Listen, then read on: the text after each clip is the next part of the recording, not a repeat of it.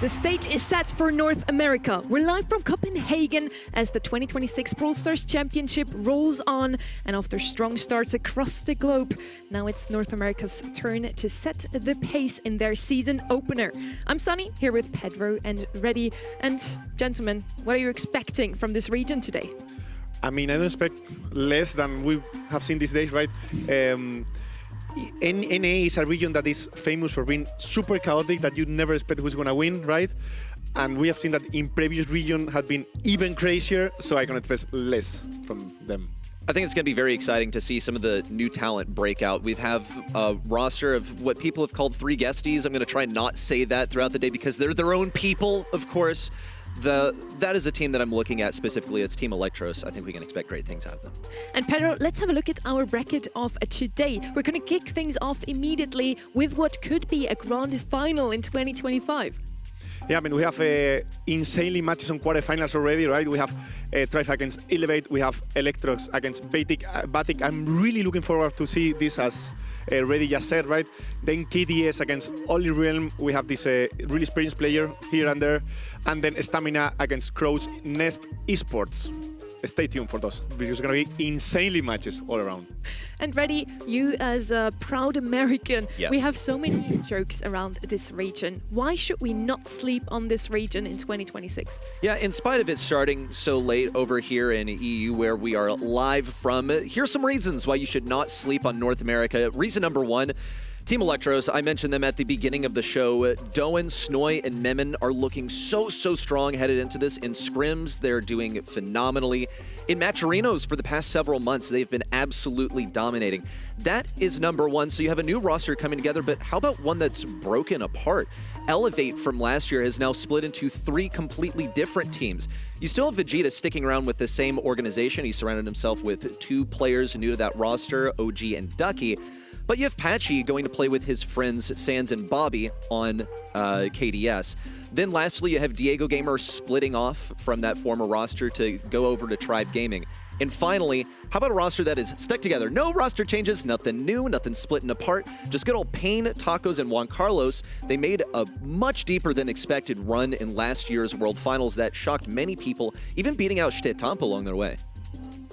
You might just as well have even convinced me to believe in this region now. We're going to see later on how well they do, and definitely we'll talk about this later as well. Now, Tribe has been super dominant in 2025. Many might expect that they will sweep the region once more. Maybe don't. What do you think? Yeah, I mean, they changed one player it's really important when you have a team that is working already, right? Seeing these important changes with, we always say that one player is not that much, but it's actually 30% of the total roster. So change completely how you work, what the brawlers play each other, the play style. So we can see some insane.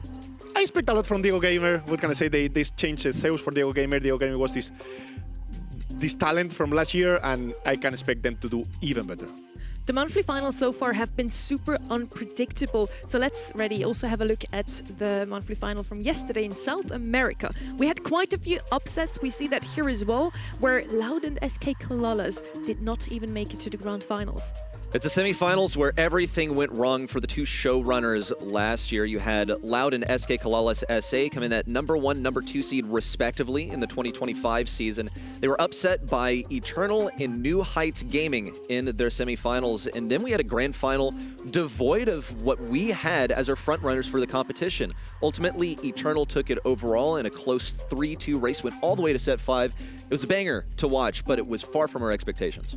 The regions are becoming more competitive, some new faces at the peak. We really like to see that. Now, Pedro, we love our stats and analytics, so let's also talk about the draft. We had 3 different metas so far in all 3 of the regions we've seen already.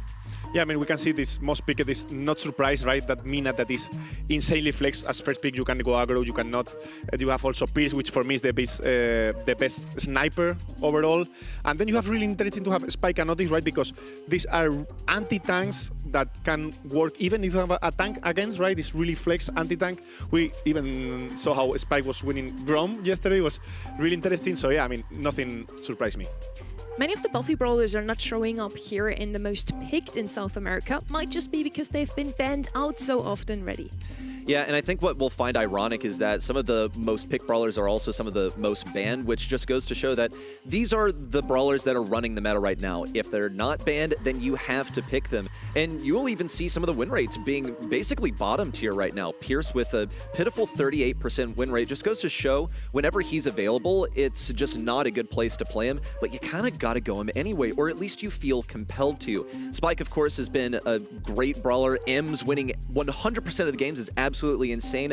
Mina needs no introduction. Angelo has somehow snuck in, but it's not really much of a mystery. With Knockout and Bounty in rotation, he's straight up the best brawler over there, and if he's not banned, then you gotta pick him. I'm super excited to see how the meta is going to shape up here in NA. Also excited to see some more creative drafts, because that's exactly what we've seen yesterday, Pedro. NHG might have not taken a trophy in the end, but they might have just taken your heart. They showed up with some super inventive drafts and pulled off one of yesterday's biggest curveballs in their semifinals against SKC. Yeah, I think when you are the underdog, you really need to surprise on the draft. And I was really impressed this time, because I think it was even the set point, right? To win the match, and they pulled this Hank mid laner against the Mortis. It's really interesting, because this Hank, normally on the mid you have these weak brawlers that are candies for Mortis, right? And this is a brawler that you come to me, you are not gonna kill him, I have 10k HP, then I'm gonna heal up, then I'm gonna do an insane amount of damage. You could see other mid laners trying to run away, but he was, no, let's fight. If you are here, I'm gonna fight you, and probably I'm gonna kill you. So be careful. And yeah, it was really impressive. So far in the monthly finals, the only thing that's been for sure is that we don't know anything. Our predictions have been in shambles. We try to predict anyway. So let's have a quick look at what we say for our first 4 matches. We do have the same in the first 3 ones ready. Talk us through that quarterfinal number 4. Is that just the closest one? It might be. It really depends on what your expectations are of stamina. There have been, there's been some information circulating about STMN's win rates in scrims. In my personal opinion, I think STMN's probably getting tougher opponents in scrims, since they're a top team from World Finals last year. And Crow's Nest is this new roster centered around Tyrant from Pioneers, who didn't make a postseason last year. I think is really important to point out. So they might get less priority on getting those opponents. That's what I think could be driving some of the win rates. Just really spitballing here. So let's see how it all unfolds in our first quarterfinal of the day. Let's see if our predictions are right for once. We're starting out with Tribe Gaming versus Elevate. Yeah, I mean, this is an insane match. I'm so looking forward to see this match, because it's a mix of a lot of experience and some young players, right? I'm looking forward to see this. How Diego sneak, how Diego find the synergy with the Tribe team, and on the other hand, I want to see this how OG can share his experience with Duki, right? He's a really talented young player, and it's gonna be an insane fight. We have a lot of those young players today already. You mentioned that as one of the reasons why we shouldn't sleep on the region. Last weekend, we talked a lot about this prodigy, Guesty, who managed to win his first ever monthly final. Something I want to point out about Guesty is that he gets these high execution brawlers, like carry brawlers for the squad, and he absolutely delivers every single time. I wonder if in due time, teams are going to figure out how to isolate him as a player. This Shelly gameplay was absolutely disgusting, by the way. An open goal there, but that position was well earned. Him and Angel Boy celebrating. I mean, just what a wholesome moment. What a long-awaited one as well, as he has been discussed for a very, very long time with his performance in like match arenas, just outside of BSC. Now we have the fresh talent coming in. They're absolutely going to be compared to Guesty, because what other frame of reference do we have? So now they'll get to carve out some names for themselves in the North American Finals. And now Elevate claims to have their own wonder kid in the sky, Ducky. Let's have a look at their socials. They're saying NA Guesty gets a proper debut this weekend, by the way. Would you agree with that? I mean, we have seen this so many times in the past, right? We have seen this rookie that everyone are waiting them to turn 16 to be able to play. I can remember the case of Drake, right? Everyone was waiting him to turn 16, especially when you have an org like Tribe back then that was waiting him to play. You have this big expectation, but we have seen this so many times, and it's not only about the skill, right? These players are really famous because they are super skilled, but to be on the top, to maintain on the top, needs hard work, needs team play, needs so many things, and not everyone is able to do it. Yeah, I think something about these Man, the 16-year-olds, they have all the time in the world to play Brawl Stars and get good and just become mechanical monsters on the on the devices. So I entrust in Ducky that he's going to be high execution. I start also to question, the team that's around him as well. You have OG as his teammate, Vegeta being a top player from last year, making it to World Finals before, of course, disqualification as number 2 seed for the region. OG not making a postseason. How are they going to form this team around him? How are they going to create a solid incubator for such an amazing talent? That is the question. Can they do it today? Can they pull it off with some new members on their rosters? Same question also for Tribe. They have been super dominant last year, won most of the monthly finals, I'd say, and now they have a new talent at their side. It's Diego Gamer. He was kind of a rookie in 25, right? He was. He'd been around, but I don't think people really knew who he was. He teamed up with Vegeta and EVX at the beginning of that season. A bunch of players that people just, were not willing to take a chance on. And then this North American miracle happened where they became this wonder team. So all of them rose to relevance and became some of the most desired players in Brawl Stars esports. But it wasn't his rookie year, it was just his breakout year. Now everyone knows the name of Diego Gamer. And after an excellent breakout year, he now has the chance to stand in the footsteps of Zeus, playing with Tribe Gaming. I'm super excited to see how well he will do, and we had the chance to chat with him. I feel like it's a great opportunity for me. I was really upset for the last year, all the work I put on the LCQ as a sub and to try to qualify to Worlds. And now I feel like this is a new opportunity for me. This is gonna be a new start for me. I'm on one of the biggest orgs of all time because I follow Tribe since I started playing competitive, so I'm really excited to represent it. That's really awesome. Happy that you've gotten that opportunity. Last year, though, Tribe Gaming won 4 of 6 grand finals. I mean, the bar has already been set so high. Now you've been interjected into this team. What is your expectation, and do you think you can topple what the squad did last year? My expectation is to play every single final, and the last year I was so close, I just missed one final, and I want to play every single final on this year, and I wanted to win most of them. I couldn't agree more with Kenny there. I'm super happy that he gets the chance this year to play with this Tribe roster.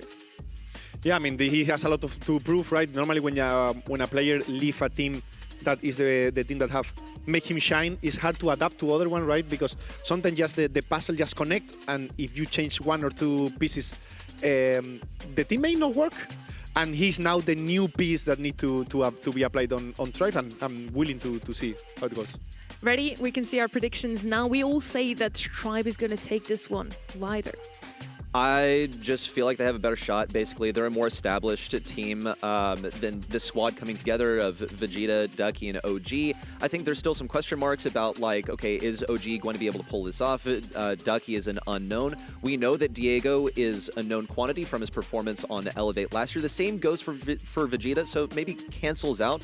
And you can't ignore also the core of the Tribe roster of RBM and Luffy, who did make #1 seed. I mean, they made every single finals last year in North America, and they won all but 2. So the casting desk all said Tribe. I also want to know what you at home said. And if you didn't lock in your predictions yet for the upcoming quarterfinals, you can do that still on event.brawlstars.com. Head over there right now, lock in your predictions. I'll give you a couple of seconds. And we're looking now at what you said for this match. A whopping 92% for Tribe Gaming. They seem to agree with you already. Shocker. I mean, so surprised. Yeah. This is an established organization within Brawl Stars. This is an established team within Brawl Stars. They've shown greatness. They've made it to the World Finals. They made it to the World Finals without flying the Tribe banner. As I mentioned, that core of Luffy and RBM for the past couple of years in a row. The same cannot be said for this Elevate squad. And I don't think that the addition of Diego Gamer is going to hurt them in any way. Of course, they have to get the communication going, get the scrims in, the reps, just to make sure that, the synergy works out well. Yeah, I mean, I think we also need to talk about the staff behind, right? They have Killer and Sugus as a really core of the staff behind, so the playstyle is going to be kind of the same. The communication, the synergy, they know already how to work on that. That they just need to adapt Diego on it, and I think he's going to do really good. I think pretty much the same. Like, Diego was a pretty plug-and-play player for that Elevate roster last year. I think a lot of times, like, you've heard the controversy, right? Evex not showing up to scrims and stuff. He is able to adapt really, really well. So bringing him into this Tribe Gaming roster, it has to be an easy adaptation. That, plus, you heard what he said on the interview. He has the expectation that they're going to make every single finals this year. No claims about winning the grand finals, by the way, so I feel like that's a much more grounded take for him to have. So we have some mixed up rosters, some new faces on the field, but we're going to play on a few old classics. Hard Rock Mine to kick things off, followed by... Do you want me to recite everything? Super Beach, Gold Arm Gulch, Ring of Fire, and then Bridge 2-4, where it all just comes down to win your lane. Hard Rock Mine is one of those classics that has been in the game for quite some time, and over the years we have seen different metas prevail here. You can play a Poco comp, pair mid, a lot of healing in mid. You could also just go triple aggression. We've seen that in the past. Lily had had some great showings, and Rico has always been a prominent figure as well. Yeah, I think what we can expect from Tribe is they have this RBM, which is insane aggro player, right? And we're going to see something around that, something like mid-short range, like Lily, as you said, maybe Shade, maybe Sandy. We're going to see these picks. Maybe we can put a bit more of range on the mid, like a Jhin, but probably we're going to see something like Trunk even, so really aggro comp. I'm looking at these aggro selections coming in on some of the lanes. Like, you just got to have one, Lily, Mortis, definitely worth bans here. I'm so happy that we're departed from the time where you could just have a hypercharge Ollie and win the game because of that. You just run triple aggro with hypercharges. It's much different now. I'm also looking at a brawler like Pierce to be a pretty solid mid here. We saw the popularity of 8-bit in South America, so there's a chance that that one pulls through as well. But yes, the composition on Hard Rock Mine has been allowed to flourish for many, many years just because of the nature of the terrain. How you have two lanes that are strong positions to hold, but are occasionally optional, right? Maybe you decide, actually, I don't want to play against a Rico lane, so I'm going to ignore it because the objective is at the center of the map. Rico's another important one to talk about. He's so good on the lane, can often be a first selection, but is, I would say, decently straightforward to counter, so you can wrap your draft around that, give your enemy a free Rico, and then punish it later. Very true. Hard Rock Mine, Super Beach, and Gold Arm Gulch we're going to see for sure. I personally hope that we're going to see some more maps. I always want to see the games go a bit longer, just to show us how close these teams truly are. Now, Spike has been a very prominent figure across all regions so far, most pick in SA, but across, the globe, really, just one of the most banned, most picked brawler, even on maps where he didn't really show up in the past. I think even in Hard Rock Mine, Spike would be super good. Yeah, I think Spike is a really flex pick. We can see it early in the draft even, because it's really good at holding any lane, and if you have the chance to go in the enemy bush, that is super powerful in these kind of maps, it's going to shine a lot. Spike, I think previously really struggled into stuff that gets like too close to him and can assassinate him quite quickly, but he does have the damage that is necessary to be an anti-tank. The big buff, I think, for Spike, alongside all of the other buffies, has been the ability to root someone on the spot to stun them when they get close. That's usually where he's not really as strong. So it feels like he does a lot of different things now. That plus the buff to Curveball as well, where it goes a much longer distance, has allowed him to be present on stuff like, even Shooting Star, I feel like he could get away with the Spike just because the Spike has such a long range. We still get the players situated, so bear with us here. We have some more for you, though, from what Diego Gamer learned from last year, as he already had an excellent run with Elevate then. You were on a squad last year that obviously didn't go the way you thought. What's the biggest learning lesson you had throughout last season? The ups and downs, obviously a lot of second places and things like grand finals, and now you've joined the team that won a lot of those. What are you carrying into this season? I want to be the most dominant team on NA since I joined Tribe this time. And on the last year, I know I lose a lot of times for 1 point, 1 match, 1 set. So I hope I can close my match and win this time. Now the question is really, and I think it's widely known that Diego Gamer kind of got robbed of his spot at the World Finals last year. Can he do better this year with Tribe Gaming? They had a beautiful run in the qualifiers, but are they the team compared to Elevate that can actually come out of the gates swinging?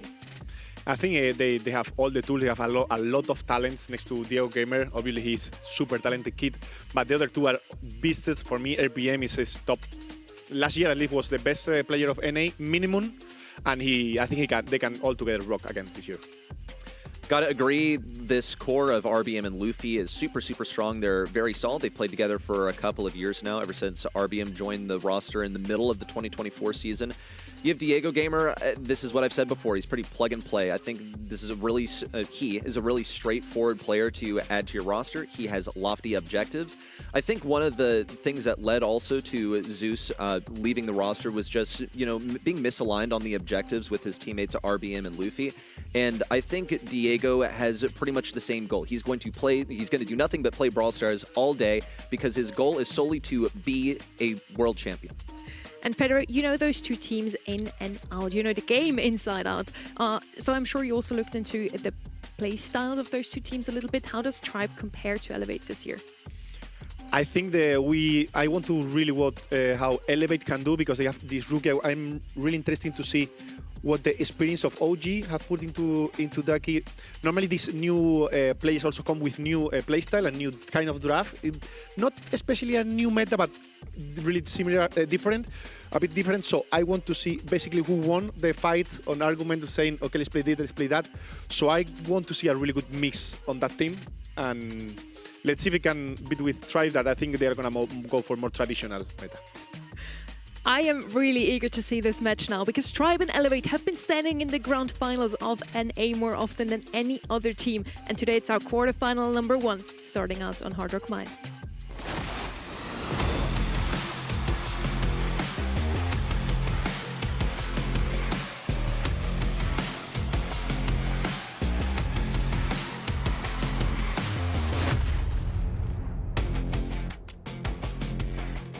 Tribe versus Elevate. On the one side, we have the stem of Luffy and RBM alongside Diego Gamer. And then on the other side, Reddy, Vegeta, Ducky, and OG are kind of old and new in one team united.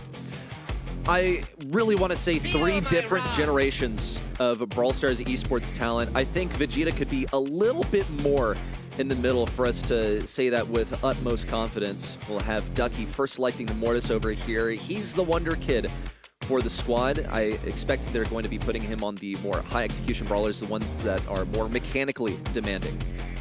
Yeah, Mortis was a really good pick, especially knowing that your enemy team just banned and Spike, right? So you can basically, your counters are out. So yeah, I mean, at this point, try need to go for the only mid counter that is possible against the Mortis, which is the Charlie, and the Rico is good overall, as you said before. So it's a good start for them. Yeah, I already mentioned that Rico before has always been a mainstay in Hard Rock Mine. Mortis is one of those buffy rollers we've seen quite often. I do believe Charlie's also picked up here as a direct counter to Pierce. He's been left open, and he's such a good gem carry at the moment, though he struggles a bit with the spiders from Charlie. I would still like to see a Ruffs come out here, maybe, kind of the equivalent to Rico. Gus or Max could be good mid picks here to carry those gems. Max is going to come out here and go alongside that Mortis for Elevate. Yeah, I mean, obviously we see the Elevate with much more aggro composition. They need to still a pretty much a standard lane, I would say. That they're not going to go for the full aggro because they need at least one lane to hold, right? If not, can be super chaotic and Max can maybe not come back in the mid if they lose it once, the control. So I expect them to go for more like Sandy. Yeah, that's something that is hard to lose the lane, right? Also help a lot with the vision. If you lose the control, you guys can put the super and you came back to the mid. So yeah, that's pretty important for them. Final section now coming in from Tribe. They're going to be facing... Okay, very interesting. So this is the response to Mortis. This is how they want to take him down. They already have a couple of brawlers with strong CC. Then you also have Rico, who should be holding down one of the lanes. It'll be a pretty miserable matchup for Sandy, all things considered. But it looks like the mindset here from Elevate is they just want this Mortis to succeed no matter what. They've gotten rid of some of the core counters for it. They've also picked up things that will be counters to it as well. Just a little swap over here, but Ducky predictably is staying on that Mortis because he just needs to have the high execution brawler. Yeah, the combo of Elevate is much easier to apply, right? You just have a really good synergy to all of you. You can get speed and go full aggros, and it will super a lot. So yeah, let's see how they can commit.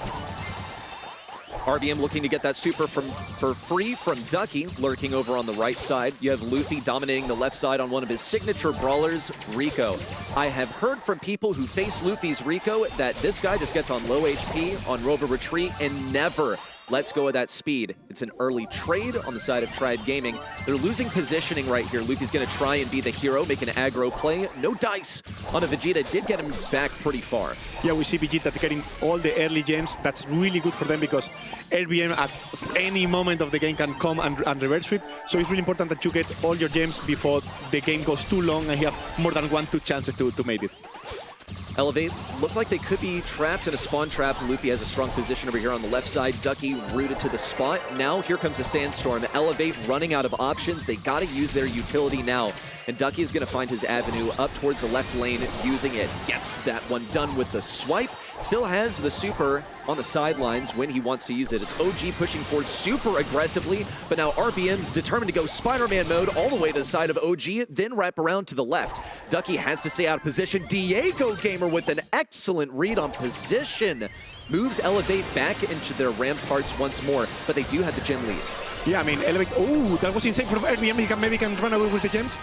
Maybe he can get the kill, but Luffy can get the gem and run away. No, that's really good from Luffy. He can hold the gems. Now the gems are not in the same player, though. That's a bit risky, but they got the countdown. Tribe don't have time to stop it, so let's see if they can get the kill. Unfortunate mishap there for Diego Gamer. Looks like he's just one shot off of his super, or a couple, because he did pop his hypercharge earlier. Vegeta's going to tank that. Only a few seconds to go. Need a hero play to get this countdown interrupted. There's one, but it's all picked up by Vegeta. Ducky also shuts down Diego. Elevate once more find themselves safe and sound, and this time they're even further guarded by the Sandy Super. Only a few seconds to go, and RBM just doesn't have any tools in the toolkit. Got a super for free. It's going to take an interruption, a takedown on Ducky, but there's just no move. It's game one, Elevate. Yeah, I mean, that was a really good game from both.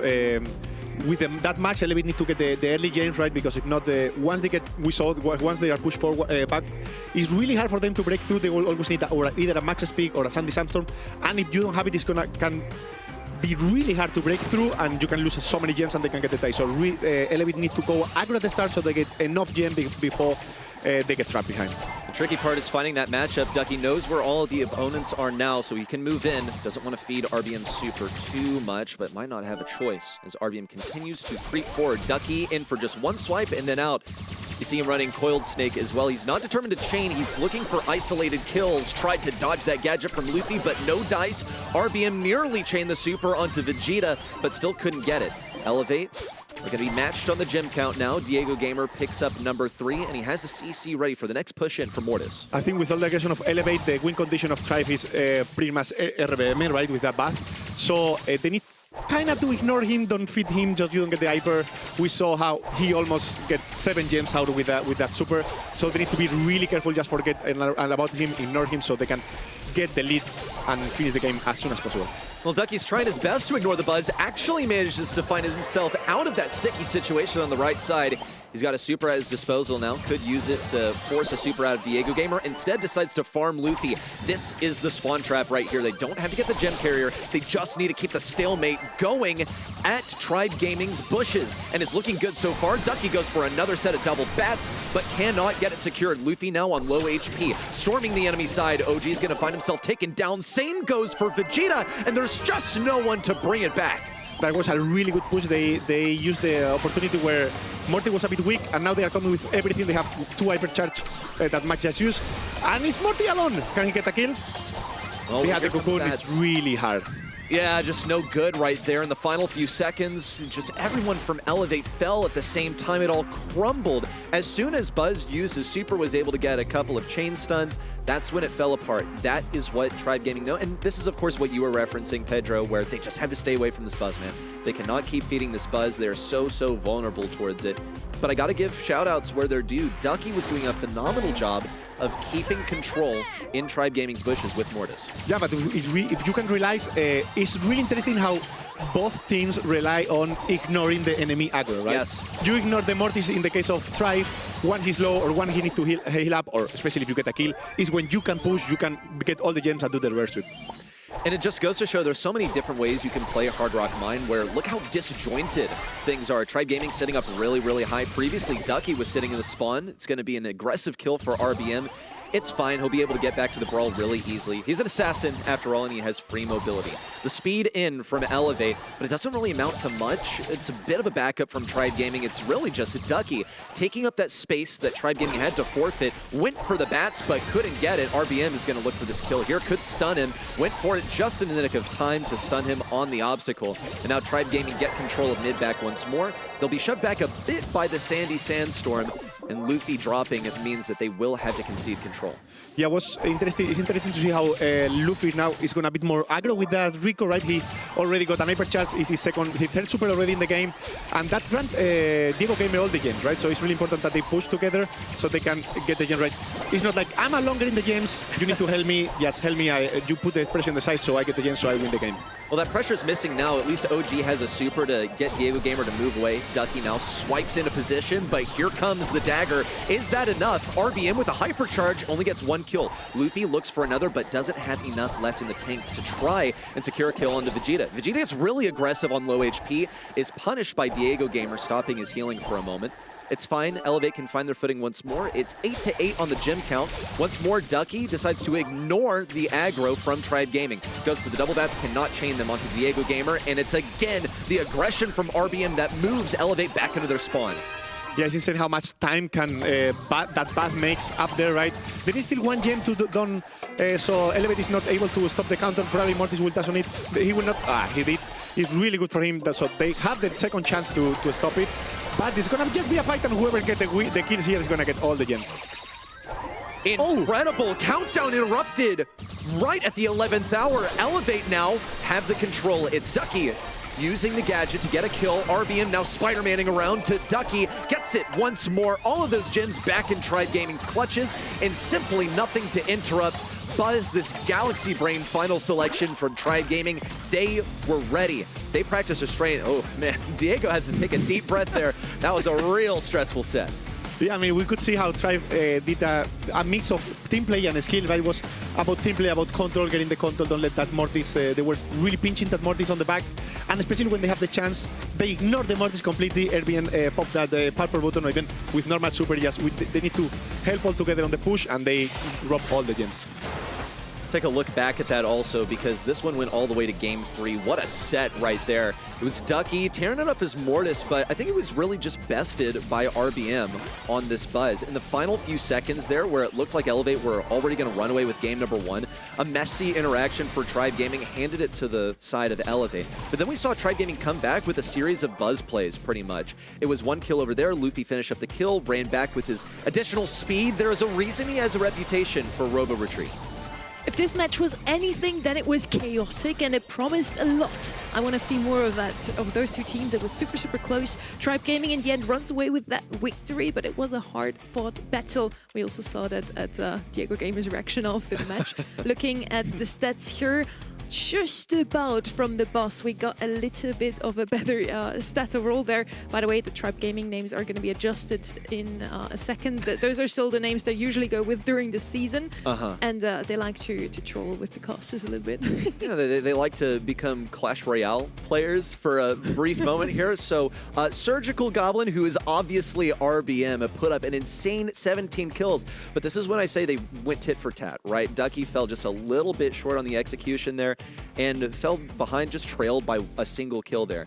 We are watching two ridiculously mechanically gifted players go head-to-head.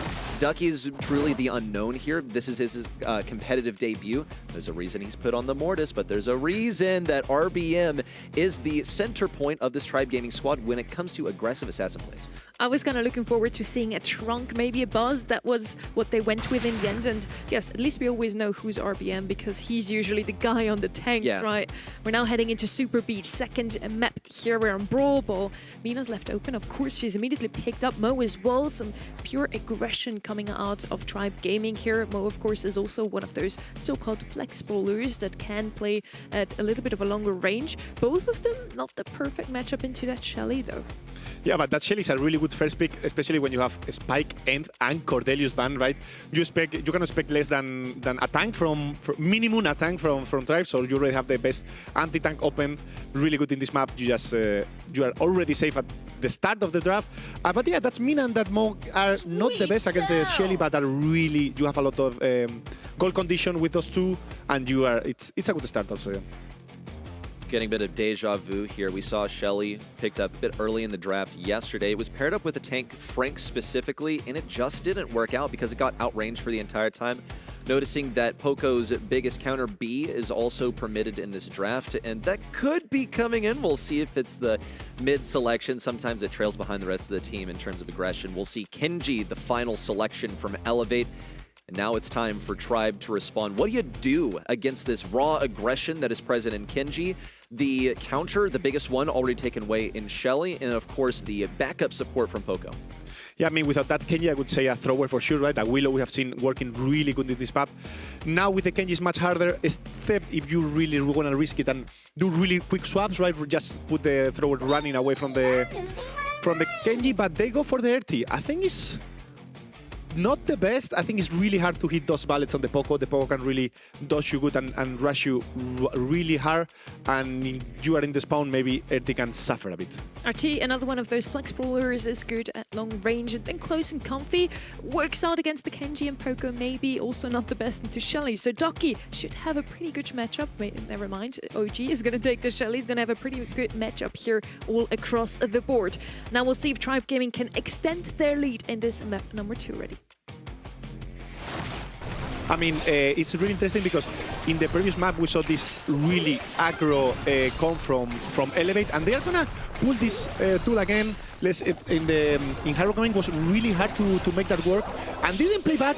So I think they can do it this time. Here comes the double prong push on the right side. It's Ducky and Vegeta teaming up to isolate Loopy, doing his best to escape. Ooh, a bit of a messy super for OG. You never want to be breaking open your own goal when you're the one with the wall break. Diego Gamer gets an elite kill on the right side. Yeah. That was fire from Diego Gamer. He really used that super really good. He has still already the purple button, right? He has the hyper chat. That's a really easy goal if you get the super soon. Probably he's playing the gadget of getting the feeling faster, so they can just need to wait just a bit, get my Diego fit, and we'll just pass a score easy goal. Diego Gamer not yet at a super, but he does have that hypercharge, which is going to make him awesome for defeating Vegeta when he has that moment. Luffy's going to look for the stun. Weird interaction as the ball bounces back and forth, but a team wipe is always a good sign for Tribe Gaming. At least they'll run down the clock a little bit before slotting this one in, putting themselves 1 goal in the lead. Now, what are they going to do about Vegeta when he inevitably uses his hypercharged super? Ducky's just going to have to find himself in position before this one can be utilized. But it looks like RBM's plan is to go ahead and use this hypercharge. Looks for 1 kill. Vegeta doesn't have a response at all. Yeah, I mean, the RT, he's working really good. I actually remember screaming against Tribe, and they have the RT everywhere. Yeah. And what's really cool, they know how to make this work, and they are doing it pretty easy, in my view. Well, our concern with the RT was primarily that it's going to be difficult to get that hypercharge to begin with. Yeah. Because it's hard to hit those shots. The Poco is really wiggly. And then how do we see Elevate play? Well, they stack the Poco on a lane with the Shelly, don't even attempt to play mid. So they give up control of mid. Kenji's pretty much this lone satellite on the left side. He's going to be playing on the right now, and you will see Vegeta at mid just trying to play the skill matchup. Yeah, that's interesting, right? That RT is not even facing the Poco too much. He's just following the Kenji all around, so much easier to get fit, right? Kenji cannot really come into you. He's just running away, or she should run away from you, right? So it's a good pick for me. RBM now the anchor, bringing the ball forward as this Brawl shifts to the side of Elevate's goal. OG marked up for now, doesn't really want to risk getting too aggressive, and Ducky's attempting to get some damage here, but just not really doing so well. Look at the trigger discipline also from RBM. Knew to go for that attack when it was the right moment. You gotta be kidding me! It's like an anglerfish's lure. He just cannot stray away from the light. An excellent interception from OG, but not what we needed. What is going on, Ducky? Yeah, that super was not the best decision from Ducky, right? I mean, it's really hard to make so much aggression. It's true that I have to say I was completely wrong with that LT. That LT is working really good. It's really easy to hold the pressure against these 2 aggros that you have in front. And this is going to be another goal, ready. An easy walk-in. Diego Gamer really mathed that one out. Got dropped down to 300 HP on the goal line. And pretty much not a response at all from Elevate. It's as if they weren't even present there. I felt like Ducky, especially, was not present. We just didn't really see a whole lot of action from him. When it was there, it wasn't really too impressive, but generally he found himself so estranged from the battle. Kinda, yeah. I would have liked to see a bit more from the Shelly, to be honest. I said that Shelly had a pretty good matchup into all three of those brawlers, yet OG couldn't really reach them and go into close combat like a Shelly wants to do. RBM takes the star player twice in Hard Rock Mine and now also in Brawl Ball. I'm super excited for those stats because he was just roaming around on the field. I don't think he died very often either. Dropping his legs behind most often, and that's just how RBM likes to play. Like, even the RT, he just plays like a tank. Yeah, this is basically how important it is to have a specialist right everywhere. No one, at least in EMEA, will bring that RT on, but probably you have a guy called RBM in your team, right? He just said, nah, let me pick RT, I'm gonna cook. So yeah, that's what they do. Look at the damage. Even that damage from Mo is even crazier. So that means that was a really good team play from all of them to get this easy set. Just want to mention here quickly, Diego Gamer was the one on the Mo with 8 kills, the most Luffy on Mina, and RBM on RT. Just again, the names are going to be fixed later on. And Mo actually takes the most kills here already. Yeah, he's diving on top of that Poco pretty reliably. Poco can't do really anything about it. Mina also, I saw diving that Poco, who's pretty defenseless in close range, doesn't have any CC, was usually being followed around by Shelly, but was not offered really good opportunities to farm that super. As Shelly, you're playing as a tank counter. You can like kind of play it into other stuff, but generally that's not ideal. The objective here was to get a good Kenji game. That was not a good Kenji game. I saw more action out of literally everyone else and pretty much nothing out of Kenji. I saw brawlers is really what it was, and what Tribe was running was an actual composition. Where is it? Wake up, Elevate. You're down 2 sets right now. What you have to keep in mind here also, we talk a lot about those new faces. They bring in some fresh wins, fresh ideas, but they're also playing their monthly finals for some of the first times in their lives. Ducky probably also a little bit nervous here. We're heading into Golden Gulch now. By now he's hopefully warmed up because Elevate needs to pull up their socks now and finally get a win on the board. RT is going to be first pick once more, and that's, I think, the most picked brawler on any knockout map we've seen on both weekends so far. Yeah, this is not super bitch, right? This RT pick, don't surprise any of us. It's a really, really good sniper because you are already ready against aggro. You have a lot of range. Have a really good synergy with a Jhin or Vatic that all the time hitting the enemy, so they can hit your passive, which is that alarm on the head, right? It's a lot of damage, so it's a really good first pick. Then in front you have the Gas, which 1v1 is better, should win that RT, but overall in the map, the RT is more safe. Gus has been selected so far for Elevate. Something to pair it up with is what's going to be coming in as the 6th selection. Their last selection on their team, Meeple, makes an appearance over here on Goldarm Gulch. He's going to be lacking in range, but at least he's going to be hitting his shots really reliably. Can deny aggression, has that box also that you can play around as a team. If it's like something kind of vulnerable versus throwers from Tribe Gaming, then you could also go with that. You know, box someone, get the thrower out. Like lots of different directions that you could go with the Meeple, but I'm erring on the side of this is an aggro last pick for Elevate that they can combo with the Gus. Most likely. On the other side, Tribe already has the RT, can go aggro if needed. Frank's also open though, so that's a tank that I would look forward to on a map like this one. Squeak is going to come in, offers a lot of control, is also going to do well despite the Meeple gadget, I thought, to shut down these lanes. And if they don't want to break open the map, of course, Rico banned here, but the other version of Rico, Rust, would also still be an option here. Yeah, I mean, that Meeple and Gas seems weak, right, at first look, but it's really interesting because now you are able to pick either a thrower, either a tank, either whatever. So Tribe need to be really careful with the last pick here. It's going to be an Oli. Oli's a decent brawler against throwers. It's also decent. You have the RT to help him to deal with tanks. So it's a good pick. So now the last pick is more about the playstyle of Elevate, which is also not bad for them, right?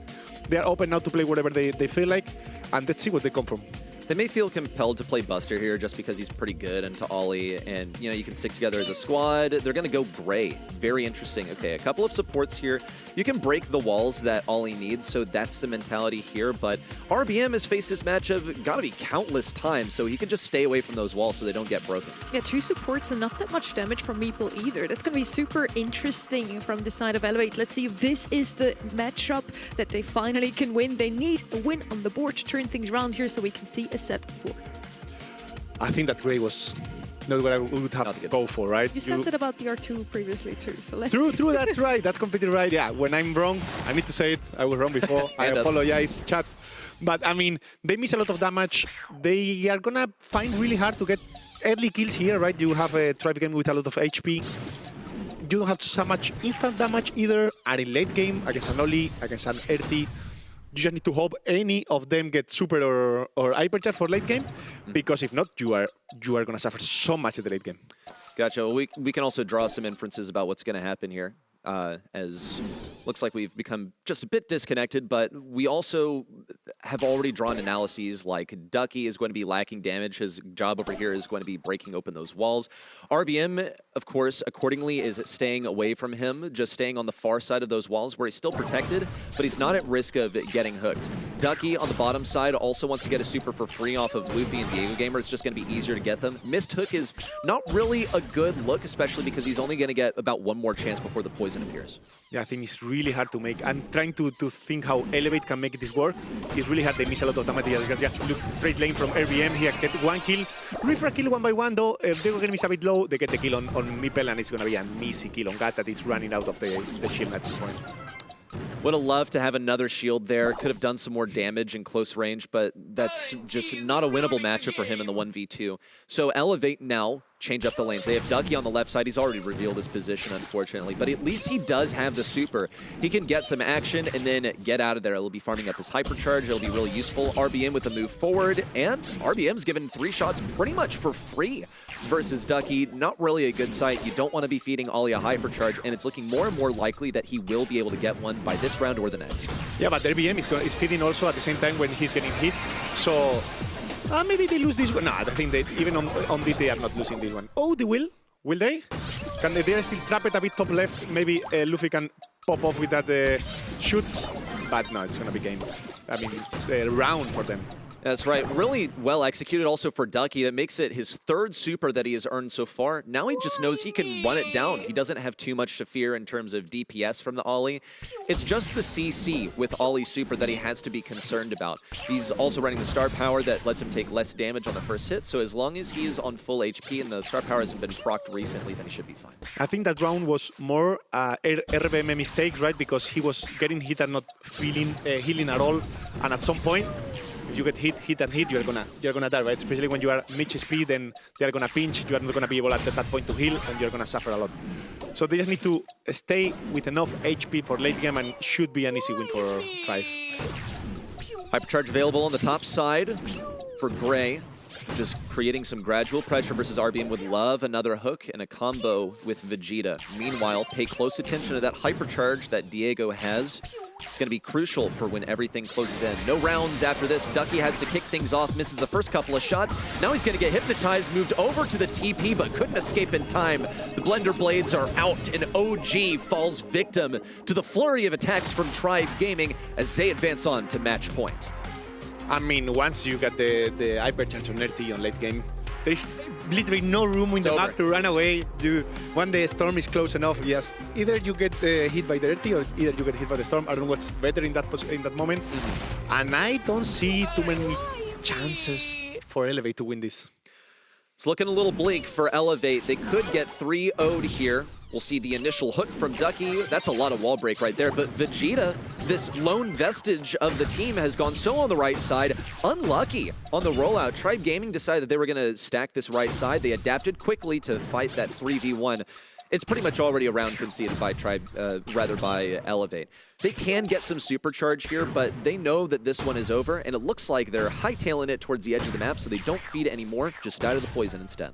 Yeah, Elevate wanted to surprise a bit coming left, right? Double line on the left, so they can maybe get a sneak kill, but they forgot to check the right, right? Saying literally, Luffy thought the same, I'm gonna come right. no one is here. I'm gonna just push. I have the really good gadget at this point to slow gas, and they just triple pinch. And one is this type of map with this level of players, you get a kill. It's really hard to do a 2v3. Curtains, man, you just don't see it happen. Tribe Gaming have a lot of utility to work with. Elevate, just a single gray super, which he could use to get aggro. RBM staying a little bit further away from his team to tempt enemies. Looks like he ended up feeding a super to OG, so it's a suboptimal situation. OG can use this to penetrate the walls. It looks like Tribe Gaming did a pretty good job of covering their bases in this Ollie matchup. They also just have, of course, an excellent Ollie player, and Elevate didn't really respond to it at all. Like, they have some wall break, but no hard Ollie counter. Yeah, I mean, Tribe is in a privileged position now, right? They are really close to hypercharge, which grant them the round for sure. And they got a round of advantage, so they just need to wait a bit, try to feed. If you kill me this time, don't worry, I will come later for that. Here it comes, OG hypnotized despite the rage quit. RBM on low HP. Ducky's gonna do his best to hit some shots. Hypercharge active, teleported away. Didn't even want to give the chance to Tribe to defeat him themselves. That's the match right there. Tribe Gaming get it done easy. That's, by the way, what Diego Gamer looks like when he's not wearing a long sleeve. I mean, that was a match that was really good to watch the first set, right? I really thought that this was going to be much closer, but the second set, and especially the third set, was literally a stomp from Tribe. They seems really, like, how could I tell it? Like, motivated, the hard work behind. We saw already how the Diego Gamer already fit so good in this team, and they came to win it all. Diego Gamer even with the most kills on Brawl. Despite all that though, RBM takes the star player 3 times in a row. This guy, an absolute menace. He did play more often than not his tanks, if you want to count RT as a tank. He had it all 3 times. And yeah, a little bit sad here that we won't see more from Elevate today. A very promising roster, I think. And we shouldn't think them away of this competition just yet. I think they're going to qualify next month again, and maybe they're going to make it a bit further. Maybe they don't have Tribe as their opponent in the quarterfinals. Diego Gamer's inaugural match with Tribe Gaming in the books already. It's been a massively successful one already. I imagine for Luffy it's going to be a little awkward coming home tonight. I'll, expose that he's living at the house where Vegeta and OG are currently playing from, so it could get a little tense later on since they ended their journey through the monthly finals in just the first quarterfinal. My bad on that star player shout, by the way. I think I got trolled by a website. But yeah, RBM with 0 kills actually. Luffy with a whopping 8 kills popped off. So I think we had a pop-off of one of each of these players in each of those sets. Yeah, I mean, we cannot forget anyway that that 0 kills and 44 damage from Ali. Only seems like not enough, but it's really important to have that all in the team, because if not, the other 3 have much more range than Squeak and Erti. So he was making the space, making the time, so they get to that late game where they are really strong. I also don't know if that's just what we saw in the last game of those 2 sets, but yes, we will see. Super excited to see more of both of those teams ready.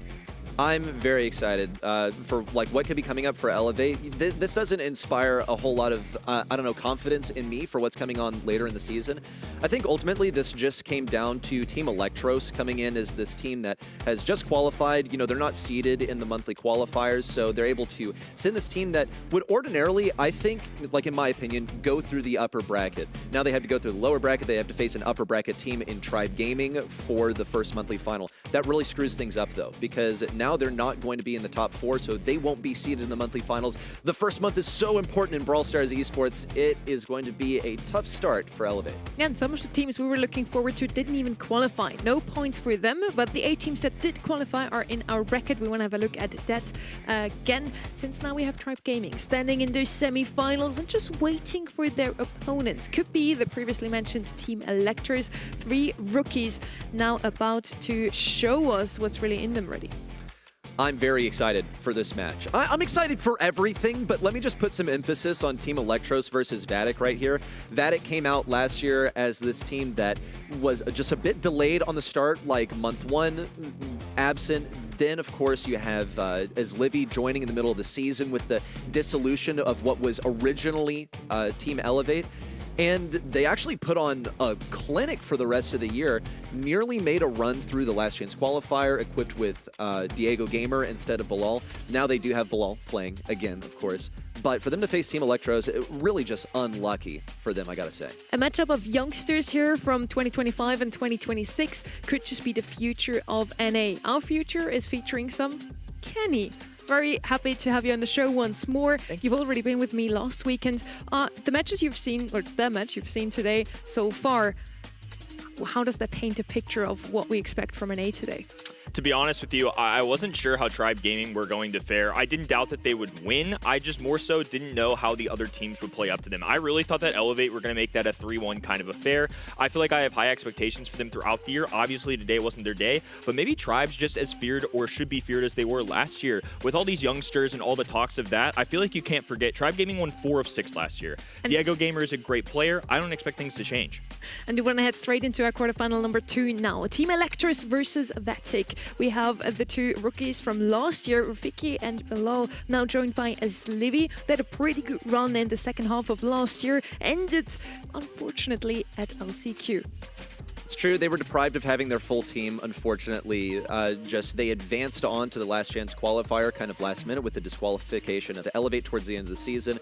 So they weren't entirely prepared. Bilal was like, chat, I can't make it, so sorry guys. So they had Diego Gamer come in instead, and he put on a great show, but it just was not their ordinary squad. I've referred to Diego as pretty plug and play, and I was quite impressed. I believe, if memory serves, they were actually reverse swept on their chance to make it to the World Finals. So that was also really, really unfortunate. But in spite of their lack of qualification to the World Finals, you have to remember that they were this close to making it. That is the caliber of team that we're talking about. And they are your preseason icebreaker winners. Let's see if they can repeat that success also in the very first monthly final of the season. We want to head to the other side of the arena first. Their team Electros, that team of rookies, the team of guesties after last weekend. We want to refer to that once more. Snowy, Memon, and Duin. And I'm really looking forward to these guys. They have racked up some early wins against big teams, even like Tribe Gaming and Match Arenas ever since 2025. Now they're finally all 3 of them of age to compete in the monthly finals as well. And they immediately qualified through the upper bracket day 1. They didn't even have to play on day 2. Very successful story. Scrims are looking phenomenal. Can they do it on a monthly final too? I think that's the ultimate test. And I think in North America, if you've been around the block, these 3 players are excellent. I think this has been a long time coming. And a lot of times when you talk about these new teams, these rookie teams, there's no expectations for them. Unfortunately for them, they're shouldering a lot right now. I think anybody in the know of Brawl Esports knows the potential these guys have. You just never know how it's going to appear on a first monthly final stage. I think they're doing their best to be nonchalant about all of this, but that's basically impossible when this is your first monthly final for every single one of them.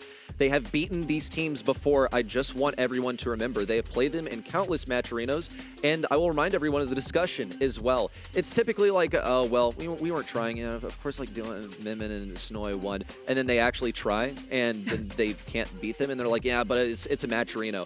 Now, that is an important thing to remember, that this is not a match arena format. This isn't a set of random maps. The intuition of these guys is unmatched. The preparation has only been tested once, and that is in the monthly qualifiers, where they managed to upset Elevate in the final round. But if they want to make it as far as their lofty goals have them set, they'll have to win 3 matches.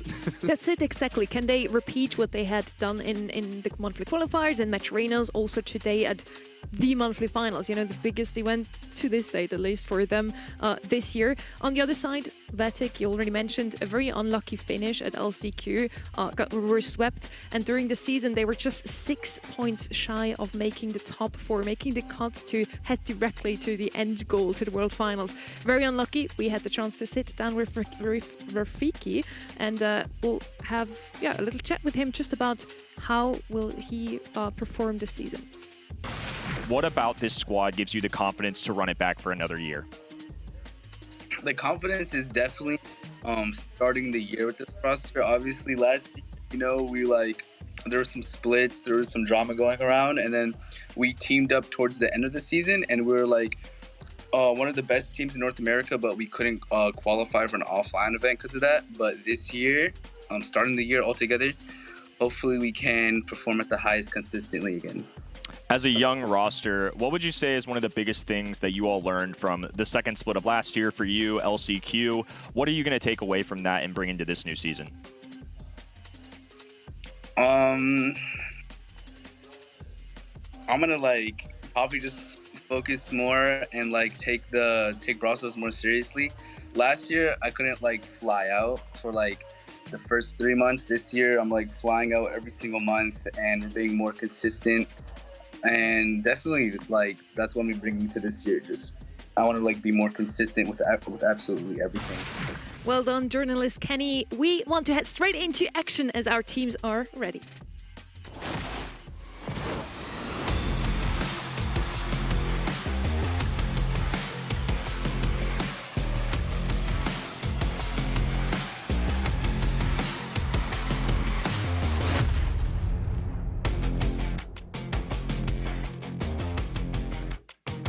Team Electros versus Vatic. Once more, we're heading into Super Beach. The bands are already in here with Shade, Amps, and Spike. So a lot of buffies out of the way. On the other side with Mortis too.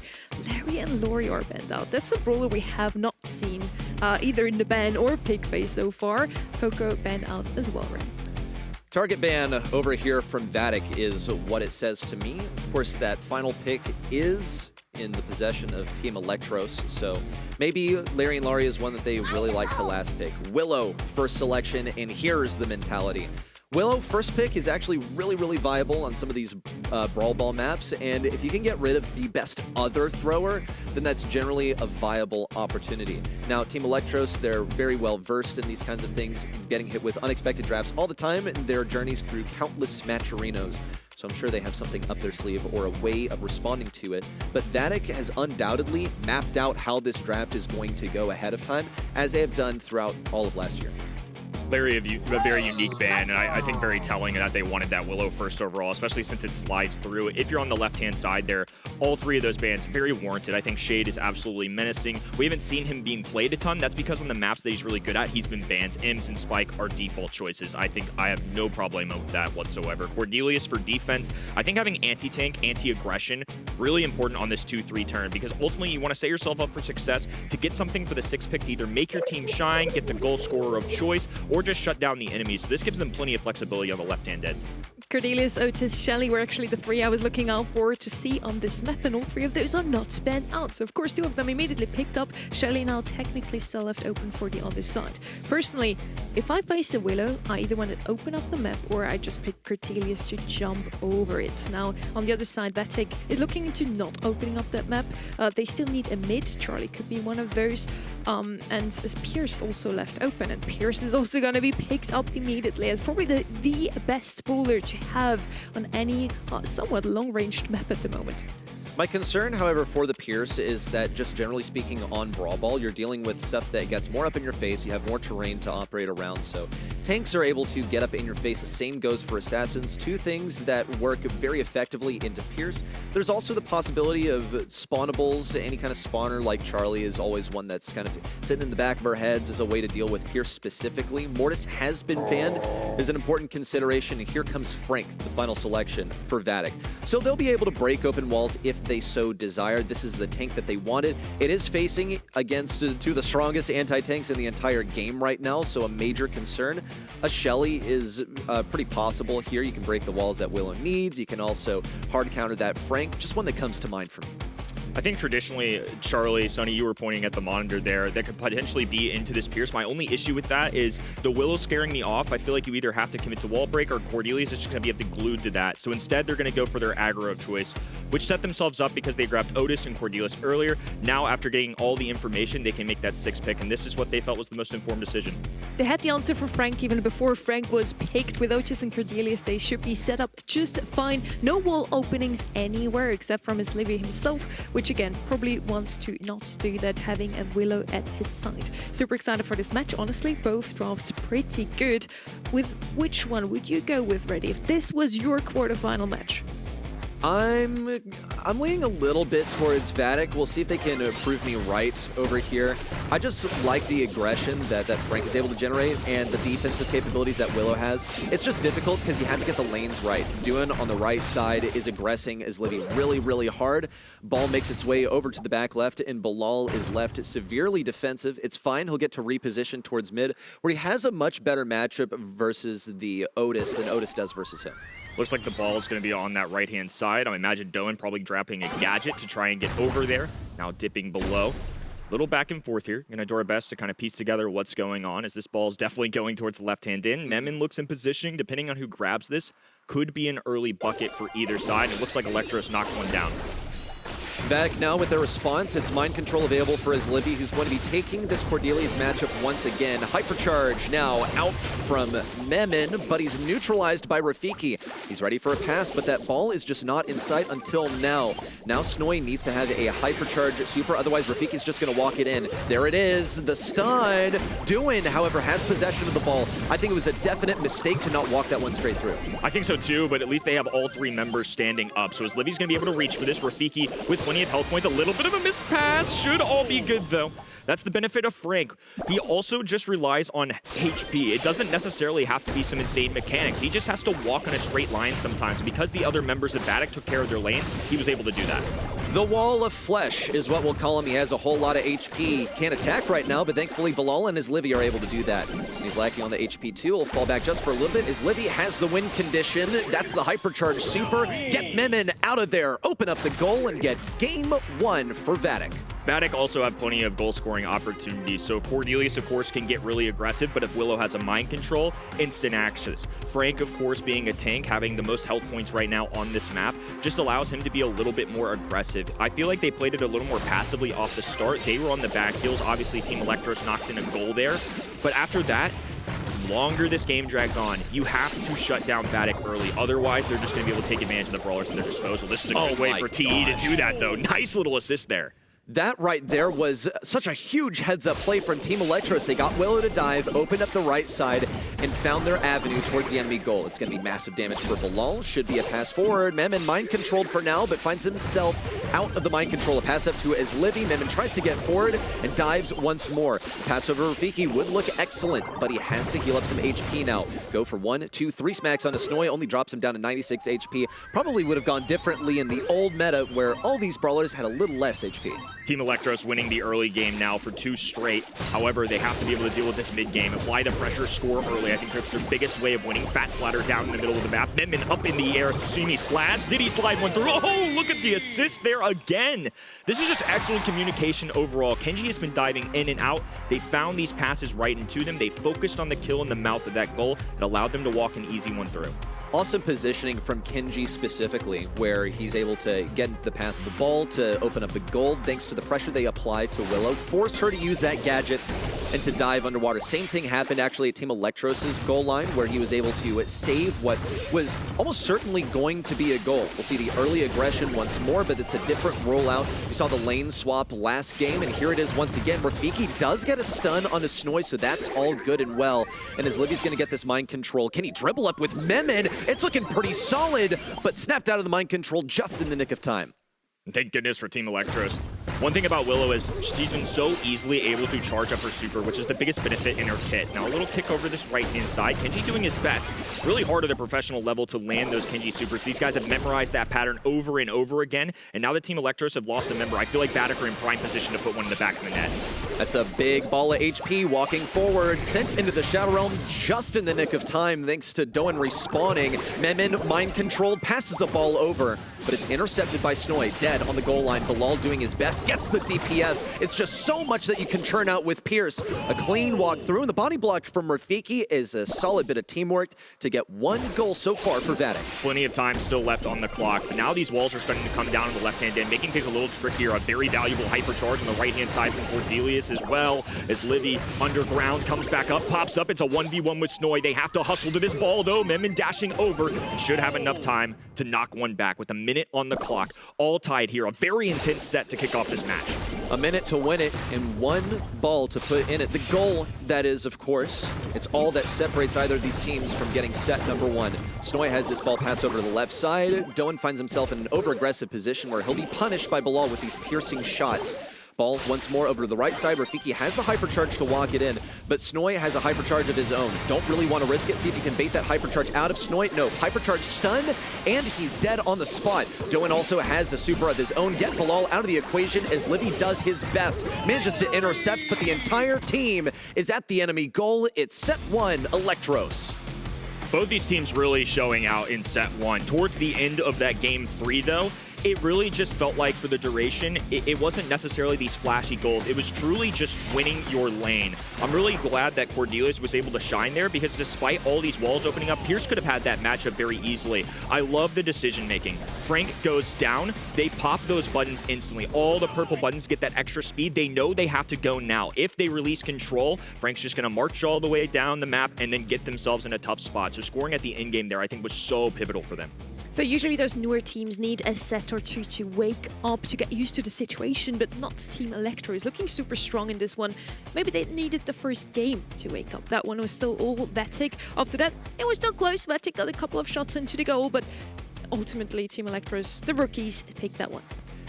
Game number 3 is where they won the set, but game number 2 is the one that impressed me the most. Just the synergy that they had with Memon on this Kenji. We mentioned it before, getting into position excellently. Doan also being a team player, getting some crucial Shadow Realms activated onto Frank when he was at the goal line. And Snoy pretty reliably was able to cycle out that super when it mattered. You saw it was actually nearly the game-winning play with Rafiki at the enemy goal, but Snoy had his hypercharge ready and he was able to cycle out his super just in time.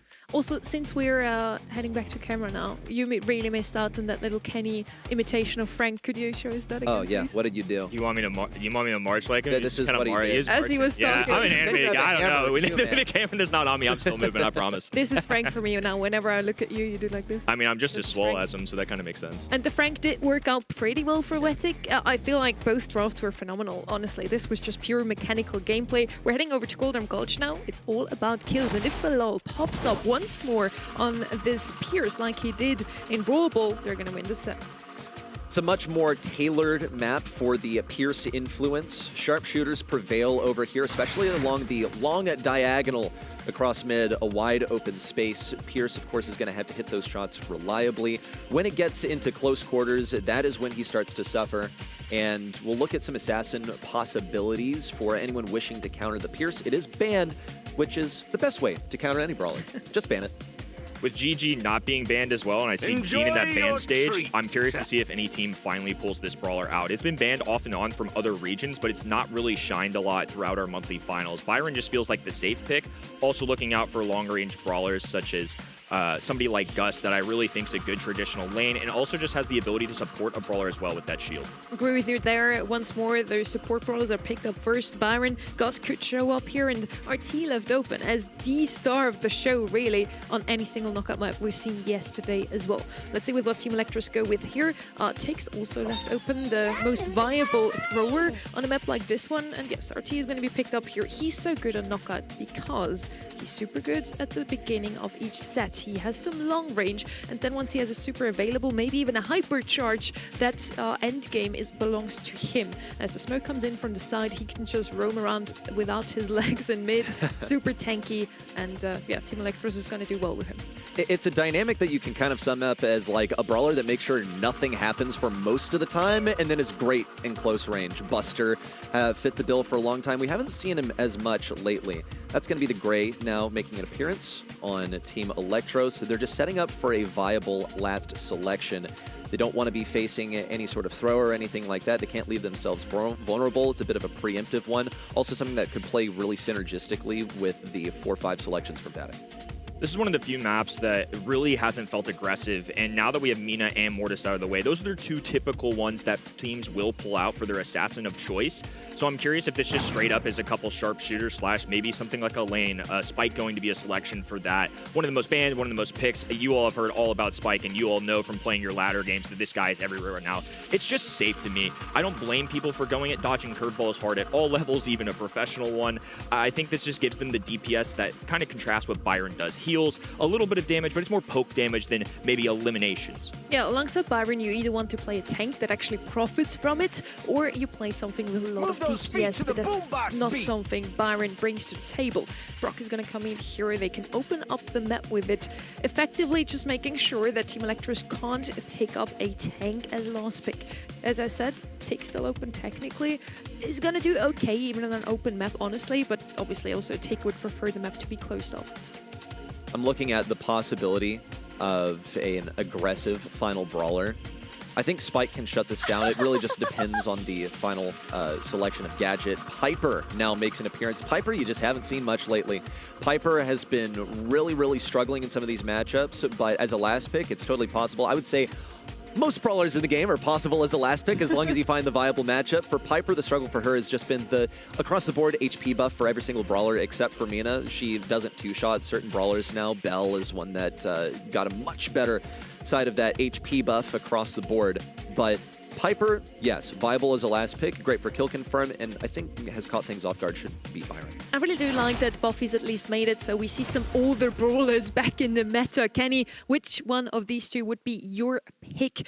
It's really just, yeah, a battle of brawlers that have been out for quite some time already. I think it's just going to be two really contrasting strategies. It feels like this left-hand side wouldn't mind playing for the end game. Piper for the early game pressure, those one-on-one matchups as a sharpshooter into Brock and Byron should be favorable. But if we drop the static, if we get some great TPs or walking canes going, I could really see Team Electros shining. You can definitely run people down with Gray. We saw it attempted earlier, and it worked to a degree. Who do you want to TP on? Oh my goodness, what a hook from his Livy. And the reaction time was just a little bit off. The young bloods are looking pretty quick on their timing. And his Livy just a little bit behind. Couldn't get the life plant down in time. He's a bit of supercharge to Memon. But the poke war resumes as if nothing ever happened. So far, we've seen 3 supers earned. Snoy has one of his own. He can use that to break walls if he so desires. If he can get into position versus his Livy, he might even opt to break open those walls. Now Snoy looking to position himself in this 2v2 situation. Jumps away. We're Freaky in trouble. Memon backs down. The super connects. The Law with plenty of health points. It should be easy pickings there for Vatic. Really well played. I mean, for a roster that I thought would do better towards those in-games, opening up the map's a little risky because RT, of course, is a sharpshooter, so he's still always got that in his pocket. The long range is going to be there. But towards those in-games, I almost want to see Team Electros kind of put some pressure on the enemy team. Oh, and look at the taps. This guy's really been connecting. He was the last one to survive for his team. Now he's putting up a few extra pieces as well. Safe to say the mechanics out of the young men, very good. Put his Livy to shame also, as Livy got a reputation on his competitive debut for being insane with Piper, would just go like rounds without missing a shot. The guy was ridiculous. And now it's Snoy. Here comes a hypercharge. He's ready to get aggressive. Ideally, he doesn't jump on them. And he has no reservations about using that gadget to confirm kills or even just to create pressure. And that's also the deal with Piper. She's pretty much the opposite of the dynamic that we described with other brawlers, where you need something that gets good as everyone's forced in. Piper actively gets worse the closer your opponent gets to you. So you have to get those kills done early, and that is precisely what Snoy accomplished. It's really interesting to watch this go down too. I mean, obviously Snoy's just popping off. It's safe to say that. This really feels like both sets have been a lot of forcing it through, a lot of just mechanical prowess, and just a good pick overall. A lot of teams, though, will break open their side of the map. Yeah. They'll use the Piper Super for the L-shaped wall that Snoy is standing next to kind of give them more space to maneuver around. Instead, they're opening up the other side. They're that confident they're going to land their shots. Vatic, they're getting predicted once again. They all move up at this right side, as is custom. That's an early takedown into Doan, which spells disaster for Team Electros, by the way. If they couldn't get things done early on, then it wasn't going to go well for them anyway, with Snoy getting weaker as the round progresses. But I digress. Vatic has earned so much utility so far. As Livia has his super for zoning, it's also going to get stronger once everyone closes in with that poison. But ideally, Vatic get this one done early, and they're able to save their supers. That's a huge hook from Memon. And Snoy also maintains position on the bottom left, but that poison is due to close in and force everyone to battle. A likely victory for Vatic. I'd be shocked if Snoy doesn't land that shot, but I can't tell if the walking cane's on the marker. At a professional level, safe to say, a 3v2 is typically a death sentence. And now you see that fog start to close in on that left-hand side. Snoy trying to do his best to tap. Looks like Team Electros haven't given up on the round yet, as Livy will clean up. Gray stuffed in a corner. Rafiki should just be a couple taps away alongside his Livy for an emergency if they need it. Looks like Vatic will indeed take that round. So it's going to be a 1-0 lead in game number 2 for our red roster. Supers preserved for Vatic. However, Team Electros has earned some of their own. Snoy can escape. He's going to play aggressively and then abort as soon as he sensed that he was in danger. It could have been tapped up by Livy and Bilal in the same breath. No early kills just yet, but we have seen Team Electros retreat quite a bit. Bilal also has to get out of there as Livy deftly blocks for him with his body. And we'll see also the hypercharges have been earned. Bilal feels compelled to use it now. Has all that speed, a little bit of extra damage, but nothing serious on the Memon, who could teleport forward at any moment. Creates a lot of pressure. Whoa, Memon directly on the mark, whereas Livy shot terrible timing that is likely going to give this round to Vatic. And now they've got a hypercharge, 3v1 situation. Yeah, decision-making certainly questionable there, but they might have just felt like if they didn't make a move in that moment, they were going to lose anyway. Vatic posturing in the middle of the map, a light plant there for extra support, just in case he decides to tap on some shots. That's one thing that's notable about the gadget choice, too. No need for popping pin cushion, I feel like, in this interaction. The life plant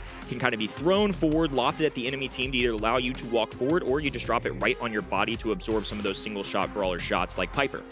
I'm looking at how his Livy also selects a lane. Like, is he going to opt to play against Gray again? Because last time he wasn't able to block the Gray hook with the life plant, despite him dropping it at some pretty precise timing. He's going towards the top side, sticking around there. Memon playing super aggressive, looking for that first hook. Knows that he's outranged by Rafiki, so he's playing this cautiously. Just poking for now. No real action just yet. That's how Knockout goes, folks. Vatic are still adapting their lane matchups. They've got Memon pinned in this position, and they sort of throw the position away, decide it's not worth it to keep fighting. Snowy's instincts have been good. Oh, just off the marker from a walking cane as well. Snowy gonna have to backpedal for just a moment as Memon works this right-hand side. Is Livy with the super, though, immediately you can feel his presence. If he drops that, you can be slowed down, several shots incoming. Difficult to dodge curveball as it is, and now when you add a slowing effect from his super, it becomes even more tricky. Light plant on the bottom of the map. Memon is going to be dueling with Bilal. He's confident, one-on-one interaction. This walking cane, the instinct's not quite there as Bilal hops away. They need to get a pinch, and they do. 3v2 situation as Rafiki walks it forward. 308 HP. He can't heal himself in this moment. Actually uses the super to go out to Doan on the bottom left-hand side. Whoa. The 1v1 Snowy perseveres.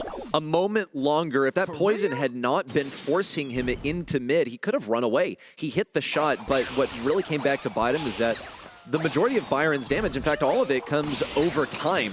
He had the killing blow, but was out of position. Early kill onto Memon. Finally, his aggression comes back to bite him.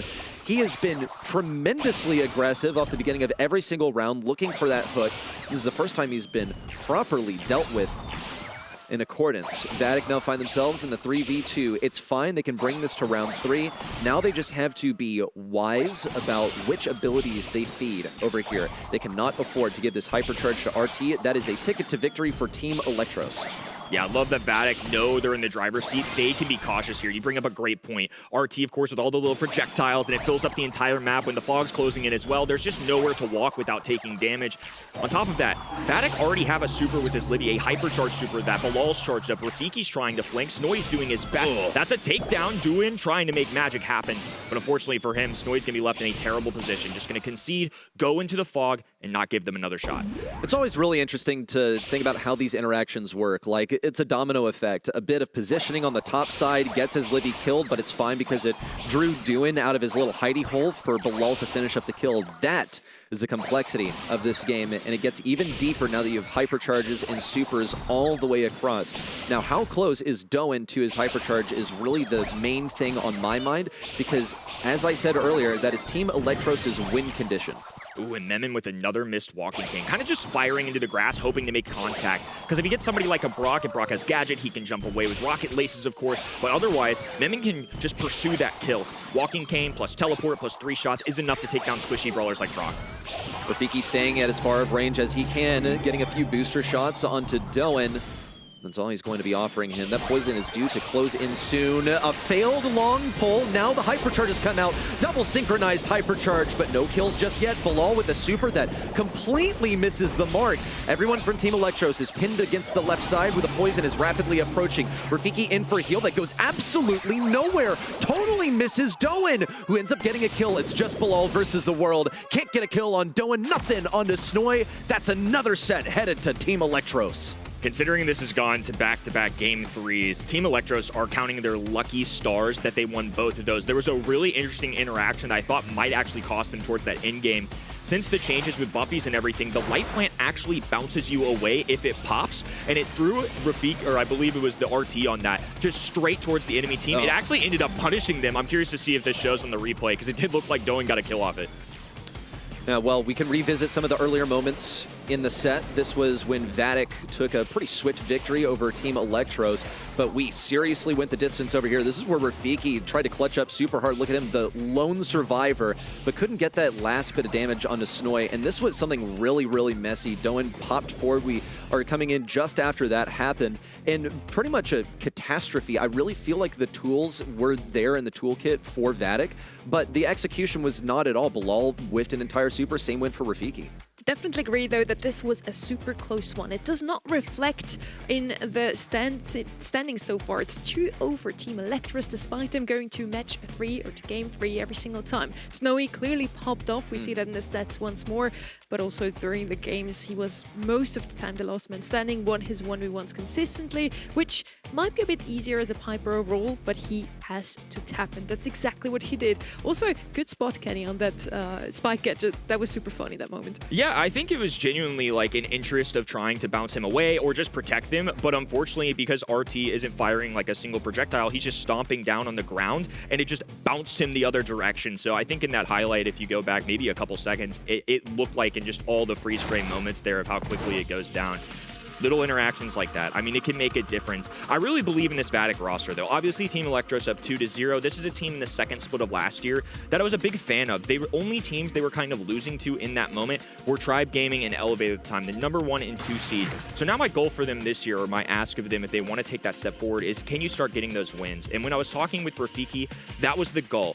Beat the teams we're supposed to beat, make sure that we're getting to those semifinal stages regularly, and then after that, just make sure that we're being competitive, staying in that kind of Brawl shape, if you will. It's difficult for them to do that when they didn't manage to get here through the upper bracket like Team Electros. It's going to be a bit of a stumble into the beginning of the year for a team that I also personally was very excited to see perform after last year, where it felt like they were robbed of a postseason, then granted it, but now they're deprived of one of the players. We didn't really get to see what this team honestly looked like at LAN. Frank Poco, both left open. Could be an option here. We haven't seen it too often because most of the times those two brawlers have been banned out on Ring of Fire. Otherwise, long-ranged options could come in clutch as well. Maybe not a Piper. Maybe this time it's going to be a Sphinx or Crow. Both of those left open. And since Vatic actually ends up picking up that Poco first pick, I would suggest Electros picks up the Crow as an anti-healer, maybe even the Frank themselves, just to not enable them to have this deadly combo. A lot of times in North America, at least, the decision-making on Ring of Fire after the ban stage is what mid of choice do you want? And a lot of the times, teams will prioritize Finks. I was actually listening to Snoy talk about this, and they like Finks as that first overall pick because it's somebody that combos as a good mid-brawler, but also can deal with aggro. They remove that, so the other side is forced to take Poco. I think that's something they're pretty comfortable with. So because Pierce escapes the ban stage, they're going to go for the long-range sharpshooter and that Frank that you talked about. I think this is for a couple of reasons. One, he's just good at the game. Frank's awesome right now. But on top of that, if you pair that with Poco, nasty combination. I believe also in flexibility, like it's possible that they just banned out because they wanted to have the option of Poco, but B is pretty much never worth a ban ever unless you specifically want the thing that it is the most effective counter against, which is Poco. So this looks like a directed draft. In spite of them letting the countdown go all the way down from 35 seconds, I think they really wanted this Poco specifically. So now what do they pair it up with? They will be deprived of the Frank. They're going to pair it with Lou. Now we saw this yesterday, actually, leading with the Poco and then pivoting over to the Lou and Ali. So the mentality here is Ali's going to be kept alive by Poco. Poco definitely has a much longer range than some of the other healers in the game with his super, so that should definitely help. I believe in the aggression of Ali to deal with this Pierce. However, there are still possibilities to go with something else that shuts her down in close range. I'm loving this draft from both sides so far. They're really just following the strategies I'm kind of thinking of as well. Poco, Frank immediately came to mind. Ellie was one of those brawlers we've seen often also last week, and super aggressive. And whenever Mortis is out of the way, Ellie and Mina are actually the only two you can really play. Those two brawlers was what I was still waiting for, and both of them now picked up in the end. Now, question is really, can Electros do what their brawlers do best against a Lu. He's really the counter that Vatic needed against those two aggro brawlers. With Pierce, they have a long-ranged options, has also a good gadget into the alley. So overall, if they can pop off with that Mina Frank comp, I think Electros is going to round things off here. Team Electros in their opening monthly finals. They've gotten a ton of hype in the offseason. Long time coming. They've run into the 2025 breakouts, and now the 2026 Wonderkins may just be a wagon. They're one set away from the opening semifinals of North America. Bilal and his Livy taking to the mid. There's that pesky windmill gadget that Memon is going to run. Rafiki dashing in and out. I think his main job is going to be tackling Pierce, and unfortunately, Pierce got the dub early. As Livy doing his best, really predictive super there from Memon. Kind of a waste, but you can tell that Electros are really feeling themselves. They're willing to potentially throw away a super like that. Vatic once more close in on the point. Bilal, of course, is trying to get that super so he can keep Rafiki up and running, and as Livy doing his best to get a super off of Snoy. Early lead for Team Electros, and I think a huge part of their strategy is just going to make sure they rotate in brawlers. So Pierce is going to be that backline guy, while Mina, the aggro brawler, is going to be up in the faces of the enemy, trying to push Poco and Lu away, while Frank, with all of his health points, will kind of be rotating in and out, right? If they really need to throw somebody on that hot zone, that's where he comes in. Obviously, that's why they bring in a brawler like Lu. Lu, the freeze, super that covers it up. The cold-blooded brawler will deal with Frank quite well. Of course, we're just drawing inferences on how this is all going to play out. The ideas are there clearly, just looking at the draft. You know what Lu is capable of here. You know what he is meant to do. The struggle is that he's not really able to effectively peek around walls, so that right lane for him along those obstacles, not really an option. Memon is able to play it way more effectively in the poke game. Versus Doan, also, he's outranged pretty heavily, out DPS'd also. It's really just about area control for Lu specifically. Rafiki is also going to find quite a few struggles dealing with Snoy just by means of HP, and Snoy is basically the personal bodyguard of Doan, but he is going to be in a more forward position since he has to stay on that zone. Bear with us, folks. We're going to do our best to break this one down, but of course, the players are not going to be succumbing to what we're watching here. This is specifically a spectating error, so the players are still all well and good. The competition is going to be as fair as possible, and we'll jump right back in when we can. Yeah, we're just going to, I guess, speculate about what is going on here and what can happen. You understand the combination of Poco and Lu, that Poco is one of the most effective ways to deal with Lu because you can just clear that freeze for free. This was one of the most popular dynamics in Brawl Stars drafting last year. But having both of them on the same team can feel like an overcommitment. You know, you can use your picks to deny enemy picks, but generally you want to go for something that works well in your composition. It's game one. The Team Electros were tuning back in at match point for them. Vatic needs to stop this momentum. Really clever off the rip. They're going to send up Mina once again to that L-shaped wall on the top right-hand side. Immediate windmill. Unfortunately, Vatic are ready for this. Snoy's now been forced to this left-hand side of the map. Rafiki lurking in the water, trying to get a takedown there. And Livy holding on to his super as well. Another one in the back pocket off the rotation of already having one down the map. The more that Lu is charging at the super, the much more difficult it's going to become for Team Electros. He's been given his super a couple times now, pretty early on in the game, which is always a hazard. And it's also difficult to execute. If you are playing Frank, you have a couple of jobs. First of all, walk forward and utilize your HP, but also like try and dodge damage along the way. Don't be a big old super battery for everyone, as I love to put it. Now, Vatic has found themselves in the lead, but they lost control. It's a hypercharge expended to deal with Snoy. Frozen and then refrozen once more. Little Fraser burn coming in here too, as Vatic dominate this point. Now they're going to be able to push Memon out of this situation too. That missed Hurricane is really going to hurt them because I think that really could have been a takedown for them, giving themselves positioning. I think that's where Team Electros really had to take advantage. Snoy, however, just popping a simple purple button. Bilal has nowhere to go but up the map. Rafiki diving in, trying to gain as many percentage points as possible. Will task himself with Frank, but Frank's swing speed is just unreal. Yeah, when he's on low HP, he's not really someone you want to be near. Here comes Bilal, hypercharge and super. A takedown on his Livy once more spells bad business as Team Electros approach once more with Frank, the brawler that Lu is specifically here to counter. Huge heads up for Snoy as he gets one kill on the right side and then towards the back. The final imperfect push in from Vatic. They cannot get this. Team Electros, the new lifeblood in North America. These three rookies upset last year's hotness in their first match. Oh, they're already feeling confident too. We're What throwing up is this thing? screenshots on month number 1. The Giga Chad Cat? I have no idea what I'm not gonna act like I know what the kids are. I guess I'm not tapped in, man. Yeah, it's unfortunate, but nonetheless, this looks like a wagon. I mean, Vatic to me coming in as a preseason team felt like they were probably a top 3 roster. So the fact that Team Electros come in here and hit a 3-0, obviously it wasn't perfect along the way. It was still challenging for them. They were pushed to a lot of game 3s, but nonetheless, they got the job done. I think they got the monkey off their back now a little bit too. This is their opening monthly final. Snowy was talking about in the video on their qualifiers, breaking that down. He just naturally felt a little bit of jitters. They've done match arenas for a long time, but it's not quite the same for BSC. This was their first run as a team, a new experience for them, and they tackled it swimmingly. Maybe we've seen some jitters in that very first game, but that was about it. Vatic kind of stomped in this one. 3-0 still doesn't quite pay justice, though. They did win games in each of those sets. For this matchup specifically, it really came down to whether Memon and Snowy can do their thing on Frank and Mina, and they did, as Livy unfortunately couldn't really stop them with Lou. Ellie had a great showing, 7 kills overall as well. That's her job, but it just was not enough to stop that Frank. He just survived a bit too long, got a bit too many kills. Snowy did a phenomenal job. Well, you're getting kills versus someone whose job is to die repeatedly. That is what Frank does. He walks onto the point, and you know what to do. You go like this, right? Thank you. Thank you. I can do it, yeah. Yeah, he walks onto the point, exists briefly, dies, comes back. That's how you create the pressure with tanks and brawlsters. It's always nice to be on the back lines, like getting kills, but at this level of play, that's pretty rare. Also, just like huge kudos to the rest of the team, like, you know, the good kind, not the ones you give to your ranked randoms. And I get those a lot. Are those supposed to be bad? I have bad news for you, man. Yeah. No. But ultimately, this came down to Lou frequently being assassinated by Pierce at long range, so he was never there to actually deny Frank on the point. We're going to direct our attention towards the bracket once more. Just who is standing in that semifinal one again, Kenny?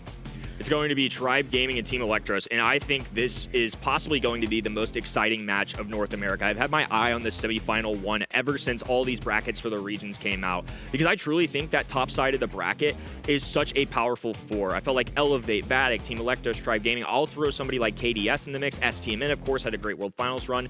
Depending on who was going to end up on this side of the bracket, we're going to have a tough task. Winning this semifinals could be a huge setup for future months for seeding, but more importantly for Brawl Cup, because I really think that Tribe Gaming and Team Electros are 2 of those teams that have a great chance of taking it. You know, Kenny, I would have said the same about this bracket, a bit top heavy. At the same time, we had 2 3-0 sweeps. So was it really that close? Was it really all 4 of those teams that could have landed in the grand finals in the end? I'm not quite sure. And I didn't even realize we have a new caster at the desk. Same jacket though. Welcome back, Pedro. Thank you. I mean, I was watching the game back there. I think the first set was a bit more close, but probably the player was more getting into it, right? As you said, it was the very first match for them. And then I could see more the progression. I want to shout out to my man. I think he was popping a lot, and I want to see more from him. I want to see more of all of these teams, honestly. Again, those 3-0s don't really pay justice. Both of these matches have been close despite the result. Let's see if the next one is going to be even a bit closer. No 3-0, please. We want to see some more Brawl Stars today. KDS versus only Realm. And KDS now for the first time in NA, Kenny. A lot of storylines in 2026 so far have been about young guns. Quite the opposite with KDS. This is a band of brothers that have been together for a long time in Bobby and Sans, and now they've brought in Patchy. So this is a NA West of old, and only Realm, of course. Several of them have been around the block. They don't have the success, they don't have the tenure of something of that left-hand side, but they've played in monthly qualifiers, match arenas. They've been competitive for a long time, but it's safe to say Bobby, Patchy, and Sans are the favorites here. And this is the 3rd consecutive year that Bobby and Sans are competing together. Now the question is, Pedro, can Patchy add to that roster? What does he bring to the table that can elevate their performance this year? I think Patchy is a really flex player, right? We have seen him filling up in so many different teams in the past. So that means that he's really, and he has developed really good with this team. So that seems like he can adapt to any situation. And Bobby and Sans have been together for a long time already. So I think he can really be a good addition to the team. And Bobby's teams were kind of cursed in the past. They never made it through the upper bracket in that month #1, which is crucial to getting a good seeding for this first monthly final. This time they finally broke the curse, so no more excuses. They hopefully make it into the semifinals. Someone that has something to say against that is only Realm. Another one of those new rosters that I'm really looking forward to. Another roster that has prevailed in many match arenas. But this is, I think, the first time we're seeing them in a monthly final, Kenny. Yeah, Sam, of course, going to be coming in here for the squad, a very recent addition, but he's a great player. He's played in monthly finals before. David, Ducky with a Y, is different than Ducky with an IE, but nonetheless, still a great bird. I mean, for me, these are probably the teams that are follow the least, right? And in the opposite side, we have KTS that are the team that I know the most, right? Bobby and Sans. So let's see if this can find the tools to surprise these OGs. Yeah, so far the rookies have prevailed, at least in Team Electros, the match we just witnessed. Let's see if the rookies and Owner Realm can do the same against KDS. This is what we predicted. Let's see. I think we all said KDS, yes. And I want to know now also from you guys at home, what are your predictions? Also, once again, lock in your predictions on event.brawlstars.com. We also have some quizzes for you, so you can get those icons, pins, and all the good stuff in the game. Kenny, are you very surprised by this outcome? No, I mean, KDS have 3 players that are storied in North America. They've been around for a long time. Bobby and Sans even have gotten a top 2 at the World Finals. I mean, some impressive accolades, and you mentioned it. Bobby, I think, has got to be licking his chops right now. Tribe on the upper side of the bracket. Vatic on the upper side of the bracket. We've got all of these great teams, at least of last year, on the other end, and now he has a gateway to possibly make it to a grand finals. Obviously, it's not a freebie. You still got to take care of business, but I think you've got to be feeling as good as you can feel about this lower side of the bracket from his perspective compared to past seasons. Yeah, I think Bobby, as you said, almost reached the glory, right? Back then in 2023. Yeah. Yes. And since then, he has suffered a lot, right? A bit. Maybe he could have said that he didn't have the best teammates. He could say he didn't have the best luck on bracket. Now everything is on his favor. Probably he's here to show up. And let's see if Patch is the puzzle piece that they miss. I think it's been a very rough year overall in 25. Let's see what they can do in 26. And the first map that they're going to play on today is going to be Gold Arm Gulch.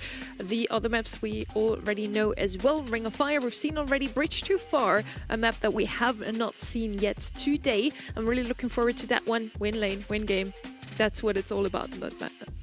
Yeah, it's a really fun map to watch, especially on Heist. I think it's one of those more unique ones where it's not necessarily always just straight up a base race. Sometimes it really is about matching yourselves up against the enemy team, making sure you're getting favorable lanes. If you get favorable lanes, you can actually progress up the map like you alluded to. There is a few small approach that you can face different, but pretty much is that. It's just skill diff, win your lane, and get to the safe. Skill diff, so let's see who's more skilled on those 2 rosters. I'm sure we have 6 very mechanically skilled players on the field in just a minute. Golden Gulch is going to be the first map, and my question on that one would be, do we see RT again? Yes. Yes, we will. Or it's going to be banned. We're going to find out in a second. Our first map for this series is Golden Gulch.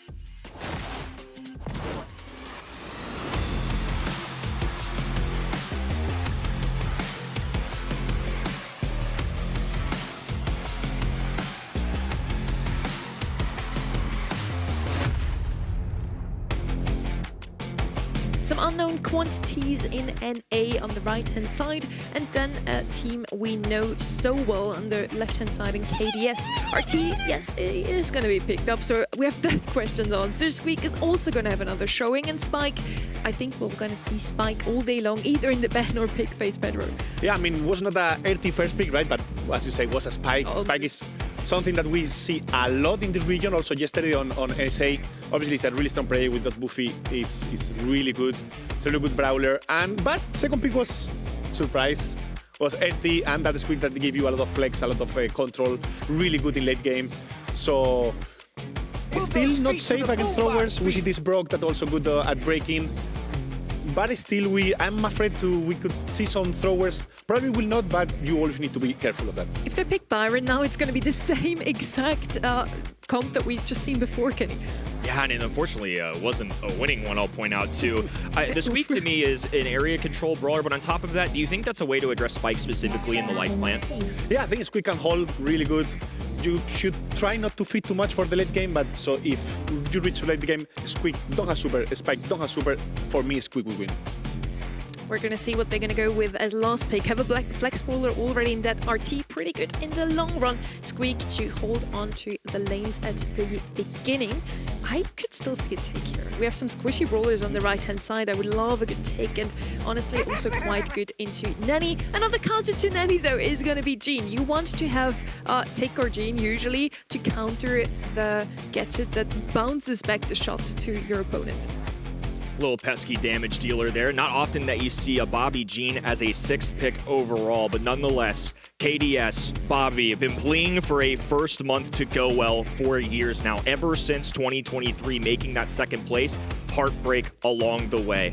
Now he's got a 3rd that's a friend. Been with him for a long time. Some remnants of NA West looking to make a Slash-only realm here, looking to play spoilers. Several of them have been around the block. This isn't their first rodeo, but I will say this is a huge test to kick off their 2026. Yeah, I really like that Jean super because, I mean, that Jean pick because Jean is going to apply a lot of damage. It seems like surprisingly, but it's going to be really good because every hit that RT will hit, Jean 99% will hit the pop and will do a lot of damage. I really like this synergy. It's the same, similar to Tick RT, right? You put the mark on RT, Tick, or in this case Jean, will always pop that mark. So it's going to be a really good damage from that side. Interesting starting line as well. A lot of the times, pro players are going to fully engage on that left-hand side if you're looking from the blue side, and then the red will go down that right-hand lane, and they'll just kind of walk forward. It becomes an east-west affair. In this situation, looked like KDS to start had it member down the middle, the left, and the right. They were playing it much more traditionally, while the red roster was all clustered on that top right. Looks like everybody has migrated.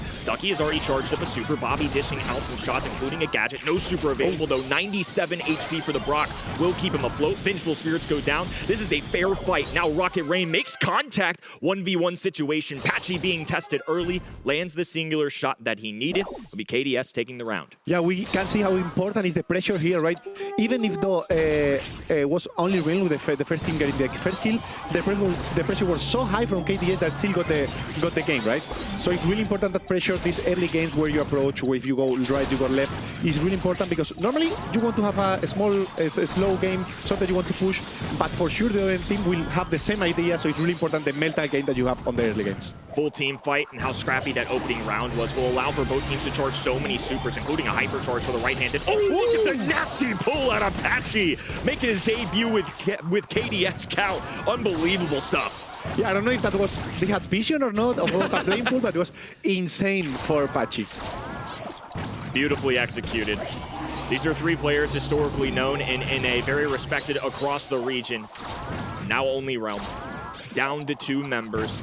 Hypercharge super available. David doing his best to multitask alongside this, and now it's Ducky left all alone. Not a chance in the world. Patchy was even ready to go with another magic hand. KDS calm, cool, collected. This is one of those that Bobby has said that he expects to win. They want to make sure that they're managing this in the early season and take advantage of the bracket that's been given to them. Yeah, I mean, you can see that we know KDS, they are really chill players, right? They know, they have been there, they know the pressure. So they are, even if they win, they lose, we will not see them nervous. So even, and they are controlling the whole game, right? Even if that pool was insane, they already had the control, they were already making all Green to hide on the bush. So even if it seems like that was a risky pool that made the win, they already had the game. Full flank on this right-hand side as Bobby, unfortunately brings it off that wall there and goes down. Devastating stuff. Yeah, the punish really good at the squid, right? You miss the gadget, to out-position yourself. We don't get that much, we are full HP, you are gonna die. Patchy, though, still remaining aggressive. I think just trying to charge up as much super as possible, but on the other end, it's going to allow for Ducky to have one in the back pocket. I believe Spike up top there is going to have one. I can see the little circle as he rotates towards this right-hand side. The only one left is Brock. So Sans has a difficult decision. Likely just going to be conceding this round, I imagine. We'll try and go into the fog. And the only motivation for that is to try and avoid giving more utility to the enemy team. Yeah, I mean, RT at this point is pretty cook, right? He just to feed a bit. He's not gonna use the super for anything probably in that matchup, but if he get a hypercharge for late game, can be really good. So I'm pretty sure he's dead at this point. But I hope he has hit 1 or 2 hits. Yeah, for KDS's sake. Oh, and it looks like he's a gunner again. They had enough time to get another elimination. So KDS actually in a world of hurt. Ooh, and just off the marker as well. One step away, I think Patchy lands that, but Nani in the back lines. You couldn't see it off screen, but that peep was rotating on up the map. Bobby gets a kill, almost made magic happen. Instead, though, it's RLM taking care of business. They get the job done, but now they've forced this into a 1-1 situation. Only Realm, I don't think I have a lot of expectations from people. You saw it from the event site. About 83, I believe, 85 roughly % we're siding with KDS. So Only Realm, not just underdogs, but across the world, people are really counting them out. I think they're a bit unknown at this point, and they are facing Bobby, probably one of top 3 most famous players in the world right now. So yeah, I mean, for the outing is completely normal, and I hope they can show us that the outing is wrong, right? Oh, and an early lead here for KDS. Nice tap there from Sands, doing much better to start out this game number 3. Felt like in that game 2 was what costed them in that round number 3, excuse me, the one that conceded the round, as David now back up. This is where things get really tough on this map too. Once KDS have a grip on the walls here, David either has to force a super through, which now he's no longer going to do for sure, that he's left all alone, but Bobby can just simply get a few taps in there. David doing his best, he's being pinched. Everybody's just going to get supercharge off this man, and Bobby and Sands will walk into the next round with a super in the pocket. Yeah, Only Realm is a tricky position now, right? Because they suffered the late game, so they really need to push really hard on early, so maybe they can get an early kills that they did on the second game. But early Squeak and Jin punish so much if you come aggression and you don't get the kill. So all of KDS clustered on this left-hand side, can be dodging some curveball. RLM sending Ducky, Brock on the right-hand in, trying to play together. Imagine Spike's rotating. Yeah, you can see him tiptoeing his way up on that top side of the map, so I think there's going to be a little bit more team play here. Yeah, they're going to play a bit more slow. They try to go aggro, didn't work. Maybe they're going to wait, try to get some nanny heads, put them low, maybe get some kills. But if they get to late game, they're going to suffer a lot. I don't know if that's the best solution, but they tried to go aggro, didn't work. Probably they are a bit desperate now. Maybe they are missing ideas, not so creative at this point. And let's see what they can do. Large shot coming out of Brock there from the gadget. Few extra taps in there. Nani connects the peep. Not enough for a kill. Of course, Gene going to be able to give some magic. Puffs try and heal up the teammates, but the fog closing in, pressure on the beautiful pull once again. Patchy now 2 for 2. Extra tap there from Sands in the follow-up, but this could be an RLM round. Hypercharge goes down. Patchy hasn't moved a muscle, and Only Realm take it, tie things up. What looked so good for KDS all of a sudden swung around. Yeah, I mean, that Spike was really good. He managed to put a lot of pressure and get 2 kills, I think, on the late game. So it was really good for him. But he wastes everything, right? He wastes Hyper, he wastes Super. Probably he's not going to be able to charge it again for the end of this round, but maybe Nani can do something about it. A real full commitment there, because Only Realm, of course, had to win the round. Otherwise, the set is over. Now they're just going to have to rely on the regular shots. David has already charged up another super, though, and Sands still holds on to him with all these walls going down. Brock has been tearing the map apart. The legs from RT and the static aren't going to be as effective. Yeah, I mean, at this point, it's just a slow game. Really slow. Let's see who can get super, who can get more value at the end. I can expect Sans and Patchy being close to Hyperchat. Probably Patchy, he did 2 pulls, if I'm not wrong. So he should, I mean, like this is second pull, so he should be close to Hyperchat. Should be working his way there. Got to make it count as the Vengeful Spirits go out. David now cutting off this left-hand lane. Bobby, though, simply tapping on the Brock. The long-range brawler gets dealt with a squishy blob, and there goes Patchy once again. The pull comes through and will surely win KDS the round. Beautiful execution out of the old-time guard. Yeah, I think it was really hard for these guys of Realms, Only Realms, was really bad. I'm not going to say draft, but the setup that they did, how KDS knew how to play them was really hard, and they were close actually to win. So that's really good from them. Maybe if they get more similar matchup, more 50-50, they can win some sets, and maybe they can put KDS into the corner. I think that was a pretty ideal start, all things considered, from Only Realm. I mean, clearly, based on predictions at home, the expectation is bar none. They're even playing with a substitute at this point at the last second, who's a good player, has been around in monthly finals before, played monthly qualifiers a ton, but nonetheless doesn't have the resume of a Patchy, a Sands, and a Bobby. You know, these guys have made worlds. Both of these players and teams nearly beat the team that ended up winning it all in 2023. Yeah. I mean, what an historic match from that Luminosity Gaming Zeta division, Stamina and Zeta's rivalry at that Worlds as well. So these guys know what they're doing, and it finally feels like they're starting to put it all together. Still smiles out for Patchy. You talked about it earlier, and I'm sure you know all too well just from being around the sport for so many years now. The more years you add on, the more comfortable you feel in these situations. And for players like David, Ducky, Sam, they haven't been in pressure situations as much, and that makes a difference in those final moments. Yeah, we can see those 7 kills from Patchy. These days we don't have those really good genes, right? But he was really impressive. He didn't even miss a single pull. He even pulled as soon as he had the super. His really good reaction is obviously you know it beforehand, that's your plan. But missing those early and risky pulls is common these days. Yeah. I miss some back then. We used to have really, really good genes. I think these days there is not too many main genes in the teams, but this was impressive from him. You can always tell it's a special gene when they're not just holding on to the yellow button. They're not pre-aiming it. It felt like he was just clicking, tap, click, and an insta-lock. And he did that 3 times, all equating to kills. Just shows that level of power that this man has. I mean, has been around. He's still young, all things considered. I think to you and me that are officially unks at this point in the game, we're still young people overall, but these guys are in their prime. Patchy, has a lot of standards, now been around Brawl Esports for several years. What is he, 19 though? Even for Bobby, I mean, he's an older quote-unquote player, but dude's still in his 20s. People are so young, living, learning. And I think Patchy is finally at a point where he's really been able to mature, and it's moments like that that show it. I mean, he have shared a team with really good players all around the globe even. And yeah, I mean, we can expect a long career for him. Even those rumors that say they were going to retire a few times, I don't know if it's true. I don't know if it's... If he keeps landing gene pulls like that, I hope we don't see him retire. I mean, this guy's still got it. Yeah, now we cannot wait more to jump into Ring of Fire with the first pick Poco. Let me check the bans 1 second. Okay, all the buffies, Brawlers out, obviously. And how would you respond to that? Well, with things gone, I feel like the mid choices get a little more peculiar. We saw this interaction on the previous draft too, but now Lu becomes more of a factor as well, I think, because you can't really go Lu into Poco. So I wonder if this is a setup for later on that gives KDS the flexible choice of going with that brawler. Yeah, normally you could counter that. It's interesting because you can have the Crow or the Lu that counter the Poco cons, but not really the Poco gadget, right? So overall, it can work against Pocos, but if you have good gadget in the right timing, and you always have the cycle the gadget, right? So when the other enemy have the gadget, it can be really painful.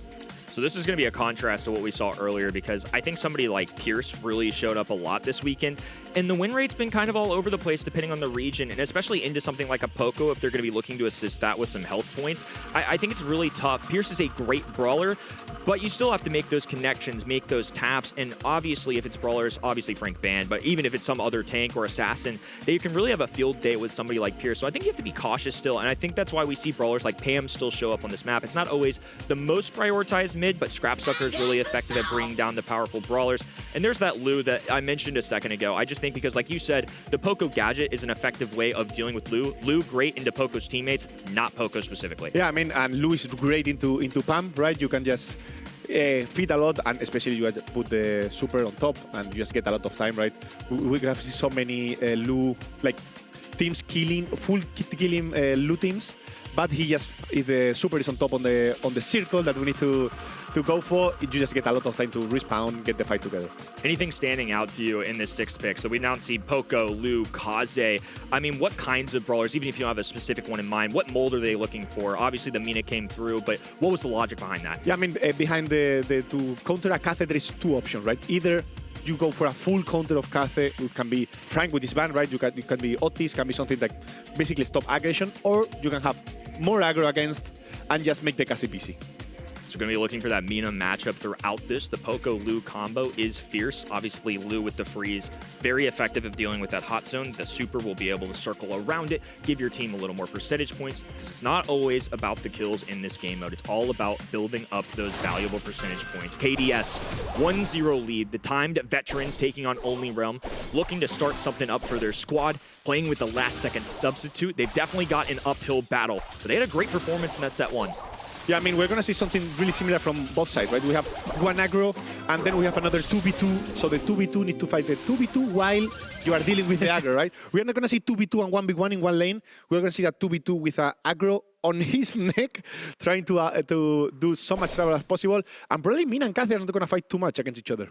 all of RLM is in the middle of the map right now. You can see it there. Patchy's low HP, likely a goner, even if he survives. Poco is not somebody that can play very aggressively alone. Not a solo play kind of brawler. To your point, a lot of the times on this map, we'll see a couple brawlers engage in the middle side of the map, and then depending on their assassins, in this case, Kaze, Mina, won't always just go up the middle. They're going to be trying to flank. And the ultimate goal of this map especially, if you can get into that enemy side grass and just distract the enemies, you're forcing them to move their way around and flank off. That's taking more players off the middle of the map to go focus on you.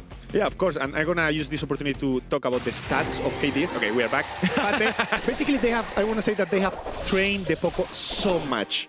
Maybe like 50% of the stream have been with Poco, so I don't know if it's going to work, but they should know how to make it work. Clearly a comfort brawler, and that makes sense why they take it first overall. David being back down, Sands starting up the middle of the map, looking to try and build a little space so Bobby can more play that back line, but Ducky instigating a fight. Patchy drops the hypercharge super, bubbles for everybody, extra health points, and we'll make dealing with Ducky the assassin a little bit easier. Up top though, Sands having a hard time. Multiple brawlers. Crow diving in very aggressively, will get up in Patchy's grill, but won't be able to get a takedown quite yet. Gonna need assistance from David, but a nice rotated super. Sands with daggers. David is surely going to fall.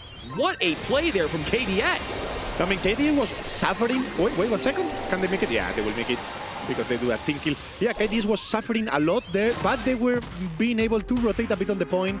So you heal up a bit, I get the percentage. We are getting killed, but we are getting the point, right? Sometimes you need to go for the point, sometimes you need to side for percentage in this case. And this is what they do, and they get time enough so the teammate death, I think it was Sans, got time enough to come back and help. A lot of really interesting rotations there. I think KDS playing this well. Just making sure that they have a body on this hot zone at all times. Patchy can either heal Bobby, Sands can get up front to create space. There's so many opportunities for them to win. This windmill gadget going to be an important one. They have to play around this. It allows David to expand. Scrapsucker going down, but Patchy is A-OK right now. Has a super in the back pocket, uses it, preserves KDS's life, and now they're still harboring the middle. Yeah, Mina is making a bit more, not even going to say pressure, because Mina is doing a lot of pressure, but Kathy is doing more time on the enemy side. So that's allowed your team, in this case Bobby, which is the one that is getting the percentage, right, to be all there all the time. So yeah, we have almost 50% to 7. Well, dive in from Crow.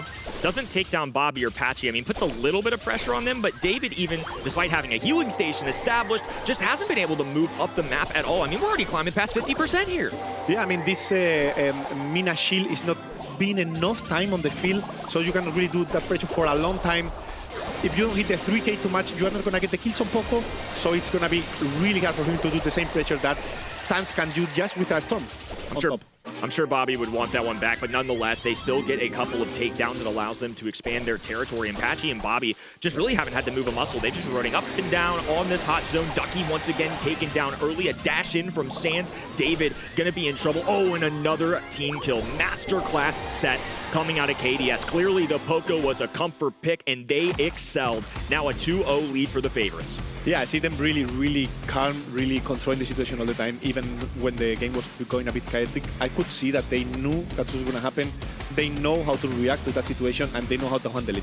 And that's what we saw. I mean, they know. I think they got stomped this time, the only Realms guy, but I think they still have a chance to come back.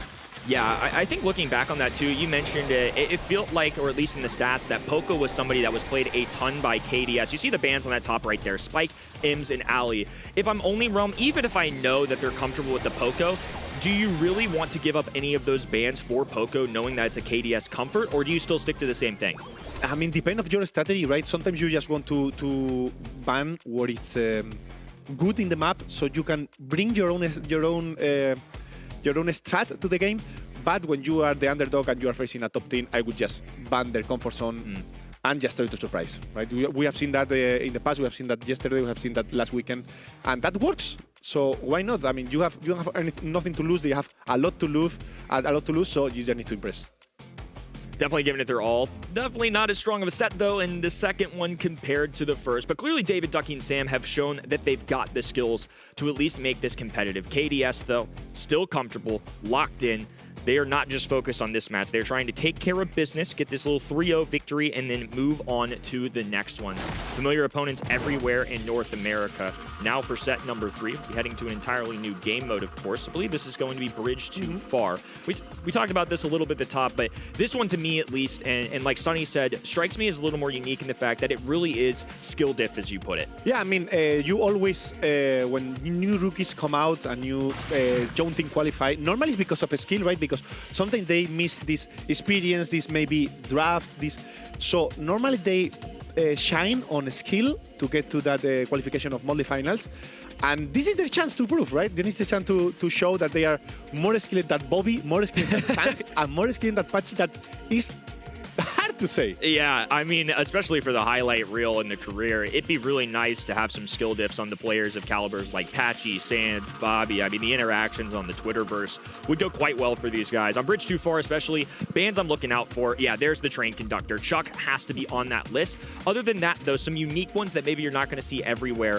Angelo in the water traversing brawlers like Eve. I'm a little surprised, too, as we process this.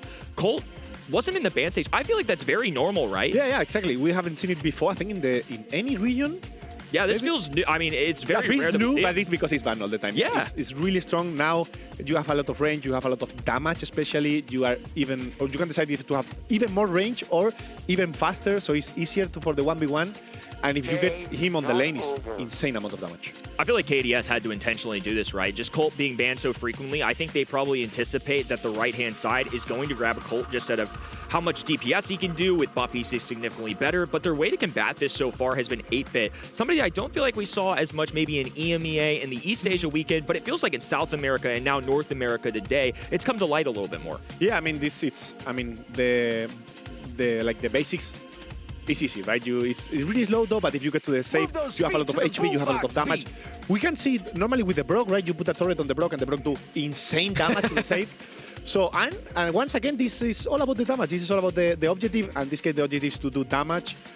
But they still need a last pick to stop that call. I think that call can put them into trouble a lot. If you play speed, you are going to dodge the Brock and the 8-bit really good, so you will win the 1v1. So it's really important to find a last pick for that. Knowing that is really good for only reels because you know that the enemy last pick is going to be for your call, so you can do whatever at this point, right? You can just go to 2 picks to just do more damage or just hold 8-bit or Rico or just help the call to get to the safe. Now you have much more flexibility to build your comp. So this 4-5 pick, they're going to be looking for more independent matchups, is kind of what I think you're getting at. Or if they just want to overwhelm them with damage, they can go that direction as well. So Nani, a sharpshooter that deals well with sharpshooters, will be a great lane matchup into Brock if they choose that. Obviously, they get one more selection here. Now, depending on what this is, of course, what are you looking for? What are the kinds of brawlers on this map that can specifically deal with that cult? I mean, Piper is really good. That's why we see the Nani, right? Bell is banned, but any snipers that have a bit more range than Cole will make the deal. Probably we are going to see something like Piper, even though you're going to suffer against Nani and Eve. I think is need because if not the Cole. The Eve is really good because will super a lot the Cole. So if you done anything to destroy that Cole, even at this point, even the Piper, I don't know if it's going to work. It would also add to the logic behind this 4-5 turn of Eve, who has spawners doing well into something like a Piper, of course. But instead, they're going to go with Lola. Now, you said yesterday, I believe, we should be looking out for this brawler. I know in EMEA scrims, it showed up just a little bit here and there. Why is it popping off on this mode specifically? I think since the lanes are not that wide, it's really easy to maybe not get the kill, but hold really easy. You at the start you suffer a bit because you don't have the shadow, but once you have your clone, it's much easier to push. And once you have the lane, it's really in good hands, that's very important. It's really hard to come back on the lane. Unique draft here on Bridge Too Far. KDS currently up 2-0 against the Youngins. A long-time trio on this left-hand side. We'll be looking to once again make a semifinals. One of the storylines that's haunted Bobby's career, unfortunately early on in the season, has not only gone his way. For 2026 to kick things off, he's an opportunity to right that. Yeah, we can see that the Colt is playing the speed star power. It's going to be really hard for 8-bit to get a kill there. Maybe he can push sometimes, but Colt would always come back. Probably he should not die, right? Like if you die, 8-bit will do the damage. If you don't die, at least you can hold the 8-bit, right? And at some point you will get 8-bit, so you can do the damage later. It's really important that speed that allows you to be everywhere, and also with the help of Eve, you can retreat a bit, heal up, tell your teammate to cover your lane. He can ignore a bit the mid, in this case, it's the Brock matchup, and Eevee can do a really good job controlling the map. Yeah, curious to see how that interaction goes between something like Colt and 8-Bit, because I think those are two brawlers that I'm looking out for to try and polish off that heist safe. As we jump back in here, Only Realm have penetrated through that opening heist safe percentage, so 75% are our first market we're looking out for. Ducky, of course, does have a hypercharge super. He's bold. He's going to pop it right in the middle of the map. Is he having that TP gadget that we're used to seeing on the heist? He's going to wind this up, looking for contact, and I think now just going to teleport the other way. Once he didn't get that kill, 4,800 shots are clear to rain down. I mean, he wanted to help a bit the cold lane, right? He missed a bit. He didn't want to waste completely the head and just TP. That was a missed move from Eve because he put the hyper super next to the wall, so Brock can basically two-shot around the wall and get it, but it's still game. Wow, Only Realm really running away with that game. It felt like what Colt got on that heist safe, just shredding through it. And we know it too. It's why it's banned so frequently and why we were both surprised to see it slip through. Yeah, I mean, I didn't even realize that the save was that low. Probably was the nanny on the back doing all the damage. They kind of tried to forget about the nanny, but the nanny damage alone on the save, if you hit these 3 small battles, is a lot of damage. Yeah, deceptive amount of damage there, and it's a great lane matchup. So I'm curious to see off the start how all of these teams will maneuver around this. Bobby this time on the left-hand lane going against David. We've got 8-Bit up the middle of the map. Patchy doing his best to hold the lane, but just going to be outranged to a degree by the other two brawlers. Yeah, I mean, I think the Nani is the MVP here, right? He has the lane that he should be able to lose, and we saw him clapping the Lola a few times. Now they forget about each other, they just do that save. Patchy don't have the shadow, so it's not that much damage, and the Nani can do insane progress on the enemy side.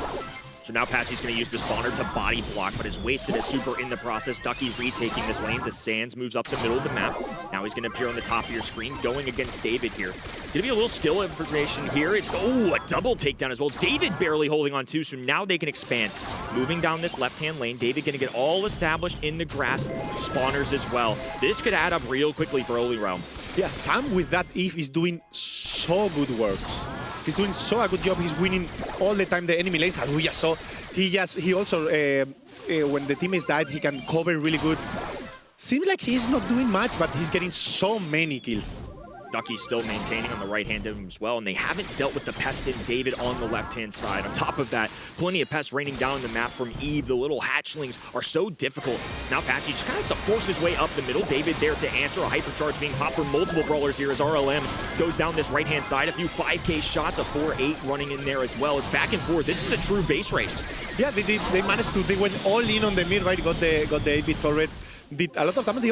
Did it die? No, they 2%, but they got the shield, which is really important, and yes, it's die now. Patchy with a few chip shots. Ducky running the star power that gives him a shield whenever he has popped the peep, but now has to back off because Patchy is landing a ton of shots. Finally, KDS with the lead. Yeah, I mean, Bobby need to get that shield. That 2% missing for that shield is really important. Once you get the shield, you have an insane advantage. That 3 seconds, I think, that the shield is up, give you a lot of breathe.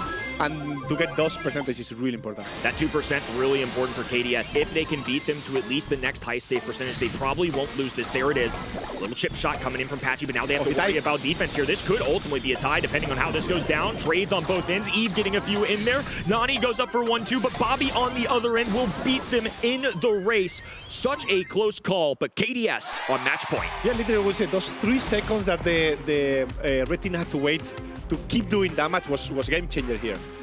Brock knew it, he just gadget up, did the 3 auto aim on the save game. Underrated skill. You gotta do some quick math on heist. It's in those final moments where everything is happening, chaotic agents everywhere, and Bobby just slips through, walks up the middle of the map, and knows he has it. They had that 2% buff. They could get through that final 25% a little bit faster. Keep in mind, that heist safe has a reload feature, if you will. It has a shield that goes up, so you can't just do 100% like the good old days. KDS, having that advantage, just sent Bobby up, and they could win the race with those final few seconds. Yeah, they're putting a bit more pressure this time to get the Colt on the save. We couldn't see the Colt doing free damage because KDS is putting a lot of effort to avoid that. And now they decide to concede a bit of damage on the mid, on the air bit to take on the save, so Eevee completely forget about the mid and try to get the call on the damage. Yeah, and a reminder too, this is just a spectating issue. Players are not undergoing the same thing that we are, trying to make sure that we keep up as best as possible, so bear with us. But right now, though, KDS still on that match point. Certainly expected. To me, my guess for this match was going to be a 3-0, but RLM may take one here. I feel like this set has been very back and forth. You can see in that game too, even when the RLM lost, still right there. I mean, a photo finish, and I think even that's respectable considering this roster has kind of been thrown together at the last second. Yeah, I mean, for me, the draft in this last set is for only Realms. That call is really strong, but even with that, they are not winning easily. So we can see that probably KTS today is having a much better day. Well, David, full 6-shooter on that right-hand side, raining down bullets, and it's enough to get them so close. That 1% could make a difference, though. They need to get Eve on the other end. Now, only Realm really feeling the pressure from a double lane on that right-hand side. Eve there to clean up. David up in the face becomes a shot. Lot of damage all coming out. Yeah, we see a hypercharge pop for David, and he's going to make some good contact with the Stave, but not as much as I was anticipating. Yeah, the Suns delete him. He just hit all of the bullets on his face, and he was complete. And now David getting revenge. Now he's coming to do damage. Lol is rotating now to try to stop that aggression. Meanwhile, Nani don't really know where to go. He has the super, he can TP up. I don't know if he has the gadget ready. They get the kill on Bobby with the whole gadget and super and hypercharge ready. And now it's time for Oliver's to go out. It's going to be a lot tougher now that David was shut down with that hypercharge. They have to get through this first part of the high save and then some. KDS on full defense. Patchy, right-hand side, is backing down cold. Has to waste a super just to play defense. Devastating stuff, but 24% certainly possible. Top of your screen, Bobby's going to slip away once again. A cleanup crew on the bottom of the map, and KDS flying start to kick off 2026. The old guard will make the semifinals. Yeah, that was pretty intense, but yeah, this is a good proof that even with a good matchup, if you are not able to win KDS, means that KDS is at least today stronger than you, and they decided to leave the cold open, right? They have a strategy, it works. I would say against a team of your level, it's not gonna work next time because with that call, I think the call is really strong these days, and even the Eve and the Nani are really strong. But they proved that they are much better skill-wise. Also, they were swapping a lot the lanes, so mental-wise, they are also stronger. Synergy, I saw KDS much superior today. Worthy of their top 8 spot here in the region so far. Obviously, there's some other squads in North America. I would anticipating putting up a fight once again next month. But for now, David and his squad will be sent back. A top 8 finish, super respectable. But KDS, this is what we expect out of them. And Bobby, Sands, Patchy, they've been around for a long time. They know how important it is, and especially this year with Brawl Cup on the line too.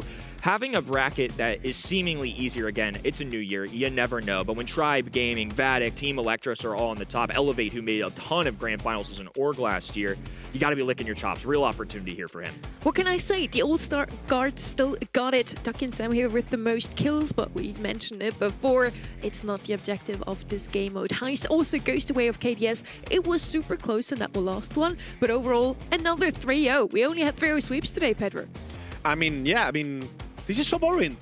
I expected the night to be super crazy instead of level, right? Really sets really close. We got sets really close, to be honest. I'm not gonna lie there. But the 3-0, it's not every time 3-0 means 3-0. But today is what we have. I'm going to quote you on that now. So boring. Give us some matches to watch, please. Let's look at the bracket. It looks just as boring. 3-0s all across the board. Tribe Gaming moves into the semifinals first.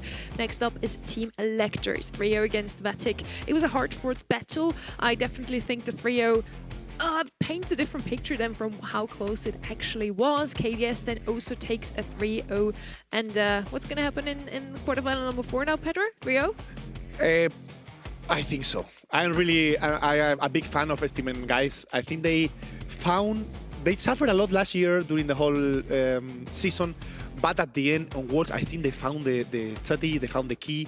Roledo joined the team with the draft, and I think I see double now. Sorry. He stole my idea, man. Stop copying me. Yeah, I'm the new guy. I'm so sorry. Whatever. The 2 brown jackets are back. Ready? Yep. Are you ready for the next match? Yes, I am. I want to see what STMN's made of. I'm also excited to see what Crow's Nest Esports has to field here because they're bringing in one of the old guard, as we've called it, of North America, except he's surrounded by a couple of rookies.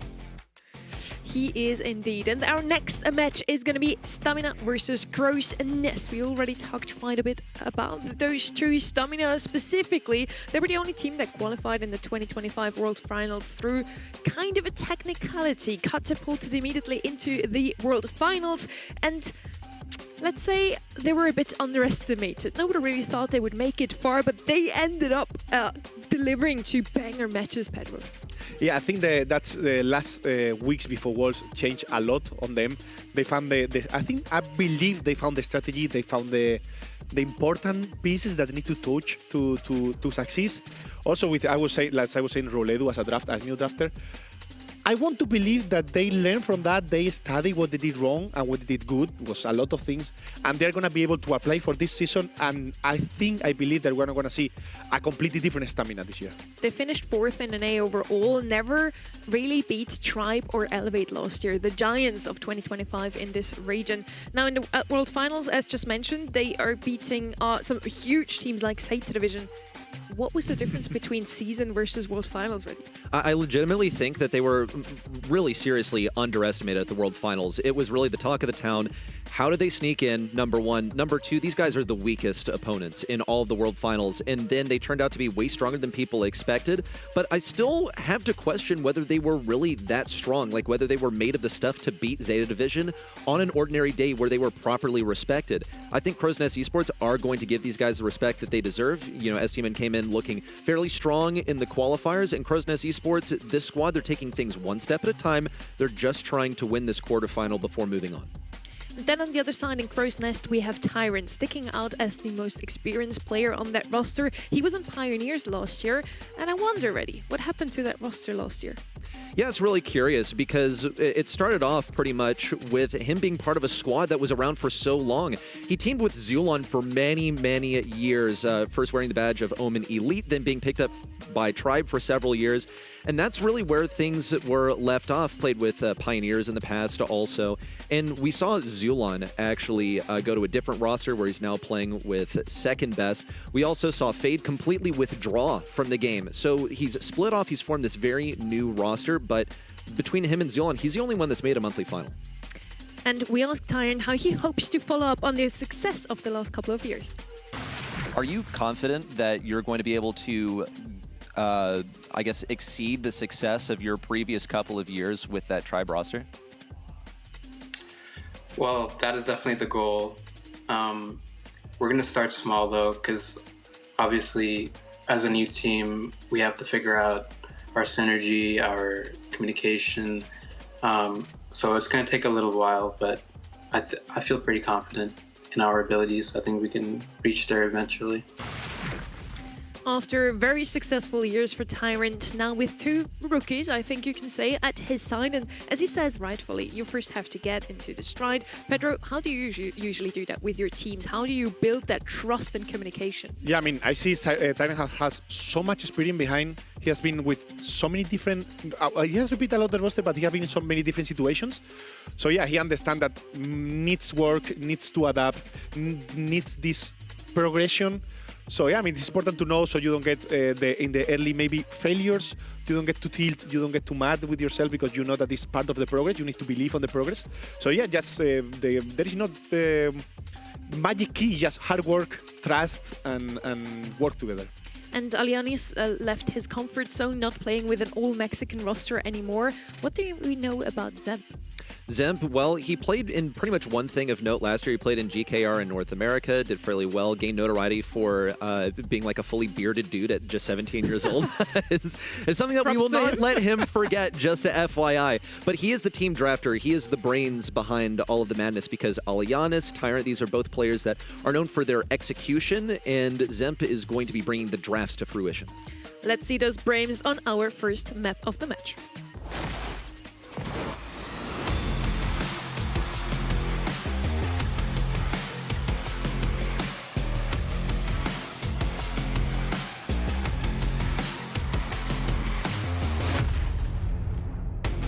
We are on the Ring of Fire, Stamina versus Crow's Nest Esports. Really looking forward to this one.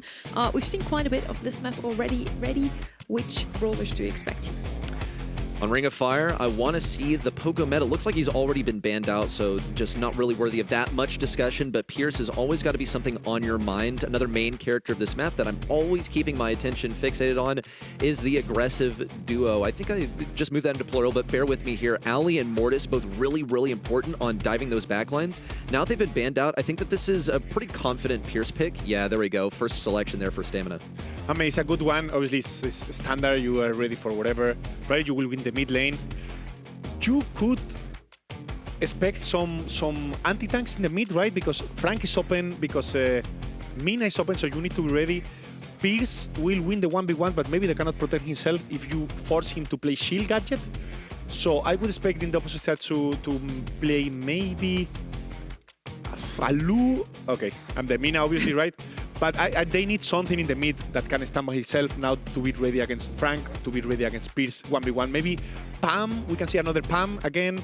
We can see maybe, yes, Poco Combat is banned, so you cannot really go this Draco comes, at least you go with a Grey TP. So there is too many options actually right now. Lou is actually also unfortunately banned out here. Pedro thinks would be a brawler I'm looking forward to. Very, very good on a map like Ring of Fire. Just one of those brawlers that can stand strong in mid.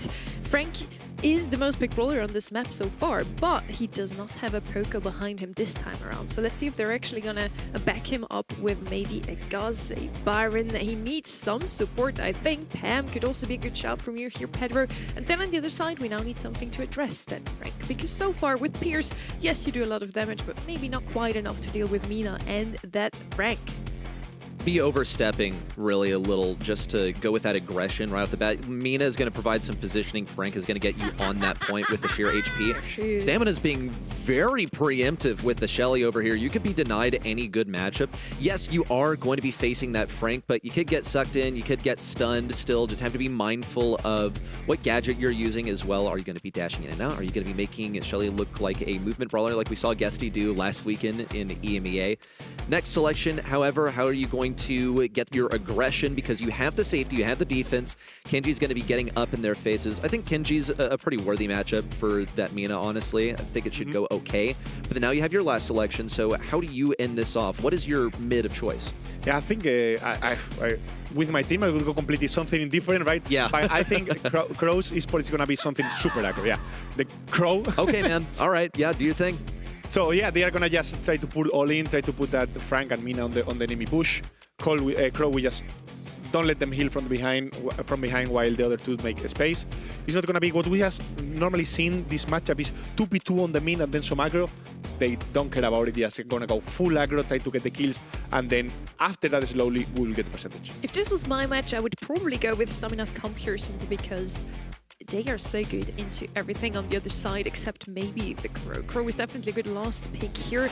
I almost saw it on the other side just to prevent any heals, but they don't have heals on Crow's Nest anyway. So let's see how things are going to go down here. First map for Stamina versus Crow's Nest. It's your best performing North American team at the World Finals last year versus one of the best performing players in North American history. Surrounded by two new players. Just got to try something different. If it ain't working, then you got to move on. So far, Crow's Nest Esports have established some pretty firm control on the point.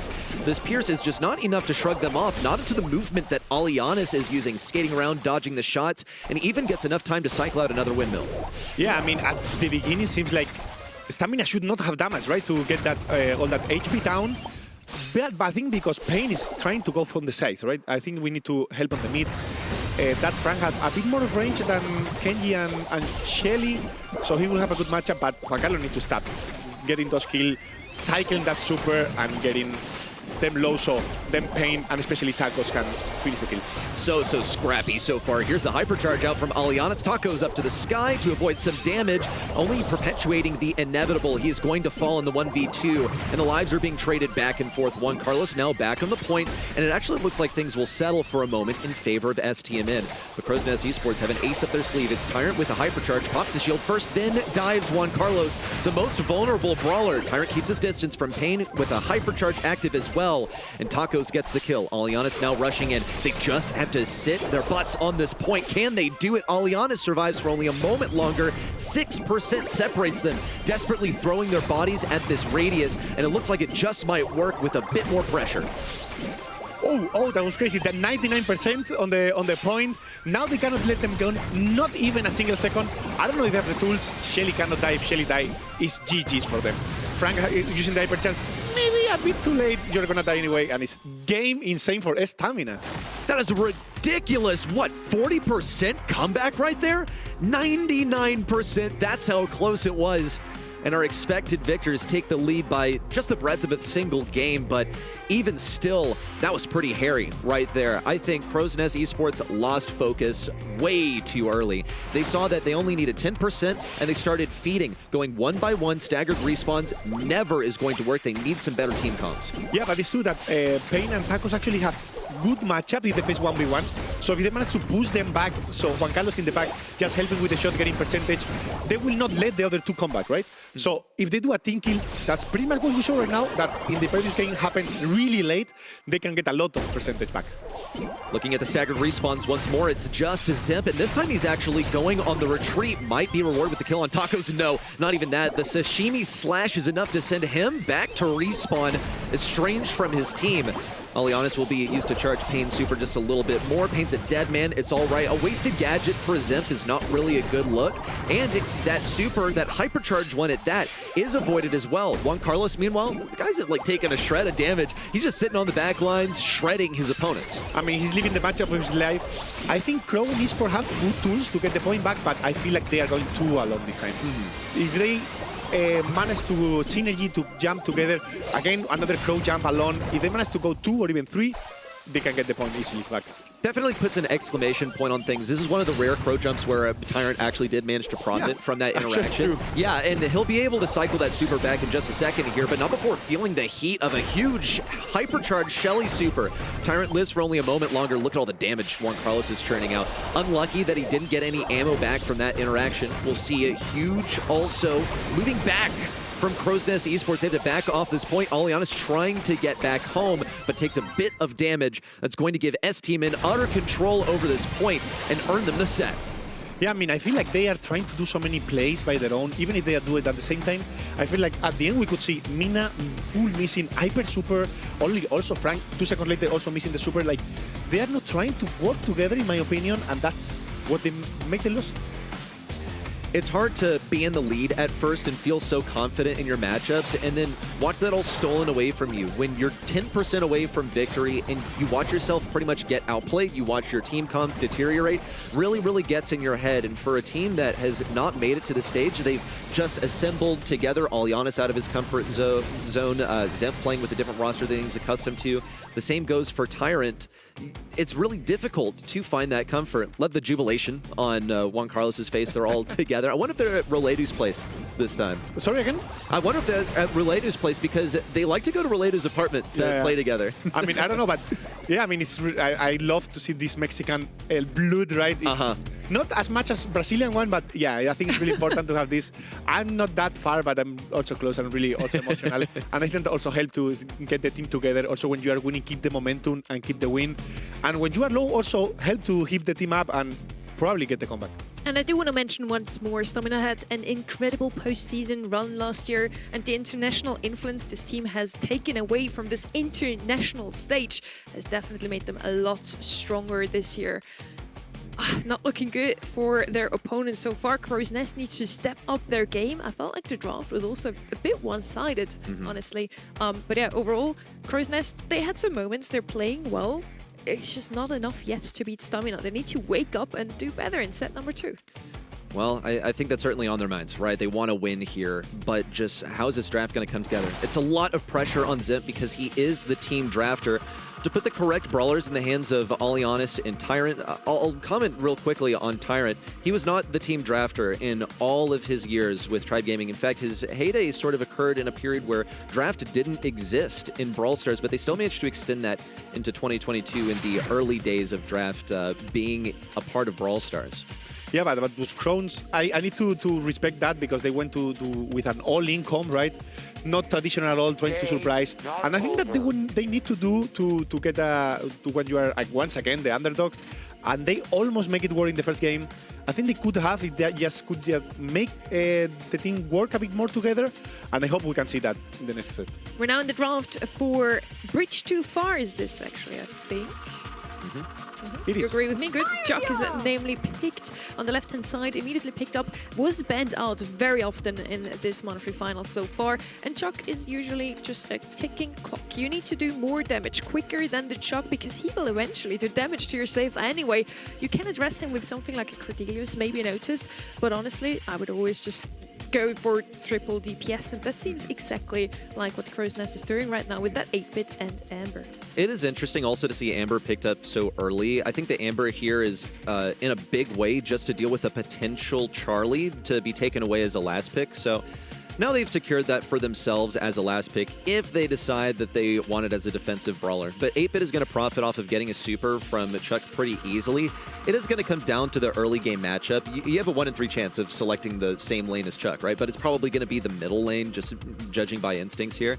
Now, Ali is going to create the aggression also, so you can't really ignore your own safe and go all in and ignore the Chuck as well. You have to play defense. The longer that you can keep your enemy at their own base, just taking damage from Chuck, unable to move up the field, the better. And it's going to be especially difficult for 8-bit since he has such slow walking speed. Yeah, I mean, Chuck is something that you need to have into consideration. I don't think it's the best brawler here, but having Chuck open change everything on the route, right? You are forced to pick it, then you are forced to either, as always, there is 2 routes that you can take against the Chuck. Either you pick something that is gonna destroy him, like a Cordelius, like a Charlie, like what else? Like you have a few options, not too many though. You have a few options, like Spike. There you go. And other options you have is just forget about him, go full damage, try to do more damage. But you need to remember that the other 2 teammates of Chuck are gonna stop you, right? You don't care about doing damage anymore. You see the B, you see the Ali. They are not gonna go in the save at all. They are gonna try to kill that Amber and especially that 8-bit. They're just going to go for kills, letting Chuck do the damage, and Crow's Nest is kind of following that strategy we talked about, Pedro. They want to go full damage. And honestly, in these day and age, I think that's the way to go. Whenever I see a Cordelius or Otis into Chuck, it usually doesn't work out. You want to do more damage quicker, and that's exactly what Crow's Nest will try to do in this set number 2. Juan Carlos doubles up on the mid lane. He's completely ignored. Crow's Nest Esports are full committing this squad of 3 march in lockstep down the left side. But if there's anyone for the job of defense, it's got to be B. Tapping that auto aim like there's no tomorrow. Meanwhile, Juan Carlos is getting the setup, and he's not even really concerned about going all the way home. Just getting 2 posts down is enough for him. Drops Crow's Nest Esports is safe down to 55%, but now the battle is being brought to STMN. They'll feel a little bit of Amber's heat before Tacos tries to get this close range victory versus Alianis, which he does, opening the way for Juan Carlos to get a super onto the safe once more, but only after cracking it beyond 50%. Yeah, I mean, there was a good early strategy, didn't work though, but it's interesting to how to when you see teams that approach the map completely different. Didn't work. I think also B is insane different if you can stack, so I think it's one-sided to Juan Carlos.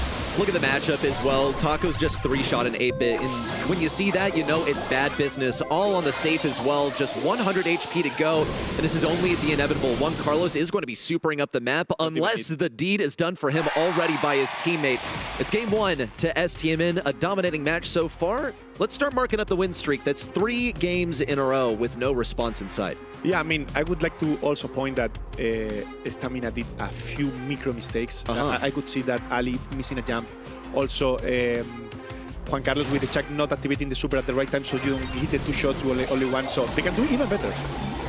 It's a David and a Goliath matchup. You know which one is supposed to win, but there's always a bigger fish, and if STMN is making mistakes here, what does that spell for a semifinals matchup versus KDS? Should they make it there? Only if Crow's Nest Esports can stop them, will we see a different outcome. It's an early setup on the safe once more, but the damage is being traded out.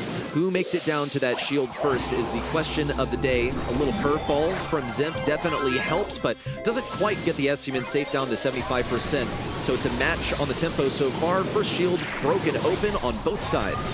Yeah, I expected the Spike to go more defense this time, to try to go to stop that Chuck, because he would have played the other gadget, the stun one. You destroy him. I think you have time to destroy him, just hold his face and kill him. But he have the cactus, so he cannot really choose to that So to do that, so yeah, he just needs to go aggro. He can just go aggro. Zemp is doing his best job. He went ahead and threw that life plant forward. Pain only one little prick of a cactus away, but he's dodged 3 curveballs in a row. It's opened the doors for Juan Carlos to make a beeline straight down the rails to the enemy side, and he has the setup for the double hit. Just wonderful Chuck gameplay from STMN. They left that Chuck open. They, of course, being Crow's Nest Esports, huge mistake to do so. It's given up set number 2 and put STMN 2 sets in the lead. Yeah, that's a 4-0 already. Is that the best monthly finals so far for STMN? It must be. I think they won one quarterfinal last year, if I'm not wrong, but probably was not that big of a difference. So yeah, I mean, it's really good for them to start like this. It's a good motivation to also prove yourself that you are capable to do much better. So yeah, it's a really good start for Stamina. STMN, they are not going to break that trend of 3 O's today. It looks like it might be a nice, efficient North American monthly finals, even though we want to see more. So what's up, Crow's Nest Esports? Where's our show, huh? I paid good money to be here and witness a monthly final. We want to see beyond set number 3 from either one of the teams here. STMN have just looked unstoppable. However, Crow's Nest Esports with these drafts just have not been on point. They left that Chuck wide open, and look at the amount of damage it did to the safe. Just seriously, the defense and also the offense, you know, bringing the battle to the enemy side from Tacos over here worked incredibly effectively. Those were such quick matches, honestly. I blinked and I missed it. 10 kills in total for Tacos. Also, honestly, a shame from the production. Yesterday we had some Doritos here at the desk for the player Doritos in SA. Where are the tacos? Where are our tacos? Where's the Huge tyrant? blunder. Where's the Alianis? Is that a thing? I don't think so. Good try. Good question. Try, Ready. All right, man. Look. We'll ask him in an interview One later. day you're going to be good at that, jokes. Whatever. We're on bridge too far. It's already 2-0. This is shaping up to be yet another 3-0 coming out of NA. So far, not a lot of talkback from those teams, Pedro. Yeah, I mean, I think Stamina is just playing better, drafting better synergy. They know the game. Once again, a few small mistakes from them. I expect a lot for Juan Carlos. I'm not going to forgive anything to him this year.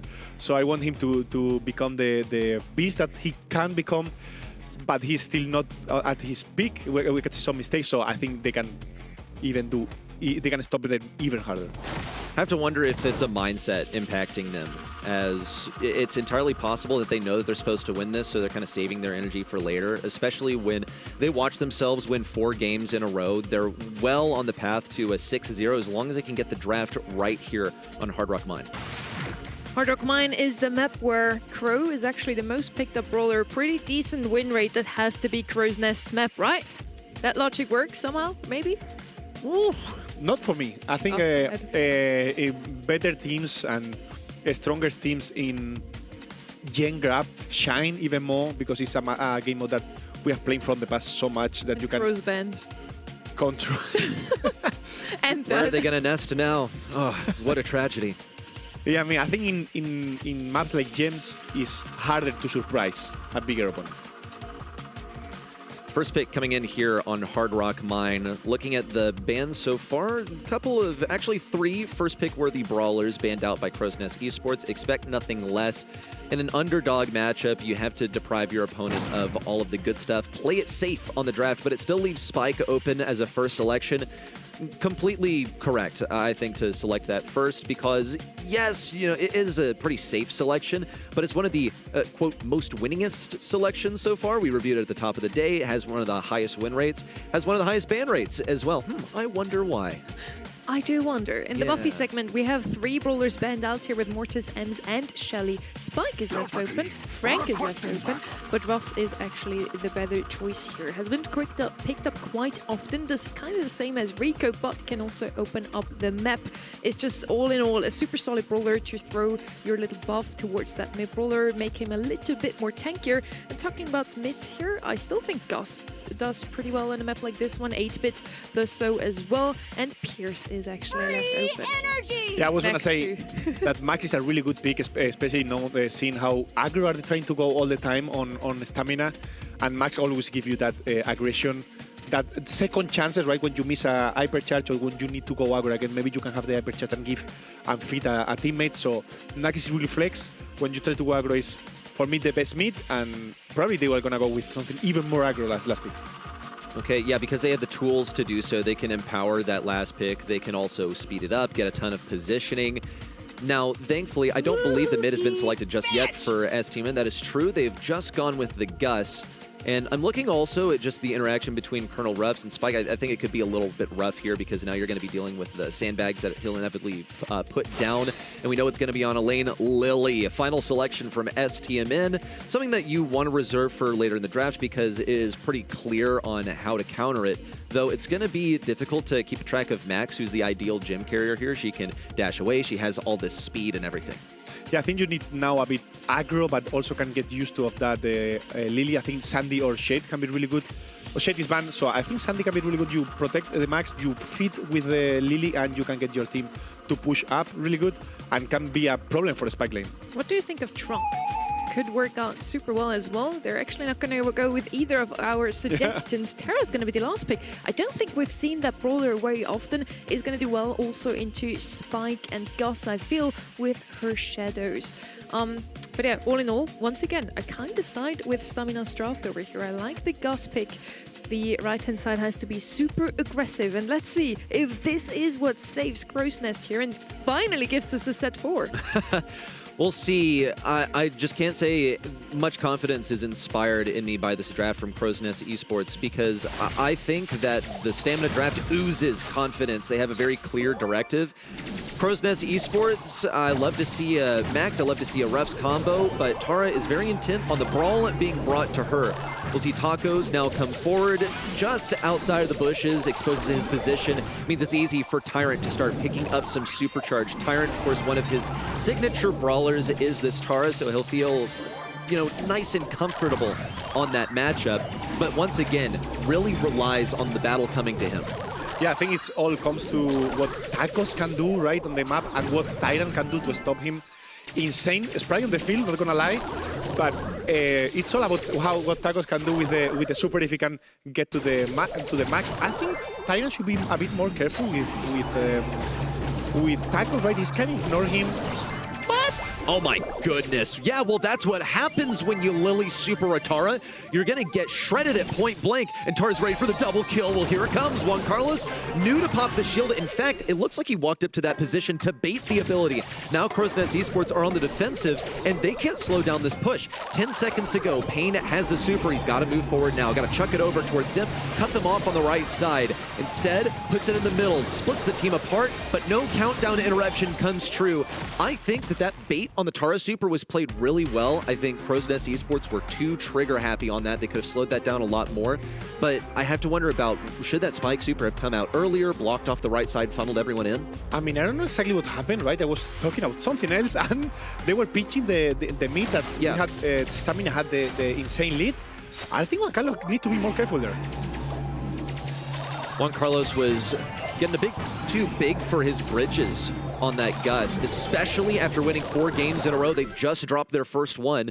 Crow's Nest Esports have the speed, they have the aggression to get into position, but they need this Tara to execute. Of course, the most mechanically skilled, the most storied player on their team, Tyrant, is entrusted with that role and is going to be receiving the speed as well. It's 1 kill onto Payne, but it doesn't quite open the doors for Tyrant to go for it. He knows that he has to pick up these gems, though, so the lead doesn't heavily favor STMN, not too hard, at least. Now, the Shadow Realm from Tacos, he'll appear on the left side. Zip just takes a lucky guess and gets the kill.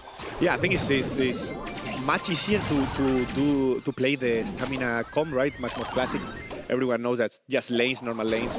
That you have that Lily going over and over, making space so Juan Carlos can get the gems. But as we can see, the Crows is Nest comp is really dangerous when you come to the aggression, right? When you are able to hit 2 or 3 shots together and you are able to have that Tara super, you can completely turn around the game. Once again, Tyrant just annihilates Lily in close range. Nonetheless, the pressure has been enough to keep Crow's Nest Esports from escaping their spawn.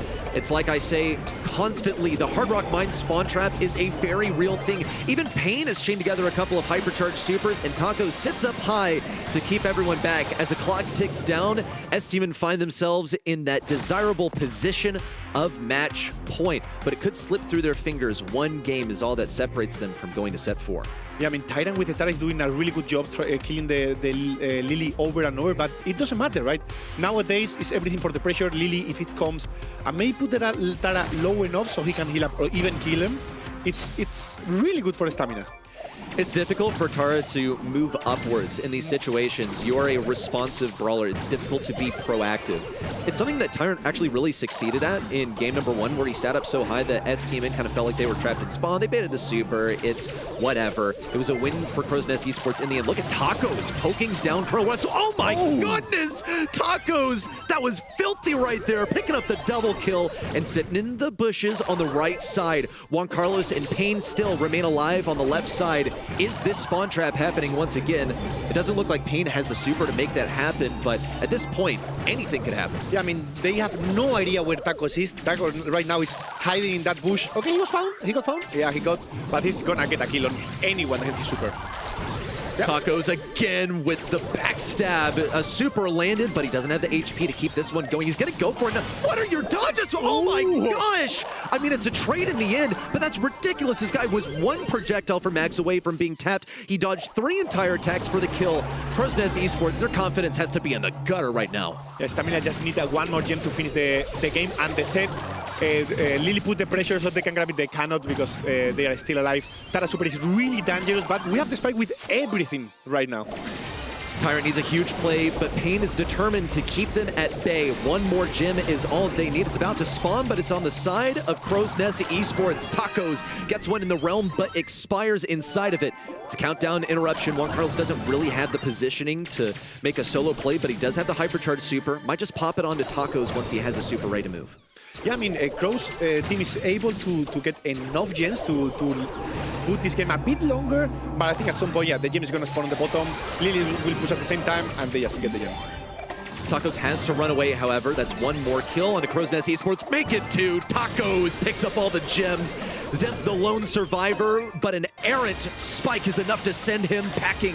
The expected victors, these World Finals representatives from North America, will advance to the semifinals. I mean, really good from them. I'm pretty sure they work a lot on here. They have a plan. They follow the plan. Was really good. Also, we saw Taco shining a lot in set. And yeah, they are really good. They are much better this time. Maybe we can see next time Tyrant. I think his team have a lot of potential, but today was not the day. We got to touch base with Tyrant earlier. We asked him about what they're looking forward to for the season. He said, we got to take things 1 step at a time. And it's very clear here, right? Maybe even 1 set at a time because they've gotten 3-0'd here. And that's not really a dig. It's just he's playing with the new roster after a couple of years of, I think, underperforming compared to what he desired. And not making a postseason last year definitely hurts. But Alianis, not typically making it that far into a monthly final. I think the same goes for Zemp. He's pretty new to this. Just 1 match victory is what they want to start off with, but today is not their day. It was so nice to see what they had to show us. And honestly, I do expect them to be back next month. Yes, again, fat GGs at this point to Crow's Nest.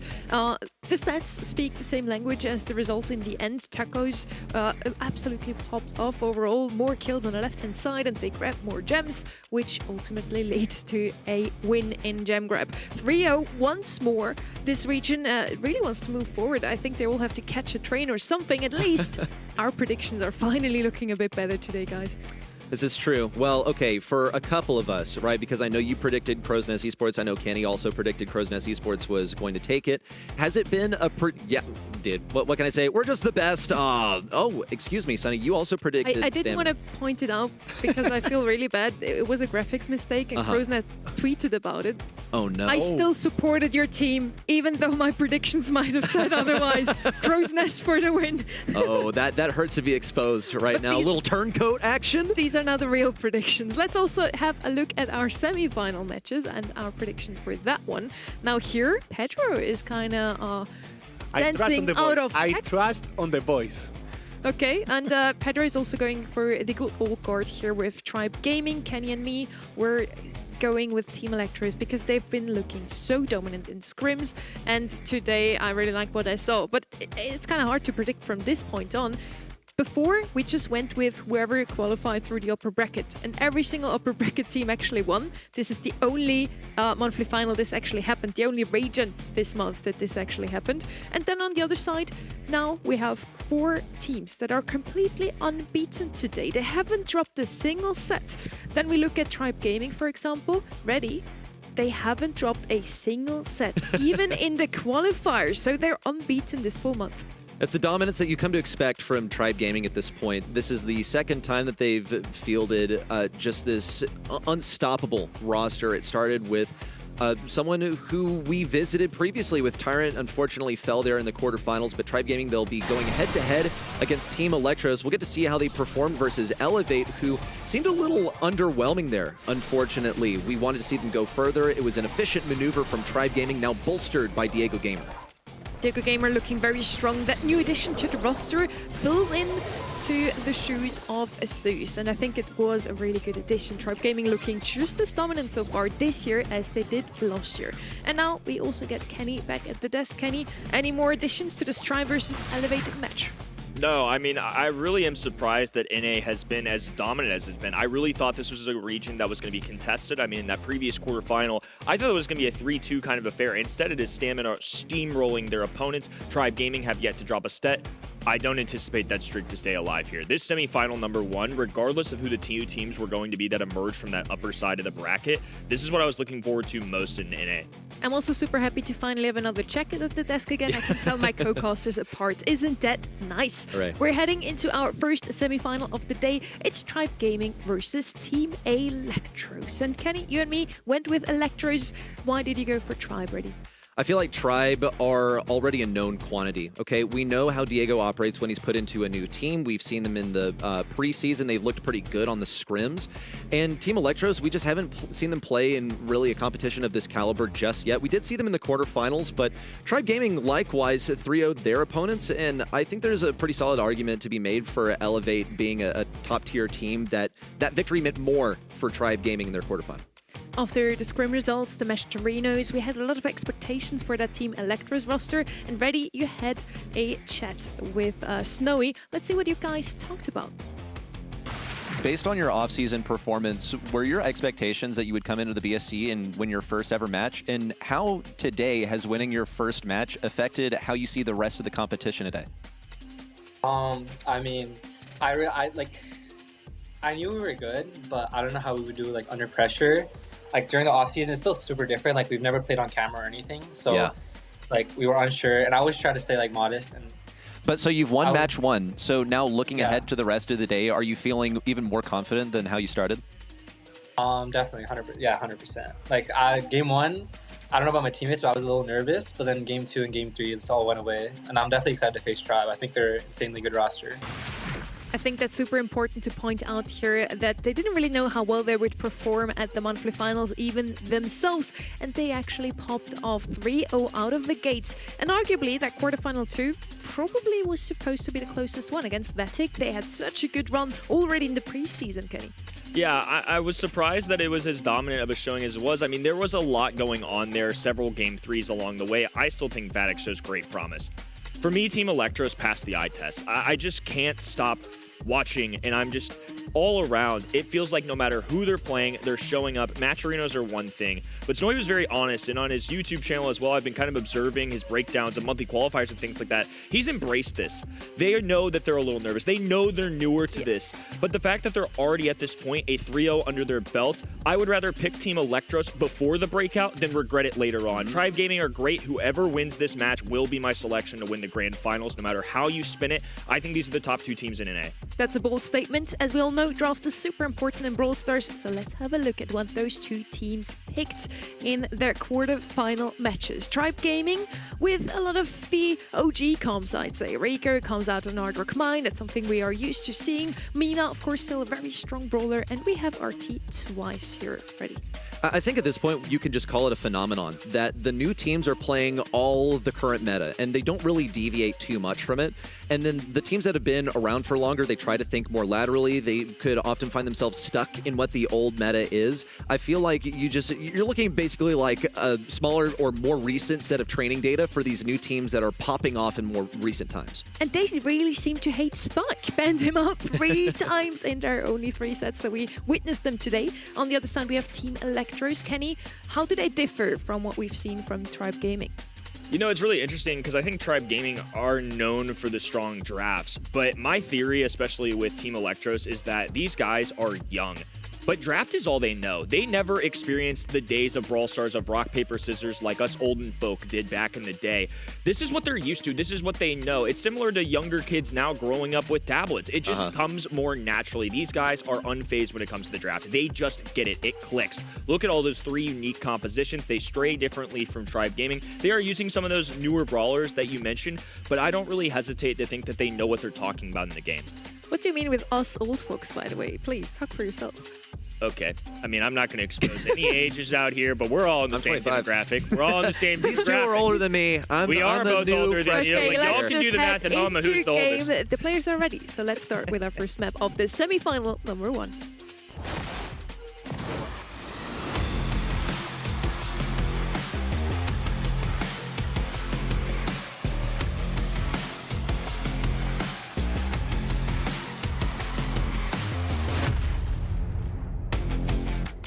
Tribe Gaming versus Team Electros. Again, the old guard plus Diego Gamer that has had his breakout year last year, now also coming in with a lot of experience. Not quite made it to Worlds though. This could be his year already.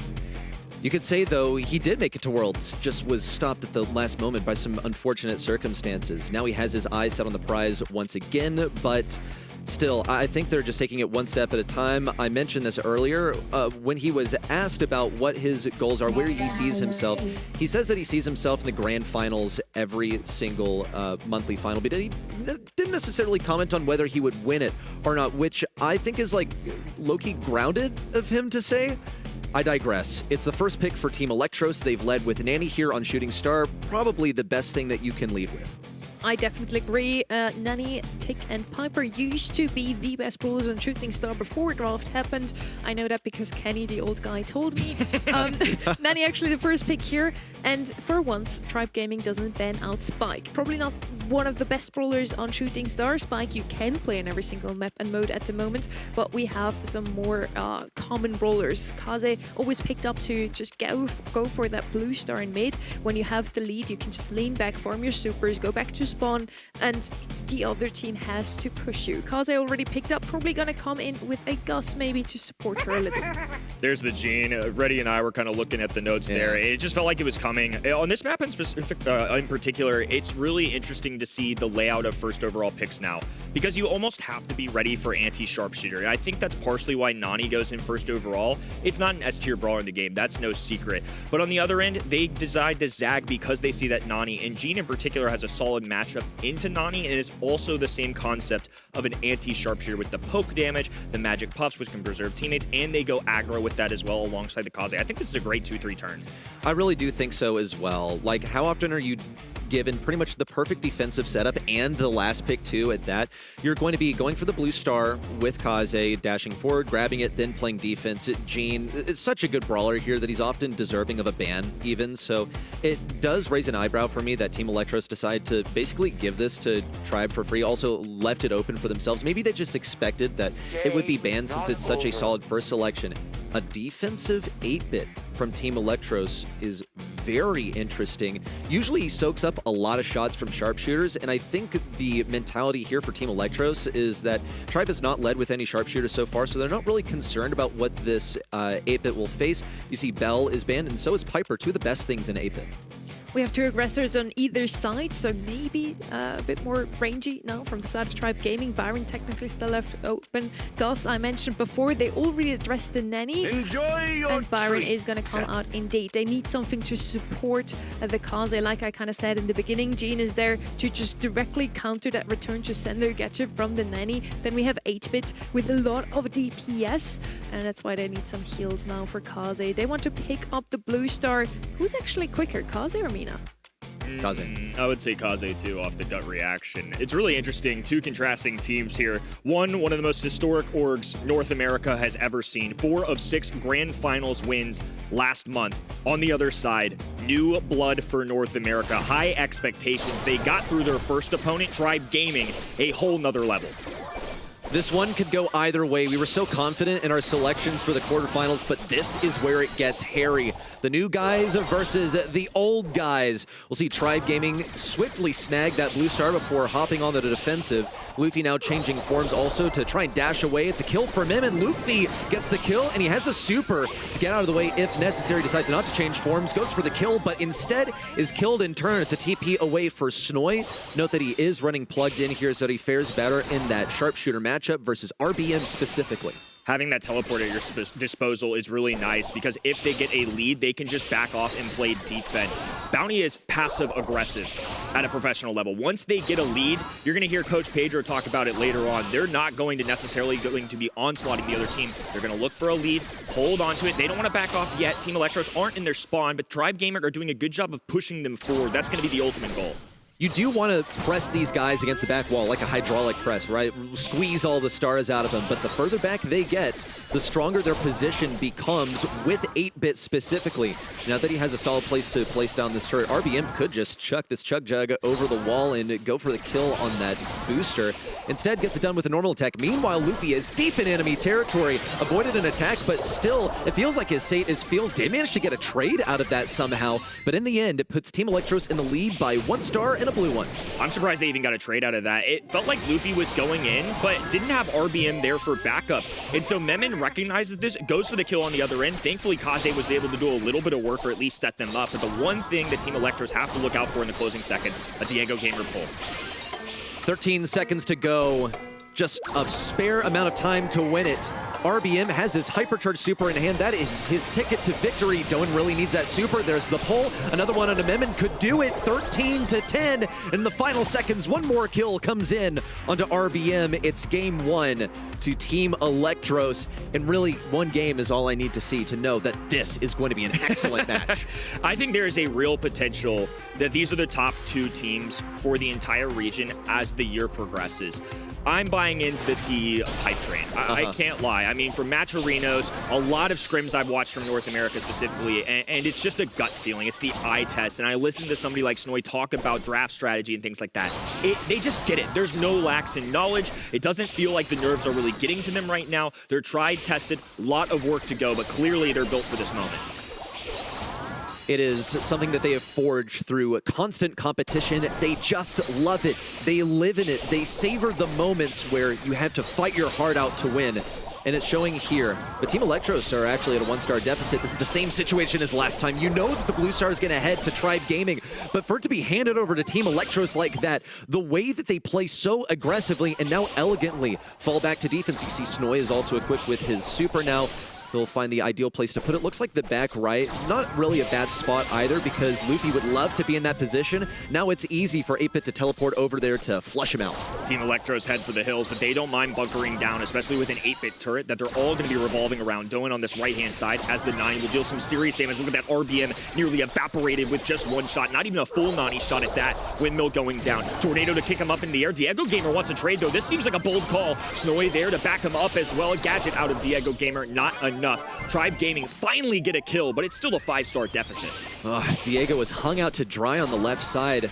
As Gene, you need a teammate near you, but he was completely alone, and look how safe Snoy is at the moment. He can TP away, he can avoid a Gene pull. The same goes for Memon, just not really good targets for Diego Gamer. All of a sudden, this defense has become an offense. Make it 1 kill for Memon, and he's looking for 2. RBM is looking a little threatening, though, and with Luffy closing in from the left, it's just no good. 15 seconds to move. Team Electros with a 7-star lead. RBM's been pumping Luffy with heals, and now they have to make it count. A couple taps at TP away. Memon can expand. They know they've got this in the bag if they just hold on. Return to Cinder coming out of the top-hand side.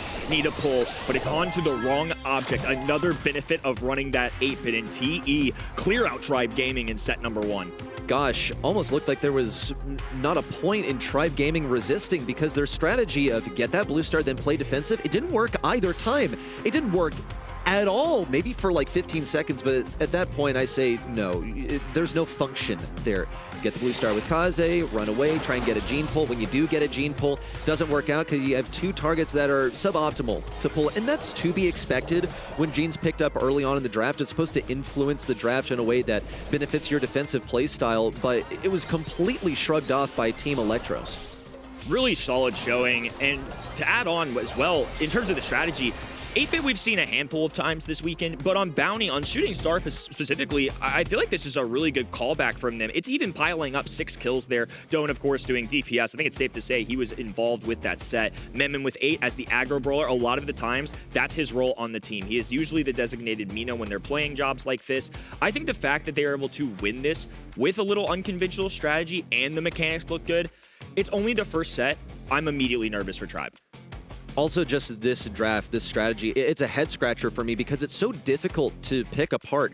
The first pick was not the difference in the way that it was a DPS difference or a kill difference, because you saw it's actually relatively the same between the Gene and the Nanny. It didn't mean too much to give it the Gene just from kills and deaths. It really came down to how the rest of the draft formed around it. That's so nebulous. It's so difficult to understand, but clearly Team Electros understand this game on a different level. Perhaps, and I guess we'll unravel this as the day progresses on, better than Tribe? Man, that would be quite something. I mean, opening month, you could hear it in the interview as well, but he said, we knew we're good, but how good is good compared to somebody that's won 4 of 6 monthly finals last year, that has a lot of history in this region, that picks up Diego Gamer, who was a breakout star last season, and they're showing off here early. Have yet to drop a set in our monthly finals so far, and I think if they get through this hurdle as well, we'll be very deserving of it. I mean, Vatic are no slouches, and they still swept them in a 3-0 fashion. Tribe Gaming are not going to go down quietly, though. They've been in this spot before. They are a team that has been pressured many a times. I know that the ceiling is very high for them, but I think they know it too. Last year didn't go the way they thought it would. 4 of 6 monthly finals in their home region. Brawl Cup, devastating results, and then they get to the World Final stage, and especially in hindsight now, it doesn't feel nearly as bad, but to lose to Crazy Raccoon in the same fashion back-to-back years, to lose to the second place team in Humble, you can hold your head up high, but for a team losing to that quality of level, to not even make it to something like a day 3 has to hurt. Yeah, in hindsight, exclusively does it hurt less, okay? Because Crazy Raccoon, of course, eventually wound up winning the World Finals last year. But in the moment, you see a team that sort of limped into the Last Chance qualifier. They made it out by the skin of their teeth and then go to the World Finals to beat your front runners from North America. Doesn't make you feel too great about your home region, I'll tell you from personal experience. Tribe Gaming, however, yes, I do genuinely think that the Brawl Cup was sort of the beginning of the doubt starting to pool and form in our minds. And unfortunately seems to have extended into this year. Is it just their misfortune of facing Team Electros here in the semifinals? Because roll the dice, it could have happened on the opposite side of the bracket. Mental hurdle they'll have to overcome, and it was enough to justify in their minds a swap from Zeus to Diego Gamer. Now as we enter double swoosh, IMS is always a must ban for me. If you don't have that first overall selection, it's gotta go. You've seen Team Electros eliminate that immediately. Their flex ones, though, are going to be Mortis and Spike. A couple brawlers showing up frequently. On the other end, if you have that first overall pick, typically you're setting yourself up or you're removing objects in the 2-3 turn that you don't want to see your first overall pick play. It's very true. Also have to keep that last pick in consideration. What do you want to play? Well, Tribe Gaming have that first pick. They're going to be getting rid of Tara. Interestingly, they just don't want to play it. They don't want to be forced to play this as a first pick. Pretty interesting thought there. We'll see also, of course, M's banned by Team Electros. It's just this must play if it's available. It had a 100% win rate. That's absolutely insane. Was that in your notes, Kenny? Because it wasn't in mine. Nope. Once again, 8-Bit last round. Kit this time is an assassin of choice that I did not anticipate. Something like a Poco mid has been more traditional here. Janet, I'm curious what they pair this with because Kit naturally doesn't show up a ton on this map. Sandy was one that I was curious if they were going to pull the trigger on because sometimes you'll see teams go Crow and then it grants them immediate vision every time you pop that Sandstorm. It seems like that's something T are not worried about. Okay. And I feel like the response to Kit, there are a few ways to do it. It's not always exactly clear. You want to have close range capabilities. You need to also like have something that does a bunch of DPS in case he latches on to someone else. In double swoosh, you do have 3 lanes to play, so there's not really a whole lot of flexibility. This is going to be a real pain for Tribe Gaming to deal with. I don't know if they really saw this ahead of time. That's the Doug, and that's the response. If Kit jumps on you, guess what? You got some extra mustard to put on that next attack. I think it does what? Doesn't it do like 5,000 damage? Yeah, it's something absurd for Doug. You can also toss the hot dog to someone who gets jumped by the Kit too. So this is interesting that they go Kit this early on, because I think if you're the left-hand side and you're looking at this, you can either beef up or go really anti-aggro. Something like a Chester would be a unique one if you just wanted to shut down the Kit. Kit's mainly going to be here, I'm guessing, because of the invisibility, the vision, and then obviously can pounce on an enemy. Now that they've picked Doug, though, like you alluded to, that's significantly more difficult. Wow, they just doubled down on this as well. So Daryl going to be a little hybrid of beefiness, but also can roll at an enemy too if he needs to get a takeaway. This is insanely unorthodox for a team like Tribe Gaming that have been around for a long time, that are coveted for their drafts. This is one that I never would have predicted. Otis is wide open. Like, something standard is totally possible and Shelly, even maybe recommended here. Shelly could, be incredible against both Doug and against Daryl. You would be opening up the map and maybe hurting your teammates just a little bit, but Kit gets his super for free. Sandy's bound to get something. Shelly's an excellent call-out because you're going to be hard countering both that Daryl and the Doug. Not an excellent matchup against the Crow, but guess what? You're going to be staying far away from that. Crow's going to probably play. Well, actually, could play mid here. Honestly, with a Doug in the mix, I begin to question everything I know about Brawl Stars. Let's just be fair. Yeah, it's just unique. I mean, if TE win this set, it will be the ultimate flex. They picked Kit on the opening of their draft. It's a 2-3 turn. They didn't even try to hide it. They telegraphed it. They told Tribe Gaming straight to their faces what they wanted. We'll have to see if these Wizards know what they're doing in the draft. It has to perform on the field ultimately. Tribe Gaming doubling down on these tanky options. Shotgun Brawler for RBM on that left-hand side. He is the main man in North America on those tanks. Luffy in the middle of the map, assisted by Diego Gamer. Wow, the Shotgun Brawler immediately eradicated. RBM towards mid will claim a life, but not those gems that he wanted. And Snoy's fed 3 more attacks, and just like that, he mathed it out, knew what to go for, popped that Sandstorm down, and here comes the Resurrection. RBM back up for more, looks for 1, knows that he's not going to get 2, but gets a little bit of damage in anyway. Doan in close range will eradicate yet another, but Luffy is here to try and hold on to the control. Oh no, but he doesn't know that Memen's on the left lane. Does RBM know to check for him? Okay, Memen, you're trigger happy, bro. Just thought that RBM was going to be a little bit faster. The Resurrection on the right side once more. Diego Gamer is back up and running again, but it's not really helping the team. I think the fact that Memen even got a trade there is wild, but Diego Gamer immediately just walks him down. Doan gets a kill, slides out, low HP. Gonna be trickling down to that Crow damage, but will escape. Memen unfortunately has to grab a gem there as well, so now they're dispersed between teammates. Tribe Gaming with all this grass and vision gets a little trickier for them, but I think if they just play as a full team, they're gonna be just fine. Here's a speed in the brief mute from Snoy with his hypercharged super. Memen claims 1 life, and now TE are all up in the bushes, and all of a sudden, wait, where'd the bushes go? Well, they were all exploded by Shelly's super. Here comes another Resurrection. RBM's gonna be nice and healthy for a hypercharge rolled backlines. 1 stun, 2 stun. And a blue move back into mid. Luffy has his hypercharge and super ready. He'll be able to escape if necessary. Look how quickly the supers are being fed to Snoy as well. Tribe Gaming can buy their time just a little bit here before they move in. Team Electros are about to start this countdown, and they have all the space in the world. Outside of Shelly, the paper matchups are fine, but they are super feeders. It's way too easy for Team Electros to feed off of this, and now Memen can just be a full-on bodyguard. Tribe Gaming have no mobility. If RBM doesn't have a super, it's going to be left to Luffy just popping a super here. That's exactly what he does. Purple button goes down with 7 stars on his noggin. He's going to have to dive in. A few gems being exchanged, and TE make light work of that. It was back and forth the whole way, but as that progressed, it really felt like TE were clawing their way back and just having a huge vice grip on the middle. You have 2 tanks into a Sandy. What are you going to do about the Sandy? Well, you're going to be feeding it 1 super after the next, and they weren't even like subtle about it. They weren't even trying to avoid it because it's honestly a waste of effort to make any sort of attempt at that. Team Electros were getting Sandy Supers every 5 hits. RBM is being a bit more conservative about this. Look at Diego Gamer, the way he advances into the right side.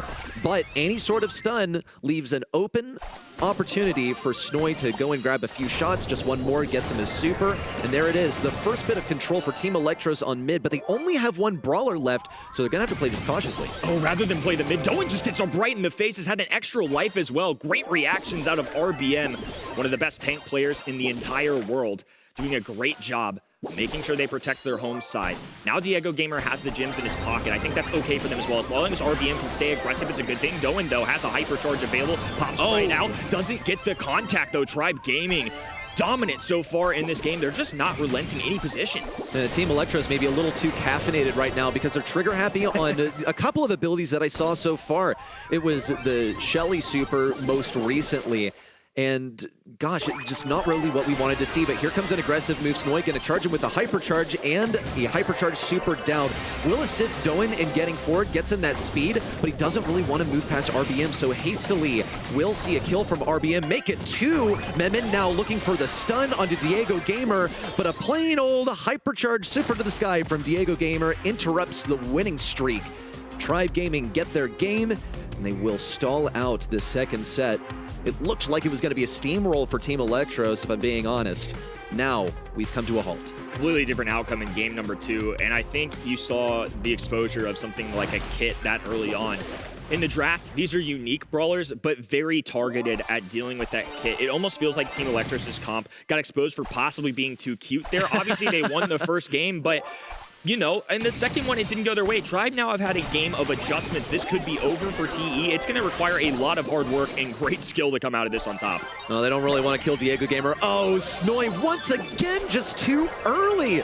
They got to slow down a little bit, and maybe that's mentality from Tribe Gaming. Bring things back to their pace. That was not the intended target. They really wanted to get upon the nearly resurrecting enemy. I'll say it again, trigger happy too many times, anticipating things too early. As a result, Team Electros only have 1 gem so far. They can get another, just need to be aware of where RBM is. That's the stun they wanted onto RBM, free super for Doan, but not soon enough. RBM escaped with his life only narrowly, gets that gem back into possession of Luffy. But as has been the issue for the entire set so far, Tribe Gaming are feeding so many Doug hypercharges as well as Team Electros' Sandy supers. Somehow Team Electros are still in this. Now Memin diving in on the other side, takes all the gems. They've been ransacked! Team Electros with a heist, and Memin just has to hold back, though. The aggressive brawler can no longer be that. So you're gonna have to drop a hypercharge here. RBM skating up the map. All the invisibility, providing coverage for Team Electros as a buck blast goes down. Luffy dives in. TE team play gets the elimination, and somehow the Kit on double swoosh is a winner. Unreal from the Youngbloods. As the face of someone who kind of can't believe that he's beating the Tribe Gaming right now. They have that confidence, that swagger, and also just like the experience by this point to know that they really can't take anyone here, but man, that's a contagious smile right there from Snoy. Because you heard in the interview, they like didn't know they were this good. I mean, they knew that they showed up in 1 match arenas. They know that they'd beaten some top teams when the top teams swore that they like weren't giving 100%, but secretly were. And now they're 1 set off of the grand finals. And we mentioned it before, they have won against Tribe before in a match arena. So maybe even Tribe didn't really feel like this is an opponent they have to take serious. Match arenas is something completely different. Scrims as well from an actual monthly final. And they're surprised by themselves. I'm not too much, honestly. I looked at their scrim results. I saw what happened in EMEA with Guesty, and I actually put them down as my winners overall of today in my event website predictions. By the way, if you haven't logged in your predictions yet, eventtheprocess.com, you still have some time. RBM and Luffy here on the most kills. But once again, it's not about kills. The objective is to pick up those gems, and Tribe really fought hard. Once again, a very close battle. Tribe just came short a little bit. I can't wait for pro players around the world to break down what we just saw, because I want to know what the influence of the Kit was. It's something that I really haven't seen scrimmed anywhere, and as somebody that's watched some very talented players in this region go at it for a little bit here, never on my radar. Not 1 time have I seen that, and it still made it work. Despite how scrappy of a set that was, I think Team Electros are pretty darn happy that they got away with that there. Tribe Gaming got to be kicking themselves. And I think, Kenny, you put it perfectly before. You said Team Electros, they grew up with Brawl Stars in the draft era. they never had a different Brawl Stars in their hands. And yeah, they're quite literally Brawl Stars kids that now grown into age, finally 16, to compete in the monthly finals. That's right. and this Brawl Stars school has taught them just how to play super aggressively. They don't really have a care in the world, going in super aggressively again and again.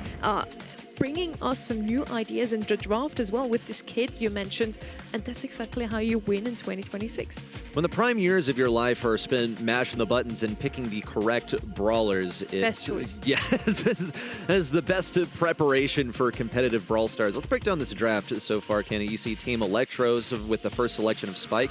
I believe this is the second time that they've first selected Spike over here. Just saw it a moment ago. And it's the correct selection, I think. Now, in terms of responding to the spike, something like a Colonel Ruffs, I think, has been a popular response to it because you can block those spikes pretty well. You can also break down some of the walls, get up close and personal. That's for a different purpose, of course, if you want to bring in some anti-thrower action. I think this map is really interesting because you have to be ready to go anti-tank / aggro off the rip. And that's why Spike is going to be such a popular first overall pick here, especially in this situation. I think a lot of pro players would have made the exact same move. So now that they've established that, they can be a little more flexible in what they do at the 4-5 turn. If you're Tribe Gaming, though, and you're willing to pick Frank this early, you have to be able to back it up. So stripping something like an Otis away from Team Electros, I think is a good call. I kind of saw that Otis on the other side. Honestly, you have to pick something to address this Frank now. Yes, you already have the Spike, and honestly, Tribe Gaming, we've seen it in the quarterfinals, they had Spike banned out in every single map they played. Now finally left open, Team Electros is gonna immediately pick him up. It's a super good brawler in a map like this one, where it's all about holding on to mid control. Mina would be one of those brawlers that I kind of expect to come in here, as she's not banned out, and she is usually. Max is gonna come in for the second time for Team Electros. They're a huge fan of this brawler. They like it. They love the speed is really the big thing. They like how it can enable a tank, and I think that's what they have in their mind, because look at what they banned. Got rid of that Shelly. That's one of the most popular last picks because it can be countered in a pretty straightforward way if you go with it too early. So the next selection, something that synergizes with the Max, you wouldn't just pick it by itself. Also, like, pretty decent for scouting the mid. Probably going to be bringing up some vision gear. Mo's going to be well equipped for that as well. So now you know that you can take this Mo, you can super to the other side. There's not going to be a Shelly waiting for you on the other end. Mo is one I was kind of looking out for there. I think just the ability to have such a goal-scoring opportunity, and now you're empowered by the super speed. It also does insane damage. I mean, Mo and Spikes are similar shots, same brother, different mother maybe, but nonetheless, it's just a good overall composition here. So now I think this gives Tribe Gaming something to think about. They can play Otis mid as a flex, but into something like Max, it can be really pesky to deal with. Spawners seem to be their solution. So Charlie with a Cocoon is going to be able to put a Screeching Halt to max speeds, to Mo's dashing in your face. I think this is a really creative solution. It wasn't at the top of my mind, but I totally see where Tribe Gaming are coming from. I agree. Charlie's definitely a good option here. Can deal with those aggro bowlers on the other side. Kind of was expecting Crow to do just that, but Charlie works well for that too. Tribe now finally needs to win a set, so we finally have a match. We do want to mention though, again, Tribe hasn't lost a single set in the monthly qualifiers and in their quarterfinals today, so Team Electros is the first team to even take a set off of them this month. Hopefully Tribe are just getting their losses out of the way here, and they'll be coming back stronger, because I feel like Team Electros are really showing them up here. And look at this, they already have mid control, but it's basically been offered to them. Doan with the super forward to get one kill. Not quite yet ready for that pass. Need to get Diego Gamer out of the way. No super, no nothing, not a spider in the world. Snoy rockets one in to get a goal for Team Electros within only 25 seconds. Unbelievable stuff. I mean, just making light work of a monster in Tribe Gaming. Doan on the left-hand side was able to engage early. The faster you can charge up that super, the better, and they were very aware Diego Gamer is the one with the Cocoon. All they have to do is stop him. Now an opportunity, though. Hypercharge on the right-hand side, a cutoff from the fast ladder, but matched by one of Snoy's. Oh, he might be feeling dangerous here. Has a super in the back pocket. Now a dive in from Doan, going for the hypercharge just for the ball, and 64 HP. Will keep Tribe Gaming alive in this game number one. Could have gone either way, really. 64 HP. I mean, might as well be 0, just a coin toss of a difference there. Team Electros now have stormed mid once again. Looked like an overextension there from Diego Gamer. Didn't really expect to be run up on so quickly. He's respawned now, but he has to take the place of a weakened Luffy. On the right side, RBM slowed down, pummeled with even more damage. Does get that withdraw onto RBM. And of course, RBM falls there.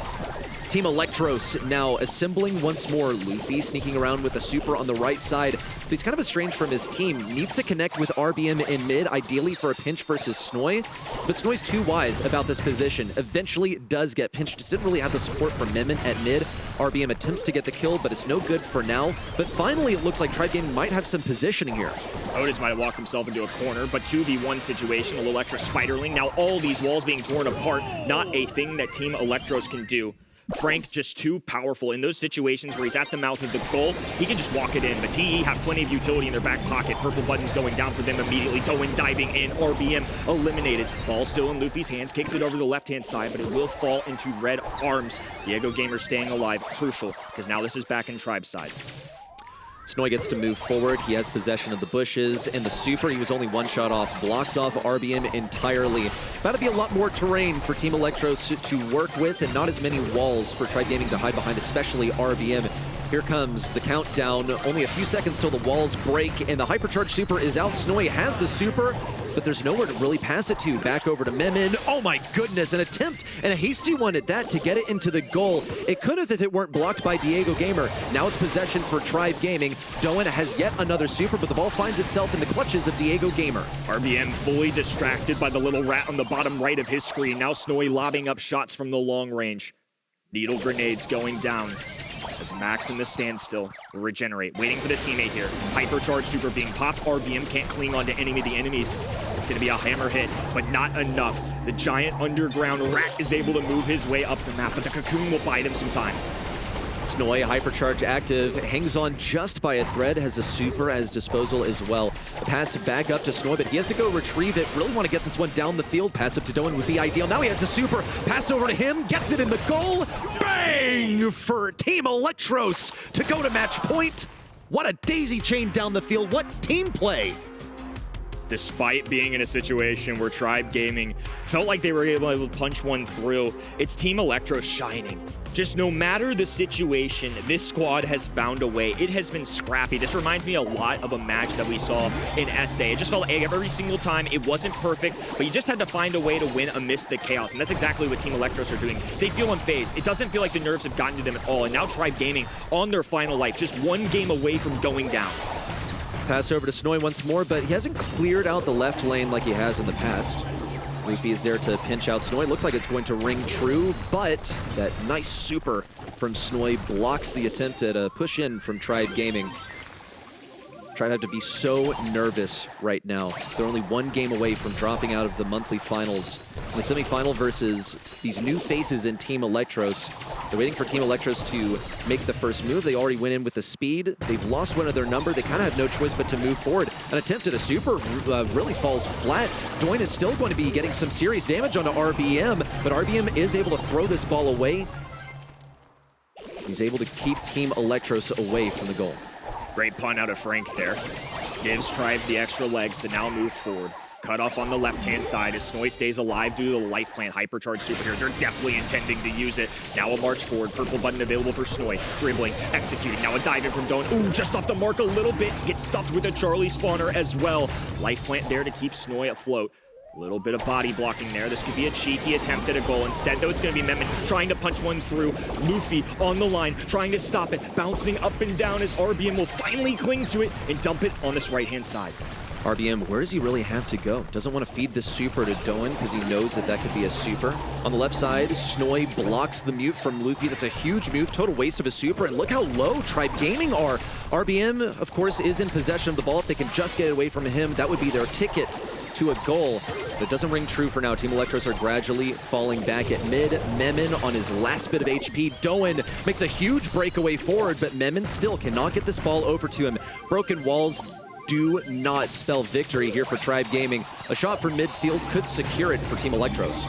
The Mo pick really showing why it had some value here. Full defense, though. It's going to be a box on the top left-hand side. They're castling that ball as Snoy fully executing defense as overtime starts to collapse on them. Tribe Gaming have the numbers. Now down to a 3v1. Hammer hit galore. Purple buttons everywhere. And Luffy punches one in with 5 seconds to go. Even with a max super, not enough time for Team Electros to respond. NA's Giants still remain. They've finally been interrupted for a moment. They'll have to take a breath and consider what went wrong. Team Electros seemed invincible up until this point. Of course, a whole lot of questions surrounding them and what level they're really playing at. Doesn't seem like they're really phased. No reaction change for pretty much the entire match so far. Just sitting down, playing Brawl Stars like any other day. Pretend it's just a Saturday morning. Matt Chireno versus Tribe Gaming. But now you're on the big stage. Have to wonder whether they're feeling the pressure just yet, because it doesn't really look like they are. It's going to be a snag onto Doin. Excellently aimed super from RBM. Tribe Gaming moving up the field, unlike how they've played in the previous games. RBM, ooh, I feel like maybe have an opportunity. No, they're patient. Oh, that is devastating, but it's a mistake. They get too greedy. RBM now has to punch this one up. It's an ugly pass over. Diego Gamer still punches it through. A little cheeky, though. I think they knew they had the goal, but one missed pass could have been devastating. That could have cost them for sure. Yeah, not pretty. Team Electros totally could have recovered that if they'd expected such mistakes from Tribe Gaming. Diego Gamer's trying to make a solo play. Looks like it's going to work out. That's a Cocoon over to the right side, and no one to defend it. Tribe Gaming finally get a foothold on this match. The streak of Team Electros has been ground to a halt. They won 5 sets in a row, and they'll finally take their first loss. This is officially a fight. Team Electros have now been punched in the mouth, so at least they're looking a little more alive. Can't just go on autopilot anymore. This is a huge thing in sports psychology in general.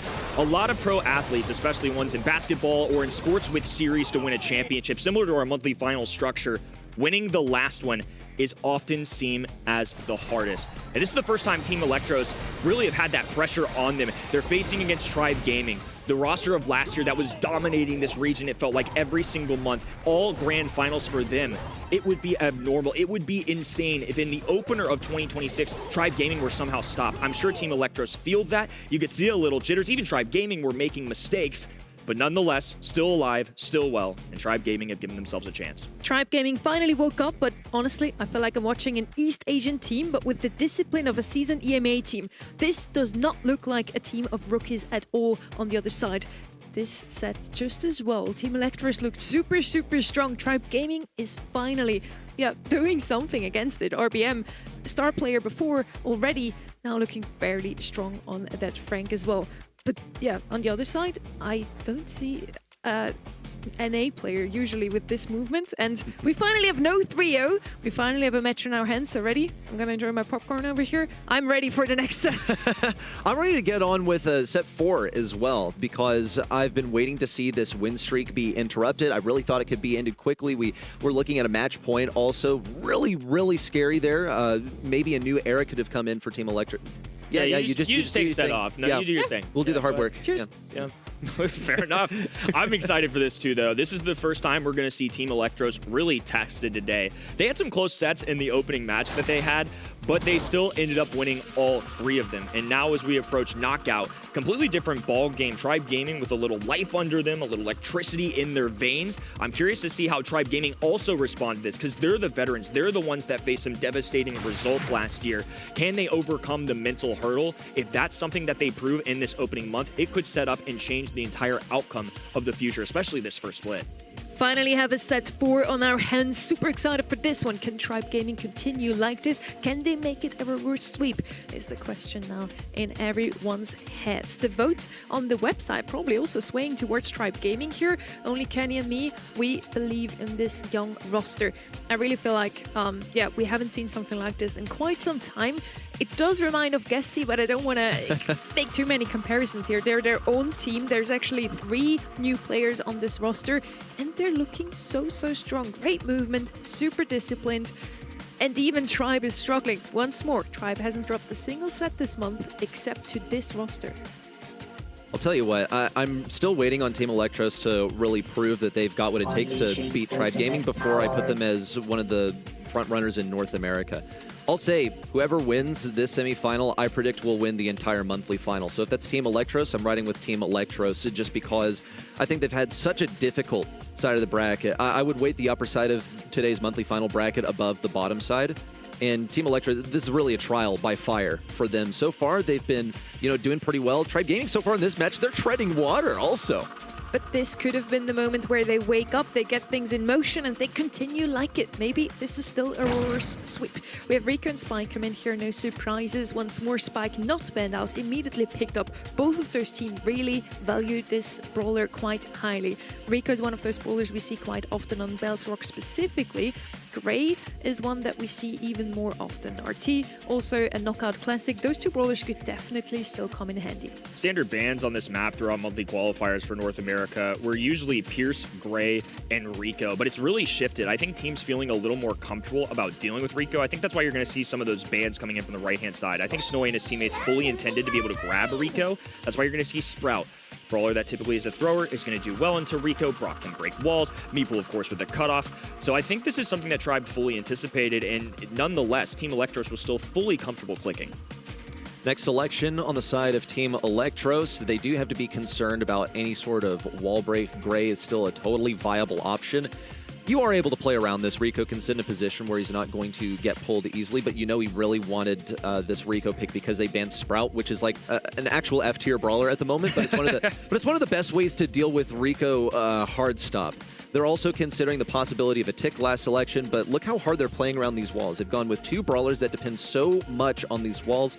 Both Ollie and Rico need those walls to survive. So how do they enable the Ollie? Byron's a viable selection if they just want to keep someone on life support, get a solid lane out here. And there's Byron. Treat. Yeah, it just makes sense, basically. Keep that Ollie alive. Yeah, I didn't mind your thrower idea either. Tick is open, is a strong brawler in a map like this one, but I do prefer that they pick something to back up that Ollie. Byron or also Gus would have been viable options here. Gus could now also be picked up from the other side. They already have a lot of damage with the RT and Spike, so they don't necessarily need a lot of DPS. Could also go with something aggressive themselves now. We still have some options open there too, with Mortis, one of the Buffy brawlers, not being banned out here. Check out my guns. It's going to be cold. Never mind. Wallbreaker. Okay. Yeah, Wallbreaker. I think this is kind of what it comes down to for them. Now they can expose Ollie a little bit. Rico has less lanes.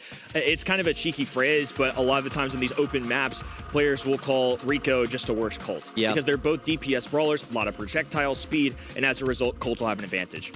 He should, yeah, has those buffies at his disposal. If he decides he's going to use Silver Bullet, you know, he can steal some ammo, keep marching forward, or rather the reload gadget, I should correct myself. So Colt can be this unstoppable force forward if he is permitted to do so, but he's going to have to earn that wall break. Could this be a reverse sweep in progress? Tribe Gaming have gotten one set on the board. Team Electros look like they might sweep through these typical first-place players in North America. Lemon early on going to struggle. Has to rely on the indestructibles on the right-hand side. Luffy with wide open space. RBM handling Byron. Now a needle grenade. And a little extra with that super going down. Fertilize. Going to be the star power of choice for Diego Gamer. Makes sense when you see a tank on the other side.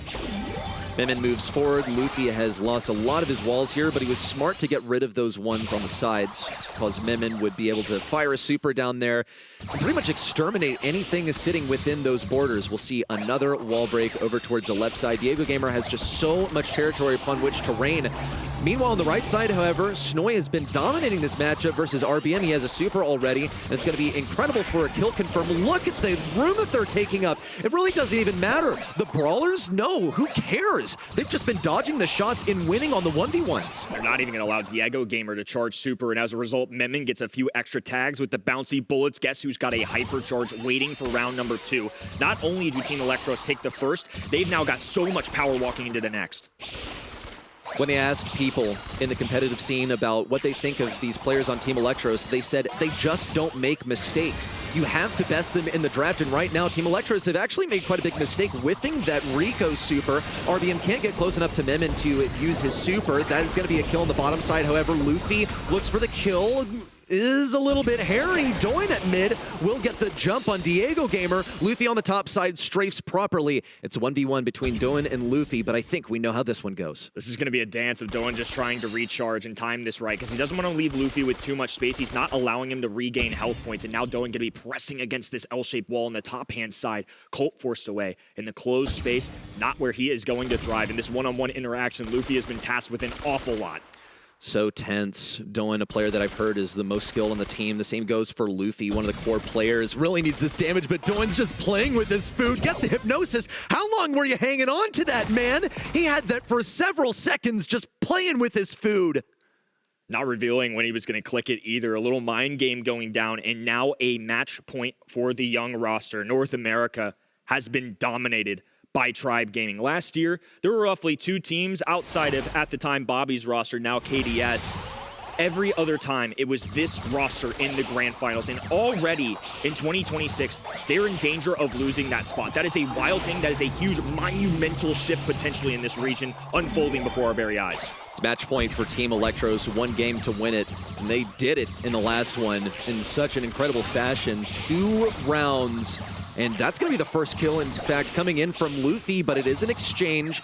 It's 2v2 now. With the walls broken down, Luffy can still assert his dominance, but it's quite difficult. He's basically in a Colt 1v1. He has more DPS. He's able to break down the walls, but he obviously doesn't feel too confident since he's not approaching Mimmin too quickly. Snowy running the piercing star power as well, so it will go through that life plant. That's a large choice for why they're laning Byron on that right-hand side, despite maybe a slightly tougher one for Memon. Again, it's just a much more difficult version of Colt. Instead, though, he's getting empowered. Snowy landing a shot as well. Luffy, a goner for this world as Memon charges himself up with some heals as well. It's the go time. Snowy can hold on. Diego Gamer doing his best, but in this 2v1 interaction, just won't happen. TE, 1 away from taking the match.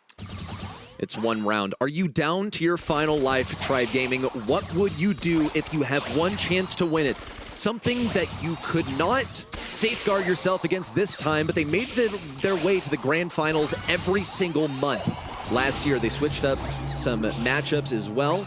RBN going heavy on this left side, but they're fighting mostly 1v1s, and I think that's where things really fall apart for Tribe Gaming, is they're not playing as a team. Walls go down, but the 6-shooter won't connect with a single member of TE. It's Snowy moving to win up this map as Memon gets charged up, a hypercharge going down. No contact there, but Tribe Gaming forced down to the shallow side of their spawn. It's going to be shots still incoming as they rotate on the left-hand side. Diego Gamer using the life plant. Snowy from the distance, trying to rely on these shots, and now a hypercharge for Diego Gamer. He knows they have to make something happen here. All of a sudden, floor has been spaced out for TE. Doan quick with the super, getting all the heals in the world. It's Diego Gamer the first to fall. 3 versus 2. It's a death sentence for Tribe Gaming. How do they get their way out of this one? The inaugural damage comes in from Snowy with super down. Luffy forced against the wall. Arbian, the last one remaining, and reality starting to set in. The pins up to the air, the spins, and that is the new reality of North America. Team Electros and the grand finals. Rookies making a splash. Temperatures increased in North America. NA's new hotness, turns out, is a cut above the rest. The future is now in 2026. You're seeing it around the world. And these rookie sensations, Snowy, been around for a little bit, played in some qualifiers even, but waited, was patient, wanted to get the right teammates in place. And now it seems like he's got a trio worth taking the top of North America. Is this the future of North America? We said the same last year about Tribe Gaming, where they repeatedly made it to the grand finals, took #1 4 out of the 6 months, and now we have seen them bested in just the first competition of the year, and seem to be even stronger now that they had Diego Gamer, strictly stronger now that they were aligned on objectives and training regimens. Tribe Gaming looked phenomenal today. In the quarterfinals, a 3-0 sweep in the qualifiers as well. But nobody can beat Team Electros today. I go with you already. You said before, whoever wins this semi-final is probably gonna win it all. And as I mentioned, I had Team Electros in my website predictions already put down at the grand final winners of today. So far, so good for my chances to get that icon, that profile picture. But yeah, once again, in this set, once more, Luffy had a great showing, but overall, Tribe just could not even survive. I think that's what they call aura farming these days, by the way. That Ollie just waiting out with his super. I'm not going to even pretend like I mean, I know what it is, but I'm not going to act like I have any potential to ever do that myself. TE have passed the eye test for me. Now they have the results to back it up. I've been unwavering. TE were my preseason pick to be #1 in this region, and I also had them winning here today. They've already shown up. They are popping off, even against a team like Tribe Gaming, showing their full potential. Now, obviously, it's a long year. They still have to take care of business in the grand finals. The other teams, very experienced as well. If they go 3 for 3 on the opening month, NA has to be on watch. Incredibly dangerous. And Reddy, I asked you at the beginning of the show today, you gave us a lot of reasons just why NA is the most competitive region. And you said it's going to be super close today. We're going to have so many nice matches. Okay.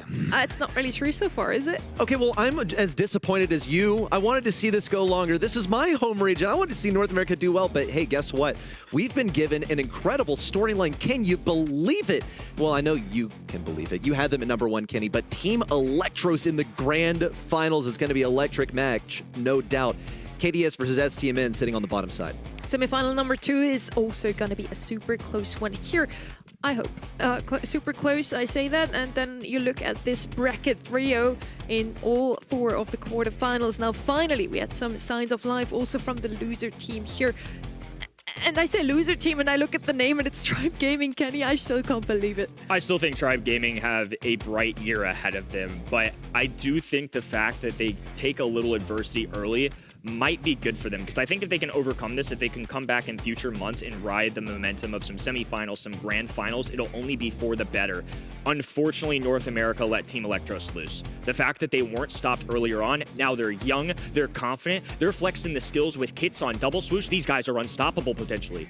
And we get Pedro back. Pedro, now in our next match, we have KDS playing again versus Stamina. 2 teams that have 3 experienced players, so for once we can't really create a rookie story out of that, but it's a super hard to predict because we had 3 O's in the quarterfinals from both of those teams. Who do you think is going to win? I'm gonna go Boach this time for Stamina. I think they are playing really good. They prove that they are. I want to say this. I don't want to say the Stamina Force because that's saying a lot, right? But on the other hand, we have Bobby and Sunstein, really experienced. I think it's gonna come everything about the draft this time. The draft is gonna be super important in this one, as it is at the moment. We have 100 and almost 1 brawler in the game very soon. And yeah, the draft is gonna be even more exciting in the coming months. It's gonna be an awesome year. Someone is feeling themselves, I feel. Let's check out what Bobby has posted just a couple of minutes ago. Wow. Is that 2020? That's actually insane. I mean, I think it's a running mantra that we have in the community, but round 1 being his best start since 2020, especially with the history, I mean, getting runners up at the World Finals, the fact that this is true, obviously he would know better than anybody. That's insane to me. But that proved that missing 1 month is not that important, right? When you're experienced, you know that you can always come back. And after 2020, you have done so many good years, right? So that actually means, I want to believe that doesn't mean too much, right? So yeah, I mean, actually, yeah, it's true. When with hard work and everything, you can always come back a season. But yeah. Yeah, as I mentioned before, I think they broke the curse finally. Bobby's team popping off at the beginning of the season. We love to see that. Let's see if they can actually move into the grand finals. Pedro, now that you're back on the desk here with us, we want to have a look at the draft from those 2 teams as well. If you would have to prepare for those 2 teams in your semifinals, what would you take away from these drafts? I mean, you can see that they don't play so much aggro, right? In NA, you always have something 1 time, 2 times even we have seen sometimes. And the only aggro in the whole series have been that Kaze. You have that more reverse picks like RT, Jin, Brock, Lola, 8-bit. So you could try to go aggro on them. They expect them to do like that, but if your team is aggro, you need to go extra aggro on them. And how does Stamina compare to that?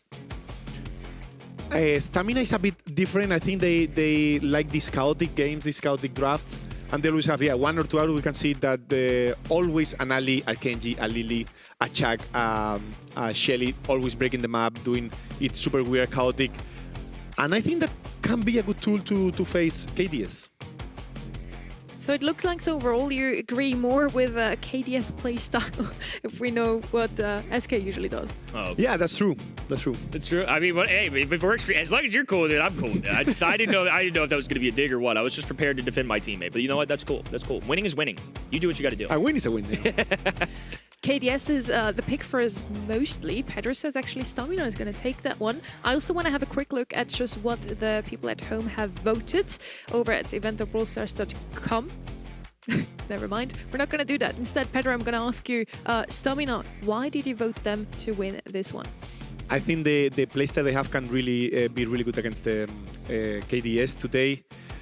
If they find the draft that they can play their playstyle, it's going to be really good. But I'm sure that KDS is not going to do it easy, right? They're going to ban these chaotic brawlers, I expect. So I think it's all going to come on the draft, whoever get his playstyle on the game. Now, please, please, please give us another 3-0 game, please, so we can enjoy some more Brawl Stars today. We're going to head into our semifinal number 2. Let's hope it's not a 3-0.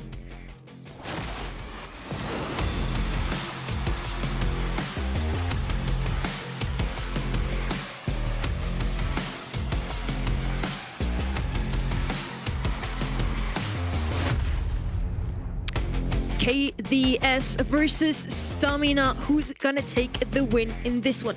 Both of them with very experienced players. Both of them played at the World Finals last year already. Colt is gonna be the first pick here. Stamina, as you said, Pedro likes to go with those aggressive brawlers.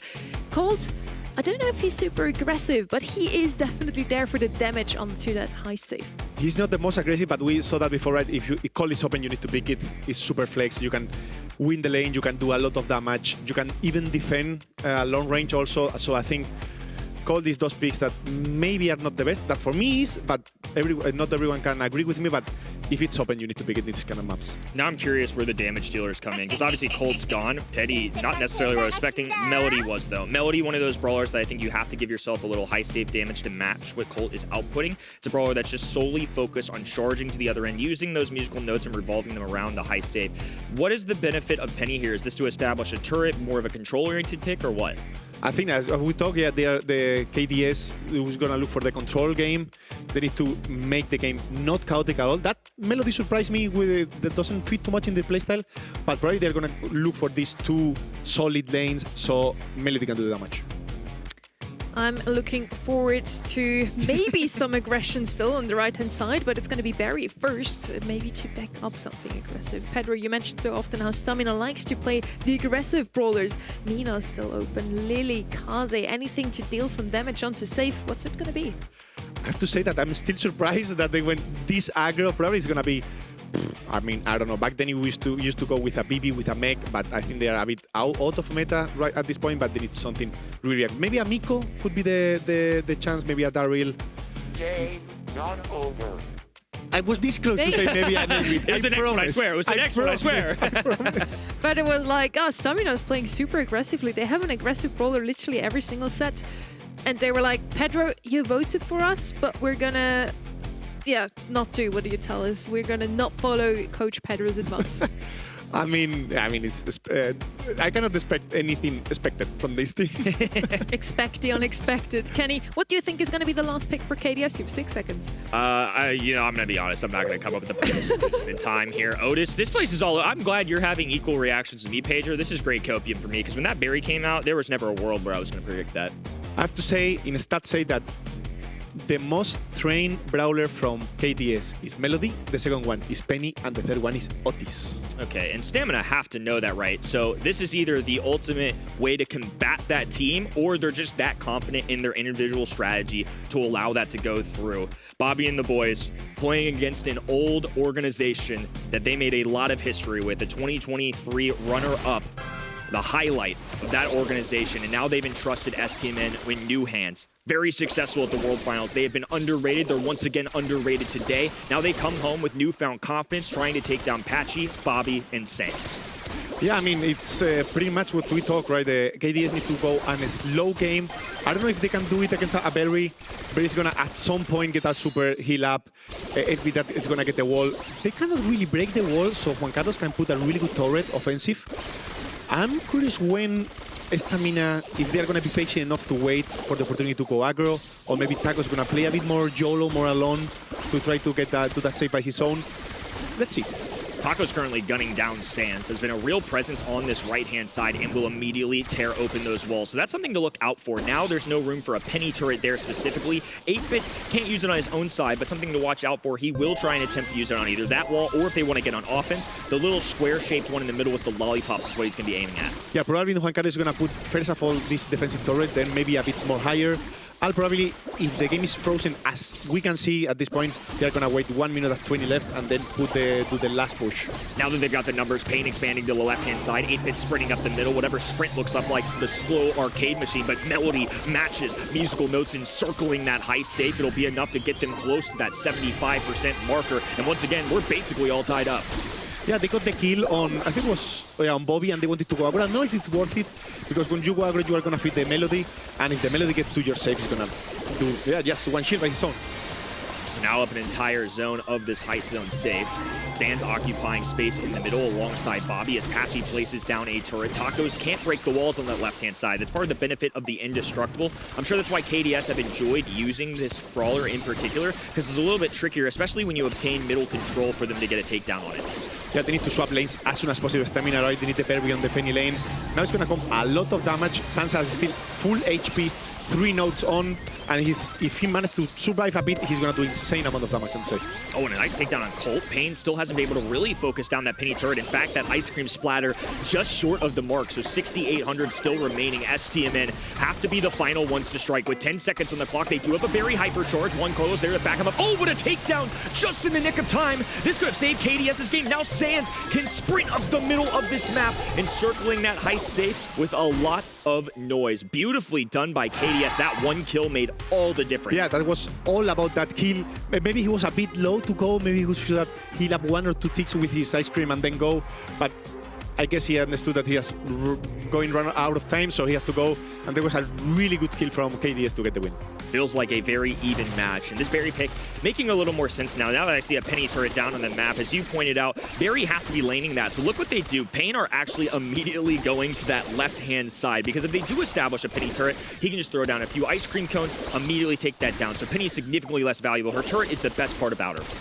Yeah, I think they need to chill a bit more. Stamina and KDS. KDS too, actually. If they come, Sans will feed, and they don't. I think Patchy will, maybe they trust that Patchy will do some damage on the safe with the turret. But I think it's easier for Stamina to wait a bit. A little patience, but now that they've got a lot of damage, KDS being stuffed in spawn. Juan Carlos, so a little over-aggressive, so now the numbers sway towards KDS. Penny turret on the ground, but as we're seeing here, Barry, just a couple shots. We'll get a little bit of incendiary damage from the Penny turret. Now a Salty Barrel going down for a little extra protection. Sands trying to pop a shield of his own. We'll get a lot of value out of this interaction. So close, but not quite 75%. Yeah, I mean, I think Stamina is just not being patient at all. And Patchy is, especially Patchy is punishing a lot that aggression, right? Not only that he's making out of space, but he's kind of doing some damage on the safe, getting some kills, and it's looking really good for the KDS at this point. But now Pain just sprinting down this left-hand lane. Patchy forced to back away with low health points, and Bobby receiving a lot of heavy fire. Otis is a defensive brawler, can be a flexible lane, but into something like an 8-bit in a Colt just won't match. Yeah, I mean, Sans just need to wait for the opportunity to jump in. Pain is doing a lot of damage on the safe, making a lot of time. I don't know if they're going to be able to take him out. Sans wait all the super on Pain. He got a new one. He's going to go later. But 1 shield and a few percentage of difference. That few percentage is going to be really important. Now Stamina just is setting up the defending, and they just need to try to hold for 35 seconds. KDS trying to erase this large lead coming out of STMN, and now it is equally matched. Sands getting whatever extra bonus points he can. Bobby there for backup. Fat splatter hits the ground. One Carlos. Oh, double tapped there. Patchy gets a hypercharge on the ground, and Pain has to multitask. He either choose this heist turret, or he has to go for the enemy brawlers. He's prioritizing turret, but that allows KDS to take the middle. Thankfully for them, STMN have grabbed some kills. Red roster has to pour on this heist safe. Otherwise, it's going to be a KDS round, 24%, so KDS have expanded. Watch out for a super coming out of Sands. It is just enough to take down to the other end. Once again, KDS with some beautiful heist map and a lot of math going down there. Those little interactions really start to add up. Yeah, I think KDS Control played really good every stage of the game, right? When the game was controlled, they were freezing really good. When the game was chaotic, that Melody was doing the move. And yeah, I think Stamina didn't know where his job was on the game too much. They tried, their playstyle and didn't work. They tried over and over. I think they should have realized that feeding Sans was not the best. Even if you need to stay 2 minutes and 20 seconds not doing anything, and then you go the last 10, was going to be worth it. That, yeah, they couldn't. So Penny turret doing a really good job. Today, Patchy's really stood out to me for this team. I feel like he's hitting a lot of shots just in general. That was something I noticed in match number 1. And in this case, you talked about it in the beginning, but they got the 3 brawlers they've played the most. Especially in hindsight, do you really feel like STMN were just confident in their strategy, or do you think this was their solution to try and take down the KDS draft? I think they were just confident to do the playstyle also when in this meta, these 3 brawlers are not 3 that you can really target ban, so you can really waste your bans on them. So they just try to find a solution. Tried. Good keyword. And that's a topic we always like to bring back as well. Sometimes comfort picks are better than the meta picks. I mean, on the left-hand side, we don't have any buffy brawlers. We don't have any of those brawlers that have showed up a lot of times, maybe Otis, in the general meta. But for those guys, those are just the brawlers that they love to play. And I feel like, Kenny, that's something we've seen last year from KDS, or this roster playing for a different org last year as well. We see them pick those Jeans, Pipers, just brawlers that they are generally good at.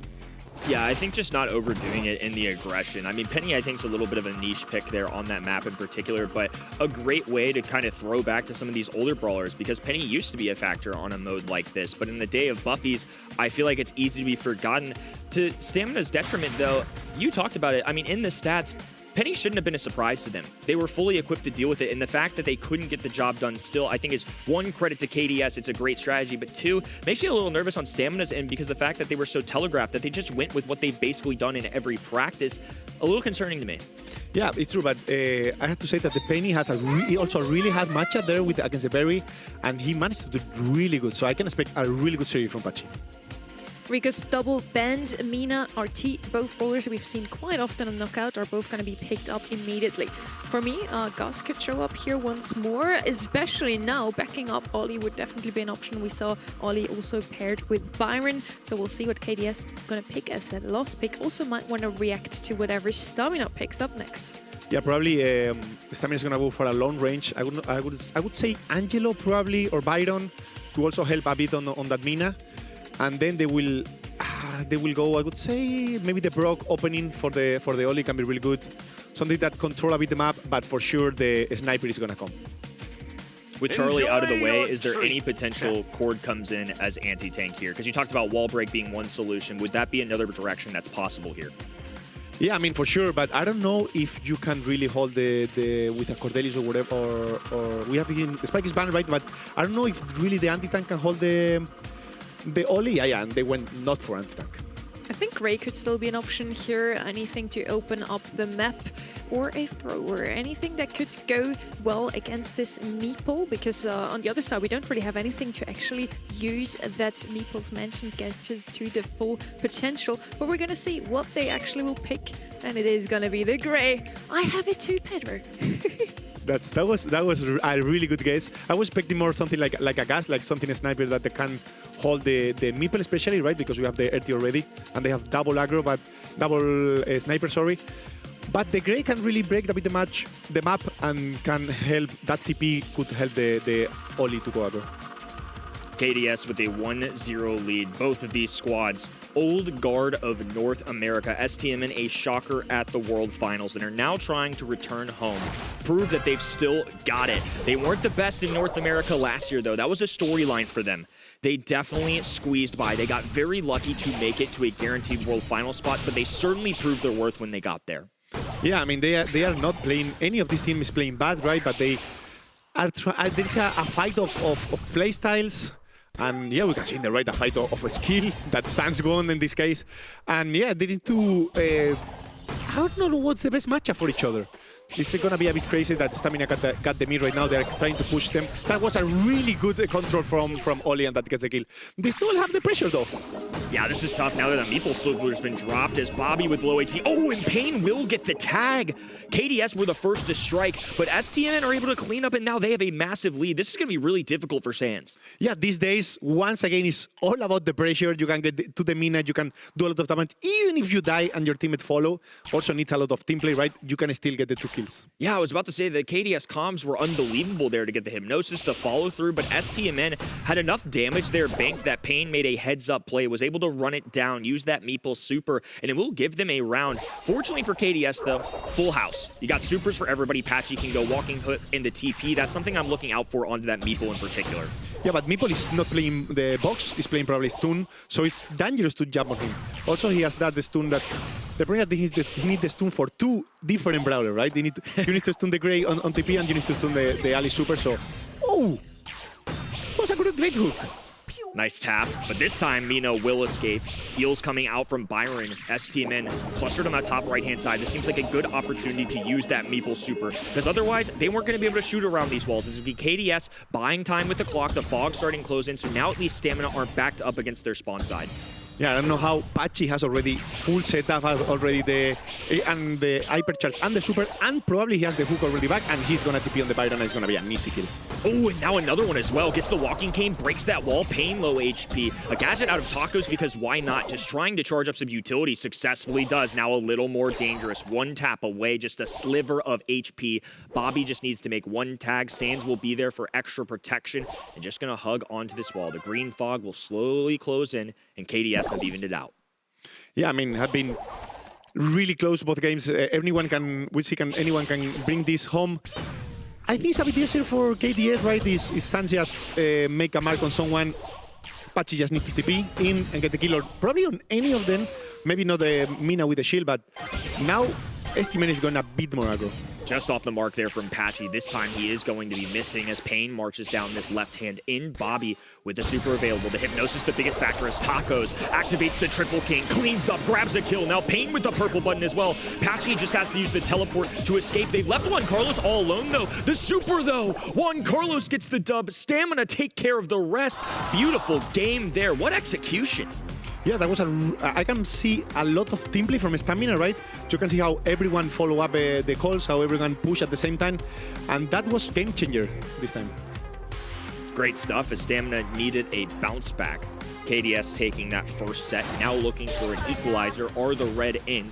We'll see how this plays out in the early game. It's been Meeple or Tacos clinging to this left-hand side wall. Now they're double engaging. Bobby and Patchy. Look at the cane going through. Pain getting the heals. Juan Carlos doing a great job of playing this hybrid role of support with the heals, but also tapping. Yeah, we can see that KDS has two really gadgets, right? The hook and the control from Bobby and Patchy are really strong, and once they use it or miss it, is when Stamina push them hard, right? So they need to be careful to don't miss. Yeah, if they hit, it's probably a kill. And yeah, I mean, it is what it is, the control, right? You control, you bring it to home, then you just need that teammate to help you a bit, and then it's an easy kill. A little extra salt to the wound. Pain burned a super, didn't grab a kill out of it, and KDS in the meantime have all the utility charged up. It's something that Stamina have done good up until this moment. They just haven't quite been able to play around both the walking cane plus gadget coming out of Ollie as well. This time it's going to be a KDS cleanup crew. Easy money there for them. One round in the bank. Yeah, 1 second, Patchy, start of second round. He has everything already. I don't know what is he doing to feed too much, but Mina should not be the one feeding because, I don't know, like, it's too much. He's just doing really good. He's all over the place, hitting everyone and getting fit, and it's really good for his team. Tacos has a Hurricane charged up, but Patchy going for a walking cane, just a little outside of stretching distances. Now Tacos expanding down this left-hand side. Pain gonna be the control brawler in the mid, and Juan Carlos there with a super, can dump heals at a moment's notice. Waiting for that purple button pop from Patchy. Sands spacing the floor alongside his teammates. They have to keep an eye on Bobby, though. I imagine a Hurricane's coming out here. That's exactly what happens. No heals available for him, though. Instead, it's Pain charging up. Patchy nose diving at Juan Carlos. Gets a trade. Sands with a tap as well. 1v1 interaction. Mina with a Hurricane, but Sands charging up. Who should be favored in this situation? If it came to really late, Sans maybe have the favor. He has also a TP close that's gonna give him a bit of shield. Also, the shield of Mina is not gonna defend anything from the super of Sans, right? Now a windmill going down, just out of caution. Now a kick into the air. Sands doing his best, but an immediate shutdown. That looked like a hypercharge, right? Yeah. Looked like they cashed in there just to ensure they got the round. Yeah, he didn't want to miss this opportunity, right? Especially if he lose the round, they lose this game, and he wanted to secure it for sure. Yeah. Sands all alone on this right-hand side. Bobby staying closer to his teammates here. up and down, waiting for any opportunity to strike. Stamina have done a good job of not isolating themselves. They don't want to be alone because otherwise it's a walking cane or hypnotize combo. This time, though, it's Pain caught lacking. Once again, though, Juan Carlos immediately responds with the heals. Pain has a complete chance of staying alive in that moment. Now Pachi have super, Sans have hypercharge. It's really easy for KDS to get a kill. He just need to get the mark, Pachi close enough to TP, and it's a kill, right? Oh, but this hypercharge is so frustrating to deal with. It ultimately is a trade, though. Hypercharge for Bobby as well. He's going to get no value out of it. And on top of that, he's pre-popped the gadget. In the meantime, Stamina also exhausts one of their valuable resources. They can no longer walk through walls. Patchy, the mechanics persevering. The rage quit goes down. Oh, it's a trade! Bobby burned. Patchy will ultimately fall. STMN with a nasty steal. Yeah, that was a really good cover by Tacos, right? He saw his teammate on danger, and he wasted everything literally to defend him. He got the kill, and Gray just gave up, and was a set for Stamina. Chaotic agents, to say the least there, and Stamina, of course, thriving in that. That was one thing you observed about how they play the game. It feels like we've got two very contrasting play styles, and it's really cool to watch unfold. And now that we've got finally what feels like an even match on our hands for the days, I'm really excited to see how this progresses. Yeah, I mean, we're tired of the 3-0, right? So, yeah, having this is always good for us, for the audience, and yeah, what can we say? As we said before, we want to see as many sets as we can possibly see, and I feel like this one is even closer than what we just seen from Tribe Gaming versus Team Electros. So as you said rightfully, Kenny, we finally got a game on our hands. And what a game it was. Also in this set, we see some highlights once more. Bobby had some great plays here with the Ollie. Tacos really good on that Mina. The two aggressive brawlers stuck out the most to me. This match is finally warranted of the snack we've been looking for. Popcorn, of course, our choice on the desk. But on the other end, still some good stacks, and you can see it here. Really even. I mean, Bobby and Pain each with 1, 4 for Patchy. Really the only separator was those last couple rounds where Tacos just pushes them over the edge. In a game mode like this, I felt like it was really interesting to see that Meeple pick, because it's something in the East Asian influence that I kind of conditioned my brain to see, is sometimes they go in there with a Cordelius on some crazy pulls. We saw that last weekend. North America do not stray from the normal course of action, though. I actually think that Meeple Rage Quit, the gadget that stuns you, was a really good idea. Yeah, I mean, it's really good to see how these teams played really good together, right? You can see the synergy, you can see how everyone follow up. I could see that especially on Stamina, and I'm really impressed for Pachi skill. He's showing a really good level, individual, really good micro, and he's trying to hold that team on his back, I think, and I don't know if it's going to be enough. We're heading over to Pinhole Punt now, a map where it's all about mid control, so you want to have some brawlers with some decent area coverage. With Crow out of the way, I think Otis is the next best choice here. Might even be better, honestly. Otis is just super good into any tank, so definitely a solid third pick. Really covers the area and gives you that mid control. Pinhole Punt, yeah, is that map. If you have mid control, you basically already won. Yeah, I mean, probably we're going to see that spike from KDS, maybe in Amina, something that help you to get the mid, right? Also, the Otis on Stamina hand is already good, so they will need to find this Poco is banned, Crow is banned. So yeah, we see the Mina already, but we need still something that help to grant them to keep the mid, because Mina is really good at granting, just dash and they put the shield, but you need something to come next on your back to keep the control. Based on the bans that went down too, we're running out of the standard aggressive options, because Mortis and Kenji are certainly two of them. Mina would be the third. The other one I'm looking out for is the pesky Alligator. Not sure it's going to come in here necessarily for KDS, but especially with Otis out of the way, it does allow STMN a little more access to that. Still plenty of anti-tank options though, so I think this is going to be a lot of contrasting ideas from both sides. That's a very control-oriented composition if I've ever seen one, in contrast to something like a Mina that definitely wants to be up in your face. Meg is something we only ever see on Pinhole Punt at the moment, I feel. Very good also at keeping that area control, and as you said, Pedro, Mina can get you the area, but Meg can actually hold onto it. Maybe they're going to follow up with something to support her even more. The longer Meg can actually stay in her mecha, the better. So following up with something like a Baron and Gus would help her a ton. Now on the right-hand side, we already have the Otis. Pierce still left open here, Shelly, but of course something completely different. Mo, also a brawler we've seen quite often on Brawl Ball today, because he's again one of those flex brawlers. Yeah, it's really flex, and also it's already a goal condition. It's really important in this meta that there is a lot of hyper out of abilities that it's kind of easy to defend the goal. you need to have those tools to get the kills, get the pressure to make those goals for possible. Part of composition building in Brawl Ball especially, you need those goal scorers, and I think having Mo as a little flex option there is nice. Buster, one that I definitely didn't expect. Any intuition here, any gut reaction to that? I mean, I'm loving it because, yeah, we can see completely different approach to the same map. We see this stamina full aggro, and we are going to see so really good synergy, right? Once Mo has the super, Buster is going to come behind. If Otis is able to mute someone long range, Mo is going to jump. And in the other side, we have KDS, full traditional. We have this Meg and Spike. Min, obviously, is a new brawler, but this is still that kind of playstyle where make just space for others just to hold them up. And once again, that's something we see so often from this roster. They stick with the good old proven brawlers, Spike and Meg here. And then maybe in the past it was Immortus. He's banned out though, so now they're going to go with Mina, another one of those brawlers that can go in aggressively, easily, and can get out of danger. So even though they don't have any heals in their comp, it's actually well-rounded. Yeah, I mean, sure.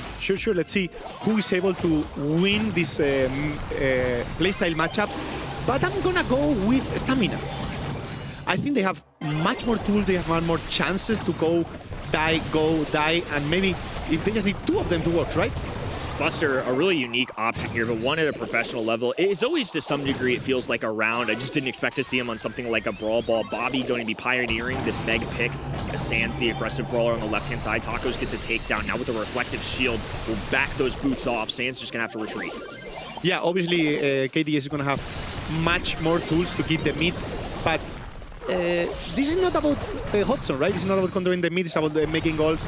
Stamina is going to defend really good, so they just need one chance to go aggro to get the goal and then suffer the rest of the game. They sent Tacos straight at Sans. It was a great decision. It's now Payne can toss this ball over, and he's going to follow it as well. Grabs it, but dishes it out immediately. A little bit of fumbling there as now Sans is able to grab it completely. They moved it over to the left-hand side. And instead of Stamina with mid-control and the ball in their possession, it's just immediately gone to the blue side. Yeah, I mean, Stamina is going to lose the control at some point. They are holding it for so long, actually, but at some point they will lose it, and they are going to suffer the whole game. Stamina is a suffer composition until they have the moment to go on. Ooh, Patchy maybe overdoing it a tad. Just wanted to ensure that that goal went in, but it looked like a hypercharged super going out. So that's a lot of utility wasted. Yeah, I mean, this is a moment where you don't want to be, right? KD, oh, Sandy went for the goal. I think he could have even shoot and dash and went for the goal that he wanted to. Again, passive draft, passive comp. You don't want to get risk. And it's a really good decision, I think. Yeah, it was a borderline call. I think 800 HP would have been one tap to any of those brawlers. The pull going on to Patchy, he barely stays alive. This is big for KDS. We're going to dash forward. Payne has to exhaust his super just to stay up. One Carlos playing goalkeeper will dump this ball off to Tacos, and now a cutoff on that left-hand side. Somehow, Otis staying alive. Payne dishing out damage on the bottom right-hand, and Stamina have climbed their way out of spawn. Yeah, Payne is making a lot of time there. I know it's going to be enough. But Bobby with the hypercharge, he lose the mecha, but Taco is alone. Taco will either to retreat or either die. Once again, a team wiping. KDS with ball in hand will just pocket it. Patchy going to ensure that not a single member of that red roster touch it. He's taking a full victory lap down to the bottom left-hand side while the other two deal with the middle brawlers. Payne without a super can't stretch the map. KDS, once they had that 1-0 lead, it was all about the kills. They just never really wanted to give Stamina a chance at marching to the net. Yeah, I mean, KDS know what he needed to do. They got lucky, not lucky, but they did really good to scoring that early goal that maybe was not expected. And once you can score the goal with this comp, you need to hold. So I think Stamina need to try to cap at least the control of the ball. Sometimes if you can suffer, but if the ball is on your corner or wherever, you can do that time to find your chance and your opportunity. And if KDS have the control of the mid, at the start he had the control of the ball, no? So it's really hard for Stamina to do this. Last time it was an even fight off the early game, even borderline STMN. Right now it is all KDS. 2v2 situation as Tacos will be forced to use a super. Bobby pops out of the mech. Who can get to the ball first? It is Bobby. He clings onto it and is able to waltz on in. So an early lead, this time in less than 30 seconds for the blue side. Yeah, they are doing that. It looks really easy. Buster is suffering so much in this game. I didn't expect him to suffer so much against this team. But, I mean, what can I say? There's a lot of HP, a lot of damage, a lot of aggression, and that's the goal, and that's the set for KDS. And we have the 2-1 on the game already. Well, I'm slowing down on my popcorn eating. This is a tough situation. It was looking so good here. We were finally getting a treat of a match, but KDS making quick work of STMN. This is really starting to play out the overall, the large eagle's eye view of these teams. It feels like STMN have some unique drafts. They're not afraid to get strappy with it. But KDS playing the much older style Brawl Stars, that SK Gaming Brawl Ball that you kind of pioneered back in the day, right? I think that's something that casual players and pro players won't necessarily be aligned on. You won't see it with your bad randoms at home. KDS, once they got a lead, they're not trying to force the ball in the net. They are ensuring that STMN never get a chance at it. And once they had a lead, they never let go. Unfortunately for STMN in that game number 2, it was just so dominant from KDS, they were able to shut it down in about 45 seconds. If KDS wins this one, I'm getting super excited just because we're gonna have one team picking some of those good old conventional brawlers versus Team Electros, that new team, fresh ideas, and completely different draft. That's such an exciting grand finals. Still, Stamina, if you win, it's gonna be super nice as well. Yeah, I have to say that KDS is playing this old playstyle, but they are being able to manage with against the new ones, right? Against the aggro, against the surprises, and they are playing it really good. I'm loving this, yeah. I can't believe you stole my popcorn, Kenny. Look, you handed me the popcorn, and if I am told to eat on the casting desk, you rest assured, folks at home, I will deliver. I am a solid caster. Say what you want about the man, I can eat. You want some too, Pedro? No, I'm please, fine. share it. I'm sad. Class. Stamina is Everybody all around. losing. I don't like this. Okay. Ooh, your predictions. Oh no. We're heading over to Double Swoosh now, another map where we could see some good old classics, Pedro. And we know Sandymid is one of those brawlers that we love to see. Might be able to see some Stu here. Gus, some of these brawlers are just a mainstay. And Sandy comes out of the gate right away. Steve, I can do it too. Here, take some popcorn. Great call. Thank you. Great call. I deserve that now. I mean, Double Swoosh Sandy's a really good flex, really good pick in the early draft, right? Because it's really good for control, it's good for vision. You can play it as a mid, you can play it as a side. It's really safe pick at the start. And KDS playing safe, don't risking anything expected from them. So Sandy being picked up too, now one of the brawlers that's been a little bit more popular this second weekend in Tara, I think gets shut down. It's a little bit harder to run, but a lot of the times in Pro Brawl Stars, they're going to be using Tara to try and land a pull to steal gems. So as a result, STMN, maybe this was the intention all along, but when Mortis is available, it's hard to pass up on. They take Otis, who is typically anti-aggro or tank. The mute button would normally shut down Mortis. That's why you're seeing it in combination. Spiker actually double ban on this one, so KDS can not pick him up here. Otherwise, he would also be one of those good old classics. KDS so far following that topic we talked about. Sandy has always been a super good brawler on a map like this one. Terra as well, Ember maybe. Those are brawlers that we usually see come in on that right-hand side. And Terra is here. Yeah, I mean, we actually can predict their draft because this is the exact same draft we've seen for the last 3 years. Yeah, but actually, it's kind of easy, right? You need to an anti-tank. What anti-tank are open? Spike. What all the anti-tank are open, right? The Spike, Tara, and Shelly. You need Spike is banned, so 50-50. You go for the Tara.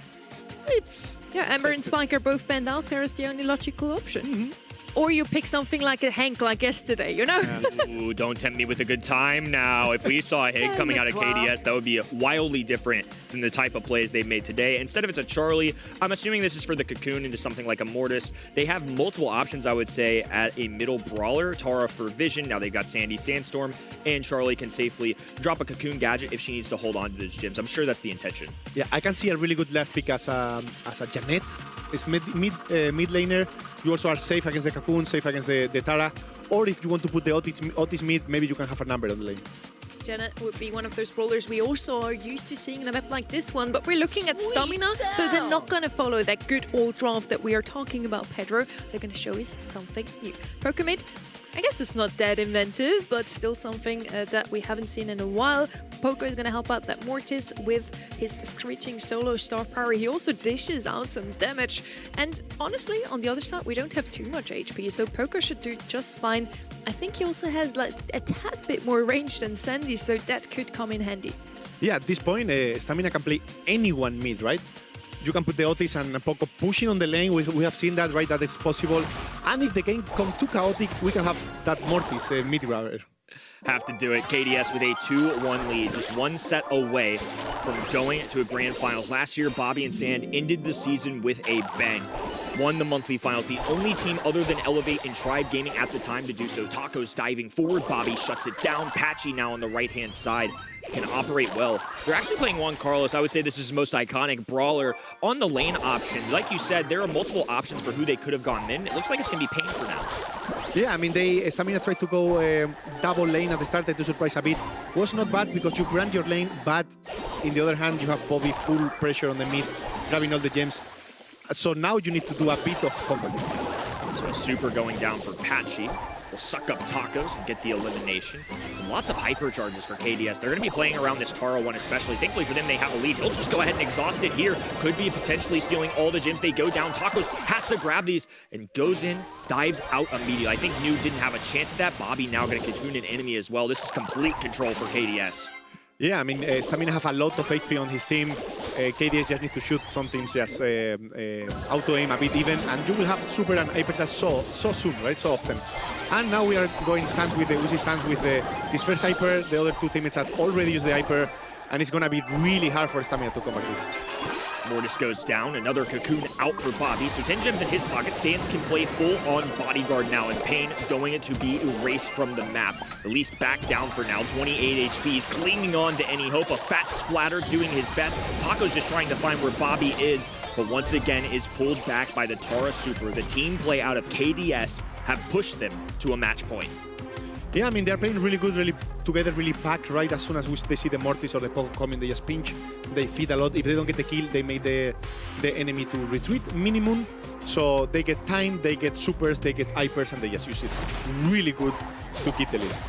Never really felt like STMN were in that one. KDS never wavering from having possession of those gems. This time it's Pain, the first one to strike. Bobby will match by grabbing the one on his spawn side. Tacos lurking right-hand side, trying to rely on this grasp. But the spawners are such a good tool to scout them out. And on top of that, Tara just naturally has so much vision with her regular shot. Yeah, Tara has really good matchups against the Mortis. I think they should swap as soon as possible. Maybe they could even put the Poco on the Tara. They can't even put the Mortis mid grabber.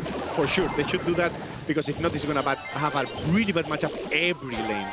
Sands now able to put to sleep and lulls goodbye to Tacos. Still a gym count for KDS, but more importantly, they have completely shifted up to this two-pronged indestructible. KDS are deep in enemy territories. STMN trying to expand. Now Sands dangerously close to dying. Juan Carlos there to strike. It looks like Patchy trying to cycle out those bats from Tacos does, and now is healing off the Tara Super. KDS just putting on a clinic here this set. Yeah, Juan Carlos now coming aggro on the left. They need to do something really different to make the difference here, so they can really get the game back, so they are not out, because remember that this match point for KDS. Feels like the first signs of cracks though. Patchy used a super to get Pain, couldn't steal those gems, and cost himself his life on the other end as well. Now Sands, to make up for this, has to drop a hypercharged Sandstorm just to make sure they can stay afloat. Juan Carlos popping a gadget, questionable decision to dive in, but at least it burns the clock a little bit more. It's allowed Mortis to respawn. Pain can comfortably sit on this right-hand side, but KDS know exactly where they are. Yeah, I mean, Tacos when aggro tried to make a bit of time. He gave gems to the team, right, making some pressure. But now Bobby have the hyper. Oh my God, Tacos did insane. He got Cocoon, and after the Cocoon, he didn't die. That was crazy, Kenny. That was overkill and a complete whiff at that as well. Tacos with a pop-off play. It's him and Pain, who KDS have to keep their eyes on. Up the middle of the map they go. Sands relying on the invisibility here. Walls protecting them. Now Creature of the Night will stay afloat, and it was beautiful. Amazing play. Tacos with one of the top 5 probably this month. Yeah, I'm asking myself now, was that a one-time thing, or they are able to repeat it again? Because on the paper, they don't seem like they can win this map too much. But yeah, if they do these kind of things, they are able to. It's amazing what good gameplay can do. Despite how a draft looks, despite how things go down on paper, that is not how Brawl Stars is played. Tacos, a little bit of magic, trying to keep STMN alive. But right now, all of a sudden, it's looking like a little juice in the veins. STMN have taken 3 gyms. KDS are nowhere to be found. They can't even enter the grass on their side. This is a completely different game, right? The Stamina decide to go much aggro, don't double stack, just Taco dance a bit, Pain can get some gems, and they get much better early game. Wow, just confidence surging through this team. I mean, KDS have not been able to move a muscle. They're going to be dropping a gadget just to get a little visibility. Pain immediately meets them with a fat splatter. Taco's right-hand side this time can't be a star playmaker, and KDS have to take advantage. They have a sandstorm down at Cocooned enemy brawler. Juan Carlos keeps himself alive, gets a frag on top of that as well. Forget being a support brawler, he's getting kills. Yeah, I think they just decided to go do a completely different strat, right? Maybe they were too afraid to feed, but they were feeding anyway. So it was, and probably they decided, okay, we are feeding, at least we're getting the kills back. Taco's a man to watch, does have the bats available, cycles, connects with multiple brawlers, now dives in. Oh, can't protect himself as well. Sands going for the purple button just to try and make a little bit of contact, but can't. Juan Carlos there to protect his teammate, even gets the elimination. And now Patchy has to be a playmaker. Hypercharge super available. He sees Pain within striking distance. Oh, and barely clasp onto a Pain. Does escape, tiptoeing his way to the back lines. There will be no heist today. Instead, it's STMN matching KDS. We're going to 5. Yeah, that was crazy. In the paper, they should not have win this game, but this was all about the skill diff, right?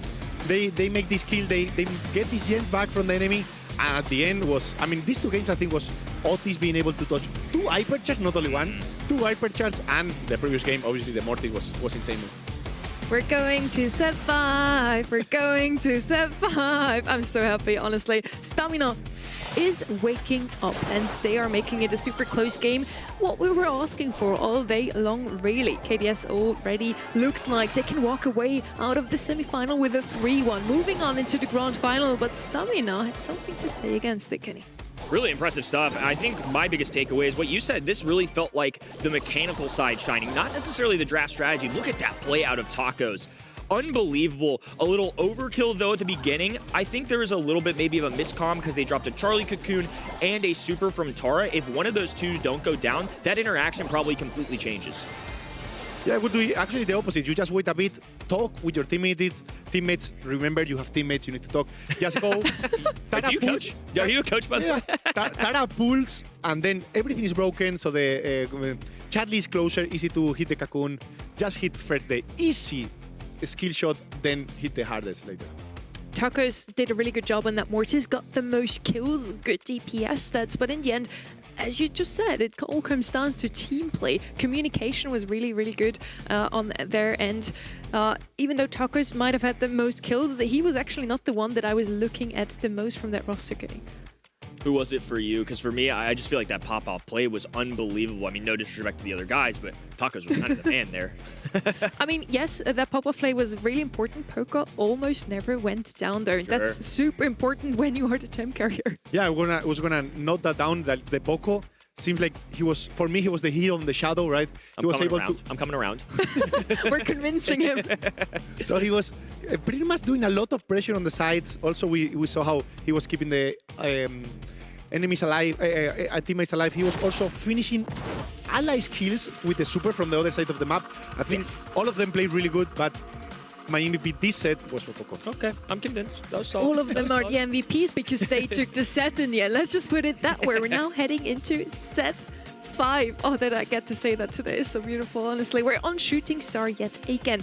And if we go by what KDS has shown us so far, they're going to pick up Tignani Piper here, right? I miss those days so much, Tignani Piper. And then just they try to mirror you and you go with Pam. That was insane. It was those two comps on every single monthly final. Yeah. I mean, I don't know, what can we say? We can expect, Pierce. You need a sniper. Pierce is kind of new. Piper. Yeah, you need to adapt a bit. Yeah. But even the bans, Bell, Byron, still like all bans, right? I mean, it's going to be interesting.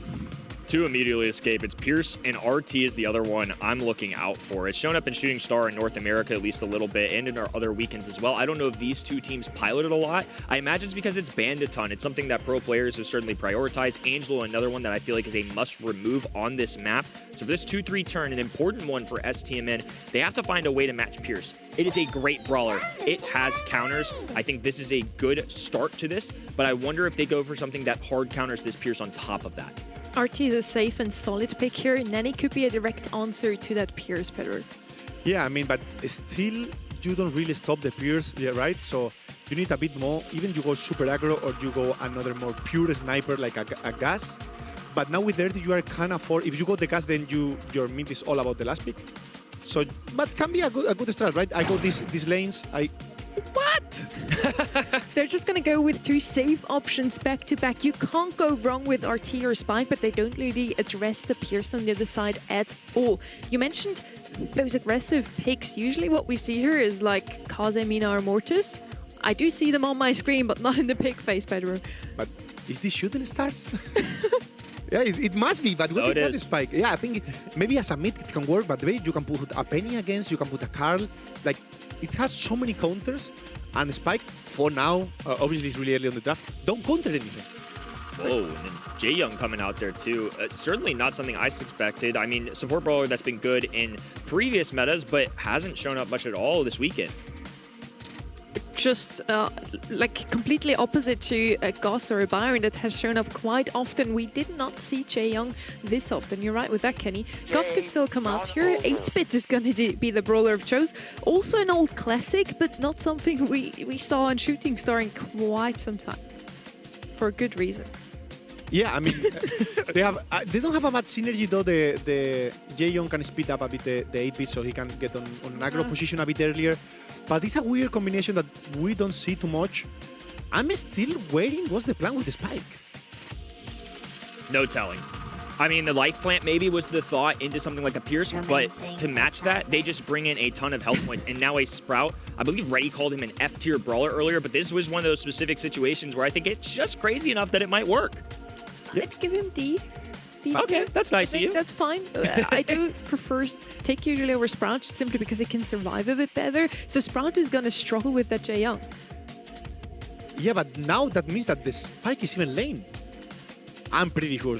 No, Sprout's surely going to still play mid. And Spike on the open against I think you can tell, dear viewers, that we are confused by this draft. So let's just head straight into the game and actually see what they're doing. If Pedro's confused, I'm allowed to be confused. So are you folks at home. The extra speed to go for Blue Star. So Jaeyoung already off to the races, making sure they grab that one. Carlos now establishing control in the mid. So KDS going for an immediate defensive approach. They're going to be back down. But the one thing we've seen from 8-bit, if he can get a turret on the ground, being on the defensive side doesn't phase him too much. Yeah, right. They got the blue, now they need to retreat because it's naturally, right, the team that have the not the lead is gonna be the one pushing. I don't know how hard can Spike push on a Prince. Finally, Spike, sorry. Finally in a set 5 for the day. People at home have been clamoring for it. I know Sunny is every weekend, and she needed one badly. STMN and KDS certainly providing some entertainment. And unique drafts alongside it as well. Juan Carlos rocking this Sprout, something I didn't expect to see. Out of all brawlers that you would utilize to go grab a Blue Star, Jaeyoung in this current meta certainly wasn't that for me either. Yeah, it's true that we can see that the Jaeyoung, okay, he got the kill, but he was suffering a bit because they didn't have a wall breaker to break the rights, so the Sprout can have a really good push. And Spike is coming to Mud areas, need to preach Spike, and this should be an easy kill for KDS. They do grab it, as Coach Pedro demanded. Now a little Sprout wall going up, castle being built, Bobby having to work alongside it, Patchy cycling in heals, a lot of supers going down, miss one of those shots, so it will be a takedown for STMN. The largest bounty they could possibly ask for. Patchy has the blue, he's a support brawler. He doesn't have the easiest way to defend himself against something like a Sprout. They need to find a way to work him towards that lane. Yeah, I mean, we see Patchy following the Sprout over and over everywhere.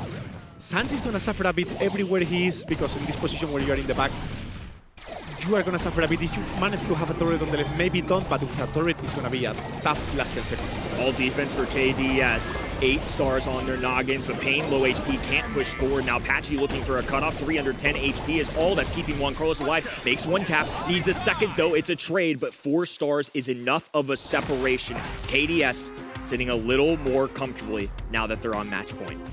Yeah, I mean, we are going to see the same game once again, right? They are going to get the blue, come and be back. Then it's all about how the Jaeyoung can hold the Sprout because the Sprout has a really good matchup The Legion with the speed can dodge a bit, get you, if you get range enough with the gadget, probably is gonna get the kill. You need to be careful, but Juan Carlos is the one that make the difference here for stamina. Once again, Patchy will hustle up the middle of the map, grab that blue star, and KDS right back on the defense, retreating early. Bobby in the long range, looking for the interaction with Spike. That life plant, great into single shot brawlers, but Pierce is going to shred through that quickly. Oh, and now Pain taking a lot of damage, slowed down. The super in comes as well. Bobby just making light work of that left-hand lane. Yeah, that the Spike is gonna suffer the whole game. Bobby now have the, if Spike get the wall that he's putting now, that now he got the wall, now he can put a bit more of pressure. But as soon as Patrick get one slow, it's gonna be another kill. I can see the disappointment on your face. You are definitely a coach at heart, but now STMN have a chance. Finally in positioning on this left-hand side. Bobby can't shoot around walls. They're trying to pin him on that side. Juan Carlos has a super available, trying to cut off all the enemies. Bobby will have to dash for the right-hand side. Little extra speed from Patchy. A nice juke as well. Super going down for Spike. A heal being out as well. How is Patchy surviving this? Oh, 50 HP. Surely Juan Carlos just goes for it. Finally falls. STMN with the first lead of the set. Yeah, they got the lead. Now they're gonna be the one coming back a bit. I don't, maybe the strat was about getting the lead and doing anything different. I don't know. Let's see. Maybe in the walls, in the top. Spike can do a really good job, but they are not even retreating too much, no? They don't want to be on the corner. They don't want KDS to have too much space, so they are for now holding the mid. Juan Carlos completely shuts Sands down on the right-hand side. His tacos will be waiting for him. Now Sands can slowly trickle his way up the middle of the map. Juan Carlos with 3 stars in the head. Certainly somebody that KDS have to grab. Yeah, I have a good news for stamina. Spike can still die once. Now twice! Plenty of cushion left. Red roster, sitting pretty. 4 stars ahead as Bobby has to find a way to maneuver around this hypercharge for tacos just for extra insurance.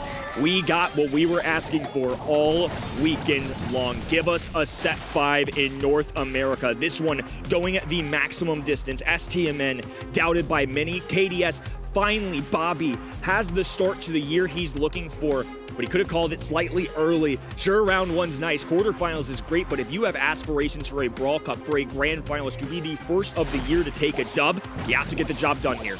Yeah, and it's not only about team play this time. I think you all need to pop off skill. Bobby needs to tap that Spike. Juan Carlos needs to touch and put the pressure once again really good. They all rely on the teammates, and I don't know if they're going to be able to get the kills again.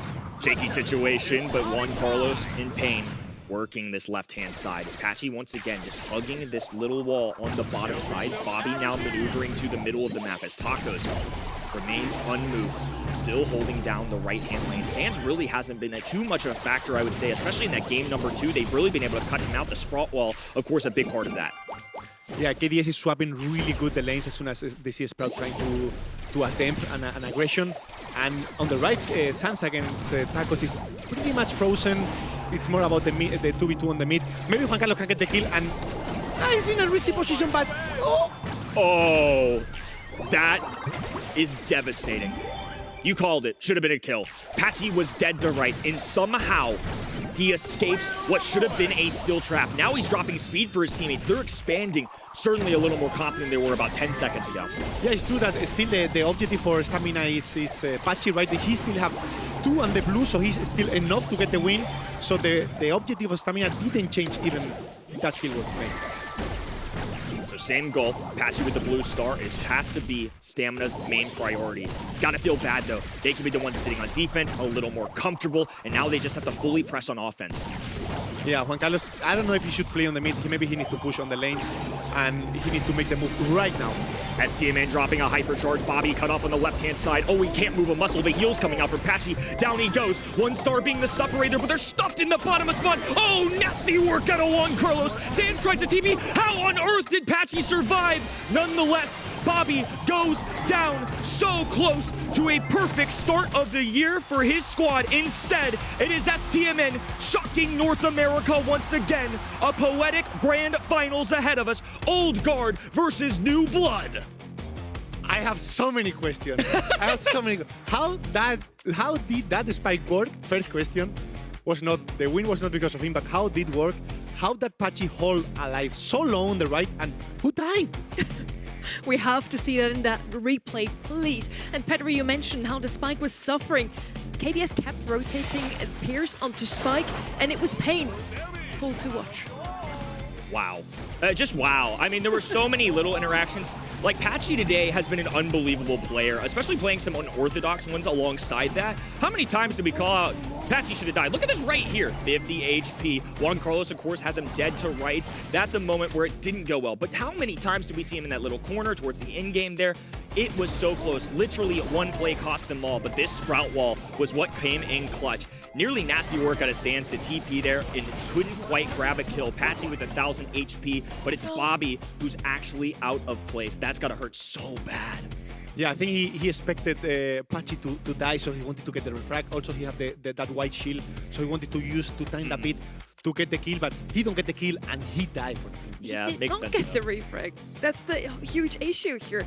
Oh my god. But yeah, Patchy, more often than not, survived. I already saw him dead, and he somehow had a super available at the right time. Also held on to it at times, waiting for the automatic healing to kick in, and then used it in the nick of time to still survive a good Sprout shot. All in all, Sprout, to me, felt like the most impressive brawler. Pain in the end on that spike did have actually the most kills. Yeah, we need to talk again about that pain, spike of pain. He did the most damage, he did the most kills. I don't know if he was insane or maybe it was a problem of the enemies, because at the level you should be able to dodge the curveball a bit. You should be able to tap the spike a bit. I need to watch that again. I think he has the most kills because those curveball shots actually hate some of those opponents in the end. We want to have a look at our predictions. And Pedro, I mean, it was close in the end. I wouldn't, put too much on your card there, but you actually were the only one correct with this one. Yeah, I expected them to have this weird playstyle that we saw, and that was gonna make the difference on this semifinal, and it did. Now we're at Grand Finals. You're picking STMN once again. I respect the boldness out of you. If you show us up on your first weekend in predictions, just kudos to you. You can have the popcorn bowl. I don't think I deserve this right now.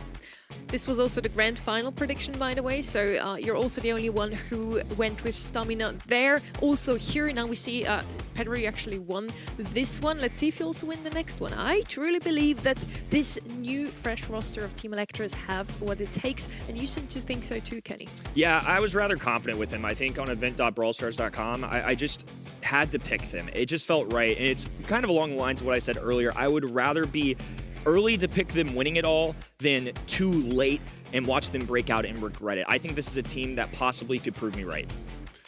Yeah, I think these predictions are going wild. I was the last one, the only one picking stamina for finals, and yeah, I think I trust. I respect it. Let's have one more look also at our bracket of NA. This is the season opener still. We're in February.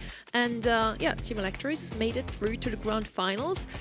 We predicted it to happen, but I'm sure that most people that just tuned in here fresh without any knowledge did not think that Team Electros would make it all the way. Same goes for Stamina, Pedro. Yeah, I mean, it's a surprise on the final. At least for me, in the games of Electros, these new kids came really strong.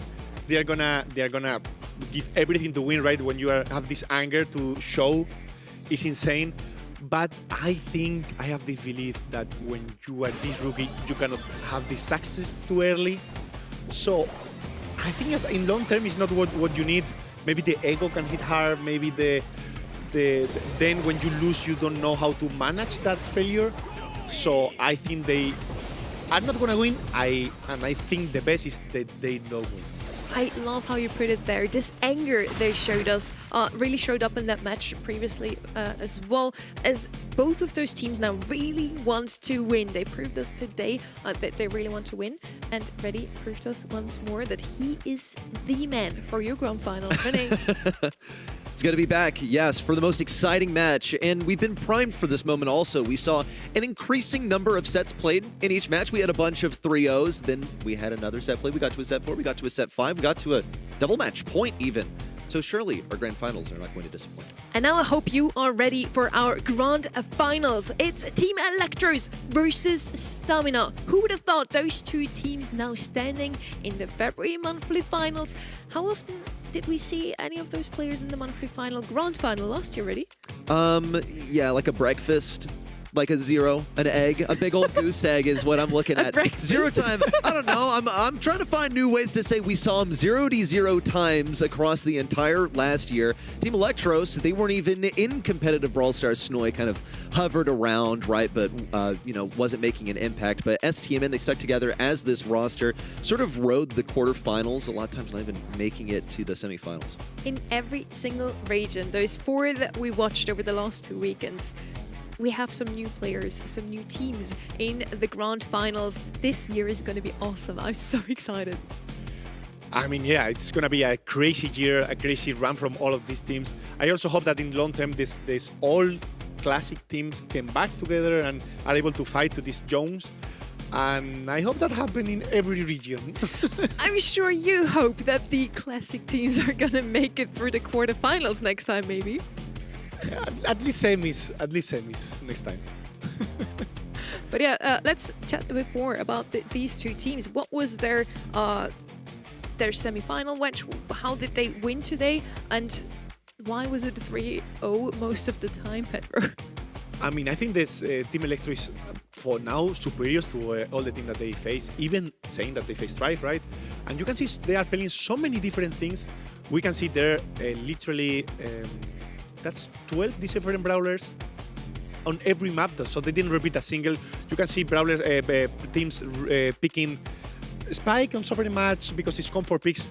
These guys don't have anything comfort. They just show up, go their play style, and it's really hard to expect something from them. For both of those teams, they ban out Immortus quite often. He is one of the strongest buffy brawlers in the game at the moment. And what you just mentioned for Team Electros is also true for Stamina. They like to show us different brawlers on pretty much every single map. Yeah, I think Stamina is a bit different because it's more about the synergy that these brawlers have in common. And in case of Electro, it's more skill, it's more Mina that show up alone, Oli that play alone a bit. And in the case of Stamina, you have this Berry, this 8-bit that give power to the allies. Pocos, right? It's more team play, and Electros is a bit more skill different. The folks at home have voted just as us. Let's have a look at what you guys at home said. Who's going to win this match? Is it Team Electros or Stamina? And it's almost 50-50. Most people actually siding with Pedro. Ready? Team Electros are the rookies still. Do you feel like that played a bit of a role in that public vote? I think so, right? They're not as familiar names, not as familiar faces in North America, but we've been familiarized with them by force. Today, we've seen some of our favorite teams fall to them already. And, it's been a bit disappointing. One of those that I was hoping would make it far today was Vatic, but once you see the bracket, you realize, okay, yeah, it just wasn't meant to be. They have to face Team Electros. They have to get through this new blood, these ridiculously skilled players that... I think really what impressed me was their final set versus Tribe Gaming, where they pretty much skill diffed every single lane. It's like you put it, Pedro. It wasn't necessarily the team play that carried them there. It was their individual skill on those lanes on Bell's Rock. But now we are facing them against STMN, who, Pedro, you lauded them for their ability to play as a team. And I think team play can make you greater than the sum of your parts. That, I think, does beat individual prowess in Brawl Stars. And Stamina have just come out of their semi-finals literally minutes ago. They definitely have the momentum on their side right now. Yeah, I wouldn't say how can you counter Team Electros. So I would just say to Stamina to trust on your play style, trust on your teammates and play as a team, and probably you have more chance to beat these insanely kids. Goodness, KDS, man, I really thought they would make it through here, but leave it to STMN to take them all the way to set 5 and still land that finishing blow. This was pretty impressive here on Gym Grab. This is where it started to get seriously hairy. KDS, they were so close to finishing it here, and now even some comfort brawlers coming out, like Sands on the Sandy as a signature, but that final move, the Sprout, that was incredible on a brawler that's really not that good right now. The Stamina roster from 2025 sticks together also this year, and they're known for their Cinderella run at World Finals 25. First beating out none other than Zeta Division. Many people had them down as the winners of the World Finals. In the end, it was another team from East Asia, but not Zeta Division. They got knocked out by Stamina as well as Papar Supermassive. Yeah, I mean, Stamina was this team that literally sneak into World Final, and they did an insane round no one expected. They are the the team of the crowd for sure. But they need to prove it again. They need to prove that there was not 2 days, good 2 lucky days. They are good enough. They know the team plan. They know the game plan, and they need to really show us that they are good enough. And we're bringing you some fresh new maps also for the finals, kicking things off on Open Business. Another map where, well, we could see some new ideas. Yesterday we already saw some Hank come out here. Poker, always a classic. But yeah, I also expect some aggression from both of those teams. Pedro, you were talking about it before, how Stamina usually likes to have at least one tank or assassin in their roster. Yeah, it's not only about the assassin or the aggro, it's also about the support that they come with it, right? We have seen this Berry, we have seen this Poco, so I'm pretty sure they're going to have something like an aggro, of course, but something to support for sure. Yeah, I think it's the team play that really matters here on Open Business. A lot of times you'll see the combos like harken back to the days where you saw Barry and Hank or Frank paired up all the time. We even saw yesterday a Gray comp utilized to get just constant HP onto the zone, get that capture, force people back. Though I think this is something that Team Electros should still be pretty experienced against. They run against cheese comps all day long. We've said it repeatedly, but I think it has to be mentioned again. They run Matcherinos constantly. That is these guys' experience. I don't think STMN is going to be able to run that past these guys. That is such a good point. Layer Cake and Death Cap Trap are actually 2 maps we're going to see for sure. Sneaky Fields and Out in the Open. I pray to the gods that we're going to have a close finals here, and maybe we're going to get to see those 2 maps as well. Now, Team Electros coming out of Matcherinos. Pretty sure Stamina is also running some of these ready. But yeah, it's going to give us some more of these cheese comps, definitely. Well, like anyone else who has faced Team Electros, what happens to any team that faces Team Electros in Matcherino? They lose, right? Team Electros, they get this done every single time. They have great intuition. Let me remind you about the format of Matcherinos. A lot of times it's going to be randomized maps, like you know what the game mode is going to be, but you don't really know what map to expect. So you can't really prepare for that that well. Now, if you are Team Electros, if you are STMN, did you really expect to make it to a grand finals, or are you just operating with intuition at this point? There have been plenty of teams that make it to a grand finals and they're like, full disclosure, we didn't have anything planned. So we're just flying by the seat of our pants right now. I don't want to do injustice to the teams here, but this would be a huge advantage to have that skill particularly. We also saw some of the best moments just now from Team Electros' match. They beat none other than Tribe Gaming in their semifinals, and it was closer than at quarterfinals, but still not quite close. I mean, that was a really good point from you. Also, I think that Team Electros expected to play really good, but probably they were a bit humble and didn't maybe expect it to get this far. So probably they didn't have to improvise a bit against Tribe, and they're gonna do the same now. I'm asking you out there right now, are you ready for the grand finals of our last monthly final of February? This is the North American monthly final, grand final, Team Electros versus Stamina.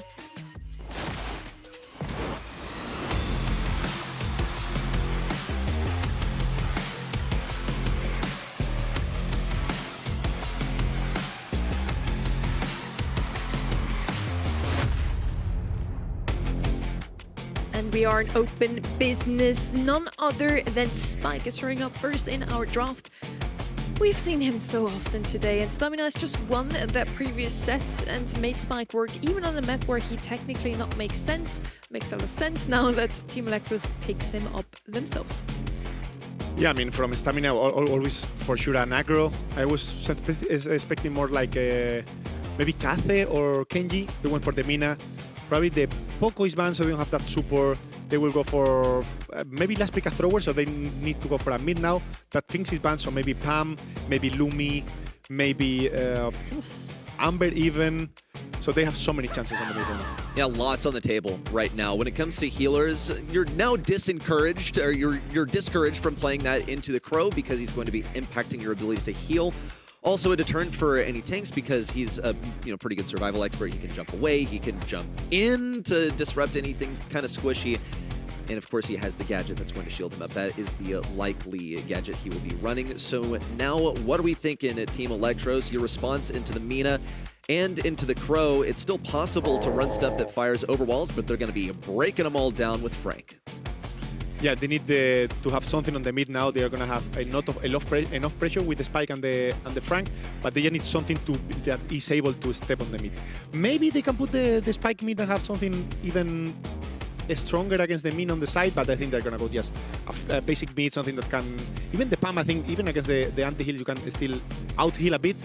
But once again, they have so many different possibilities, and they just need to choose whatever fit more on them. Yeah, I was thinking maybe something to back up the Frank. Ruffs can do that just fine. Also has some sandbags against those pesky toxins from Crow. I really like that Ruffs pick at last pick. We don't really have any heals on the left-hand side, so let's see if the Frank can actually do what he does best, namely being a sponge and just really suck in all of that damage. Kenji and Frank were actually the two brawlers I was waiting for from the Team Electros side as they picked up Frank. And now Kenji is coming out of the other side. I did not expect that, simply because they already have the Mina. They have such a hyper-aggressive comp here, and also nothing on their side to really heal them up and back them.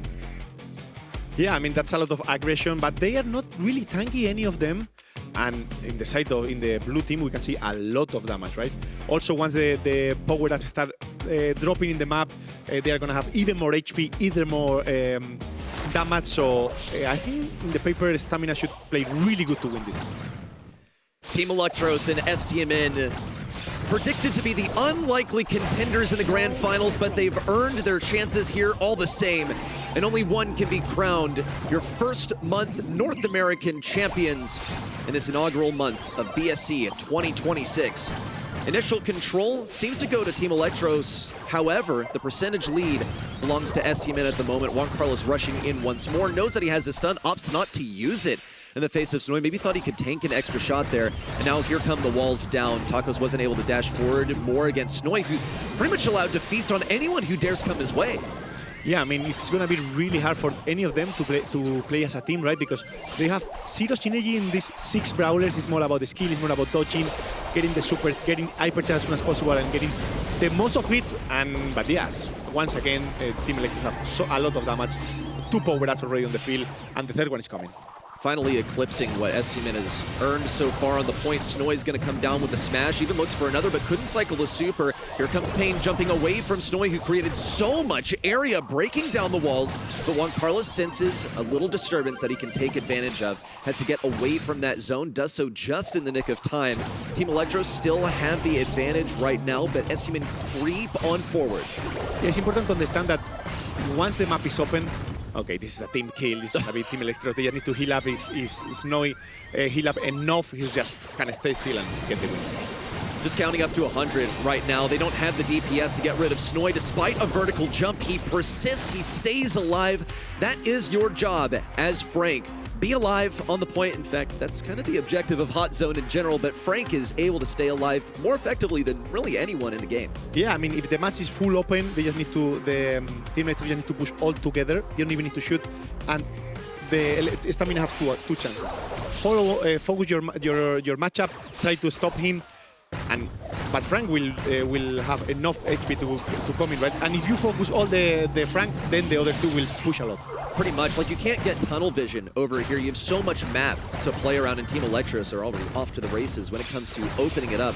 Doan is feeling pretty strong now. He's got that first treat as well. Snowy hammering away once again. They're struggling so much to figure out who do we need to attack. Snowy has a ton of HP. That's a good move from Tacos, but he's dead on impact. He can use that super to go to the sky, avoid a super, but then everyone else from Team Electros is ready to pummel him as soon as he lands. Yeah, I feel like Kenji also is going a bit too alone now. He's jumping alone, as you said. If you are alone, okay, you can dodge things with a jump. Once you are down, you have 3 guys shooting at you, and you don't want a Frank and a Spike and a Raph on your face. All of the ideas are here. It's just that Team Electros are overcoming them with team synergy, which is something that we kind of criticize them for. We sort of called them 1v1 merchants by their, like, mechanical merchants from their gameplay earlier. But STMN as a team seems to be falling apart in the face of Team Electros. They will get this team wipe, however. Snowy attempts to disrupt things on his own, jumps a little bit thanks to that Mina super, but still stays alive and only gets hit by one of those slashes. Tacos, once again, dead on arrival. As soon as he comes down from that super, he passes. Team Electros now have the control once more. They're advancing beyond 80%. It's the point of no return. Yeah, it's last chance for Stamina to jump in. They have dodged the Frank Super. He's gonna get another one. He get the super. He get the kill, and he get the game ready. I just can't believe it. Team Electros just like that. 2 games, 2 wins for TE. It gets them set number 1. Showing up STMN. We really wanted to focus on what worked for STMN. We called it team play. We saw the synergy. And despite the attempts at team play, it simply seemed superior for Team Electros to the way that they were able to isolate the Kenji. Every single time he jumped up, you knew exactly what was going to happen. It was so telegraphed. Snoy uses a super, Tacos uses his super, and then the rest of Team Electros is ready to take him down as soon as he returns to Earth. Yeah, I think with that last pick of Kenji, if I'm correct, they didn't respect the HP that the Team Electros has, and didn't have damage enough to take them down. Pretty much. Team Electros set number 1 already is looking ridiculous, and here are the stats. My goodness. We talked about not respecting the DPS. Well, okay, how about Team Electros even showing up STMN in the DPS department despite being big old damage sponges? The young trio of prodigies takes set number 1 in our grand finals in NA, and a huge surprise to me that Spike, this bowler that has shown up in every single draft, either in the ban or pick phase, has technically done the worst. Just looking at the stats from his whole roster, Ruffs and Frank both way more kills. Yeah, I mean, probably if we had the assistant stats, would be much different. Yeah. But yeah, probably Spike was hitting all around. He'd be doing a lot of damage. Those 2 kills, was 2, right? 2 kills. Those yeah. 2 kills, I think it's not fair for him. But yeah, I mean, yes, it's a team game. Doesn't matter who get the kills, you just need to get the game. I do want to note a little bit of a fun fact on the side. I checked the scrim rates of both of those teams. Team Electros had the highest screen rates from all of these teams competing in the monthly finals with, I think, around 68%. And then we had on the other side Stamina. How many percentages of their scrims do you think they won? Yeah, I think I remember it being something ridiculously low, like hovering around 40%, was it? 33%. Oh! And specifically into Team Electros, 22%. Oh, that's... But they're in the finals now. So Stamina, just like last year at World Finals, they know when it's time to show up, and they show up big time. Yeah, I mean, as we're going to say, Worlds, they have similar to around something around 30% of win rate, and they did insane. They are not doing insane so far, but I trust they will. I think scrims at this point just don't really matter. Those stats, scrims are there to also try out new comms, and maybe Stamina is just doing that. They try to confuse everyone in their scrims and they get underestimated and they pick completely different in the actual tournament. Scrims matter, but they also don't. I think it's really on us, you know, as professionals working in the space, trying to get some kind of analytical edge for looking at scrims and trying to deduce some sort of information from them. We'll see if that remains consistent. STMN had a ridiculously low win rate against Team Electros in the scrims, and we'll see if this is another scrim between the two, of course, in the grand finals. Yeah, I mean, this map is insane. Layer Cake, Bounty. Now, I knew this map was coming. I was gonna add something like Shade, but we haven't seen it too much. But it's one of the bans, and we see the first pick of Cafe. Always good to grab the blue. Always good to make the pressure. Always good to this last moment of the game when you can put the Sandstorm, you can put the dash on them and get those kills. It's a good start for Team Electros. Kaz and Kenji both show up very often on a map like this one. Spike also technically left open once more. So let's see who will pick him up. He might be picked up once more. Pierce, also one of those snipers that is so good on a map like this one. If you do want to go with the thrower, all of them left open, but it's so risky to go with any thrower early on. So maybe it's more of a last pick. If I would go with a thrower here, maybe Tick or Juju would be my picks. They're having to think about what that last pick will be. STMN, that is. They'll go ahead and snag Pierce, as you mentioned, Sunny. I don't think it's possible for Juan Carlos to have an open Pierce and not take it. I've seen him play it so many times. He loves playing these snipers. Of course, then you have Spike coming in. This one was wide open. These are the viable brawlers, but they were also lower on the priority list for Team Electros. They really wanted to get rid of Shade, Rico, Ali. The others were not so important against them, and this is a deliberate choice. They feel pretty comfortable running into these. You don't want to like have Kaze dash into the Spike, but it's not a bad interaction to have her dash onto that Pierce. Yeah, I was going to say, you need, as you said, you need the caster to run away from the spike, so you need something for the spike. So I was expecting something like Willow on the spike, but you need to have the Willow, you need to have a mid that can defend you, right? Because probably that last pick is going to be something that go for that Willow hard, so we need something like RT or Maybe Meeple with the stun. I don't know if it's gonna be enough, but I think with that Meeple, sorry, I think with that Meeple, they are not gonna go for a thrower. Penny is going to be their brawler of choice here from Team Electros. We've seen it quite often today, but more often than I honestly would have expected it to come in. She's obviously very good against Spike, simply because if he dares to put a gadget against her, he's going to die. Okay, so I'm looking at a situation where now STMN, they have to run like a Brock, something to break open the walls, and then you expose the turret that way. Or you have to run a thrower, or if you ignore it, you can just accept that you've lost already. Never mind. Hey, oh my goodness, yeah, something that can shoot through the walls. I tried to be really reductive here. I didn't think he'd make an appearance, but Hank was pretty much the secret weapon of STMN at the World Finals. It is a much different meta now, but just trying to draw some parallels over here. They managed to defeat Zeta Division with it, so maybe this is the reckoning. Maybe this is the return of the Hank, and they put this match back on the rails. Hank was also the secret weapon from New Heights Gaming yesterday, Pedro. Yeah, I mean, that Hank is I think it wasn't expected, but can work really good if you get the lead and the Penny don't have the turret. You can really hold behind the walls, right? You can swap really good. That Cathay just need to run away from both lanes, kinda. So can be really good if you have the lead. Well, here comes Memon, already aggressive on top of Juan Carlos, knows that he's only going to take 4K damage and marks him up, gets some pretty serious damage and a bit of progress towards his next super.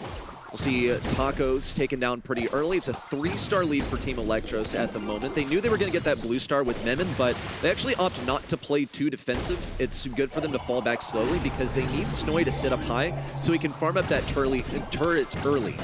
Yeah, there is one rule on Bounty, can happen either ladder or competitive. It's like, you can start losing, it's fine.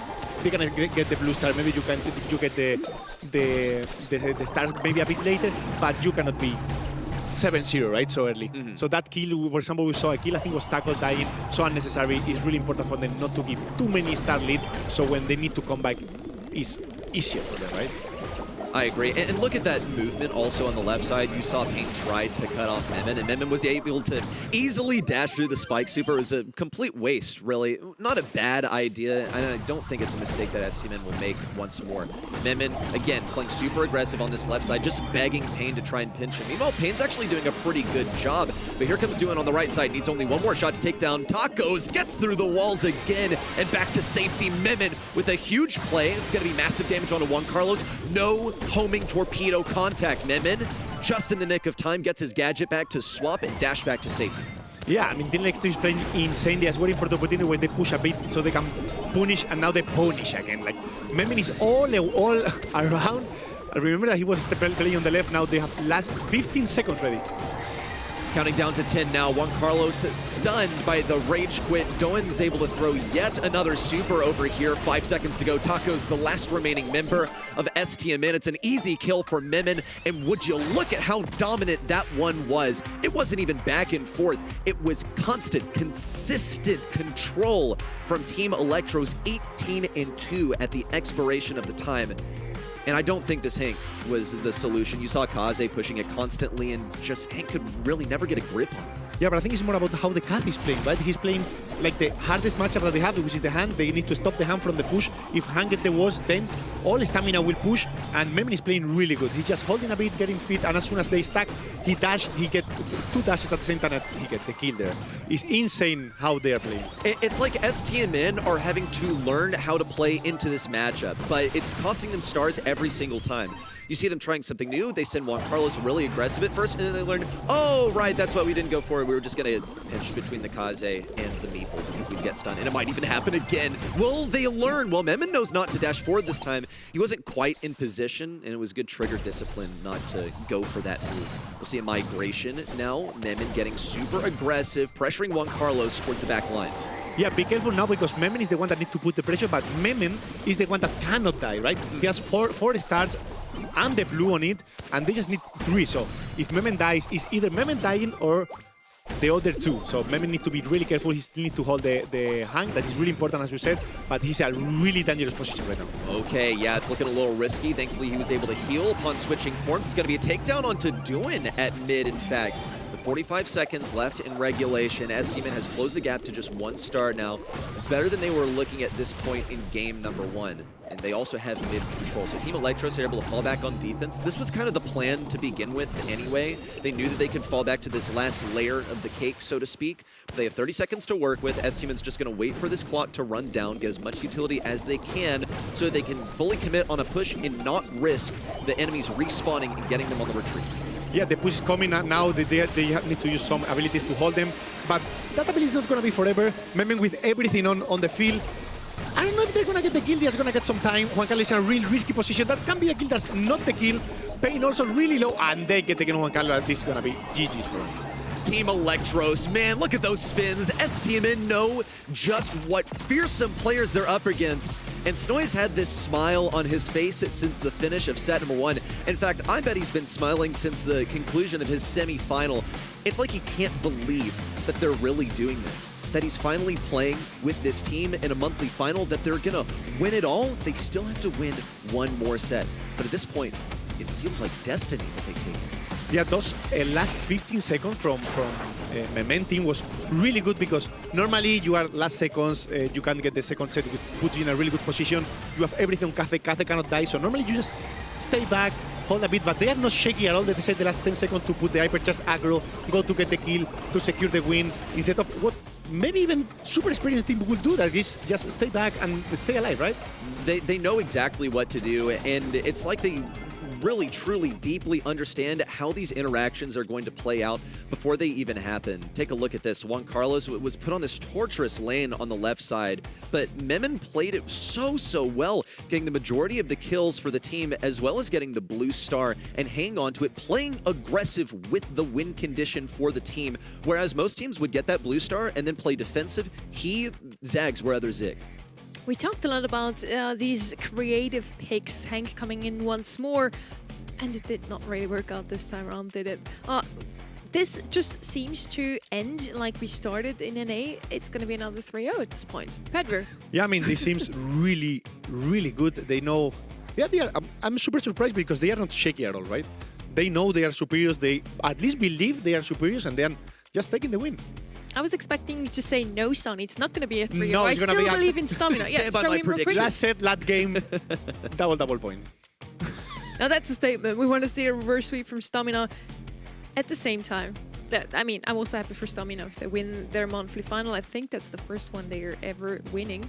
So either way, I'm super happy for either of the teams that's going to win this one. For Team Electros, it just makes up for a good storyline, and we casters live for stories. Just imagine, we talked so much about Guesty, his first monthly final ever, he immediately wins this. We have a whole team that has never played in a monthly final, not a single player of them, and they would immediately win. That would be a great story. It's a new talent. I think really that story is unfolding before our very eyes. It's too early to call it. There's still more Brawl Stars to be played, but it's destiny, like I called it. It just feels right. It just feels like it's supposed to happen. You get a feeling at the beginning of the day. And I don't really think Team Electros are ready to accept it just yet either. I think Snoy is the only one that I've properly seen smiling. Snoy gets it. I don't know if the other two do. They're still locked in. They have 1 more set to win. Yeah, we see the double aggression pick here on the draft. Was the Mina first pick and the answer of the Lily. I think, yeah, you always need this in this meta. You always need this aggression on the gen grab maps. And they choose these two. What else would could have been open? Ali is out. Crow, of course, is in the game. And what else can we see on the mid? I mean, not on mid, but Death Crab Trap for me just screams Rafts every single time I see the map. So good on any lane. Mo is also something that shows often.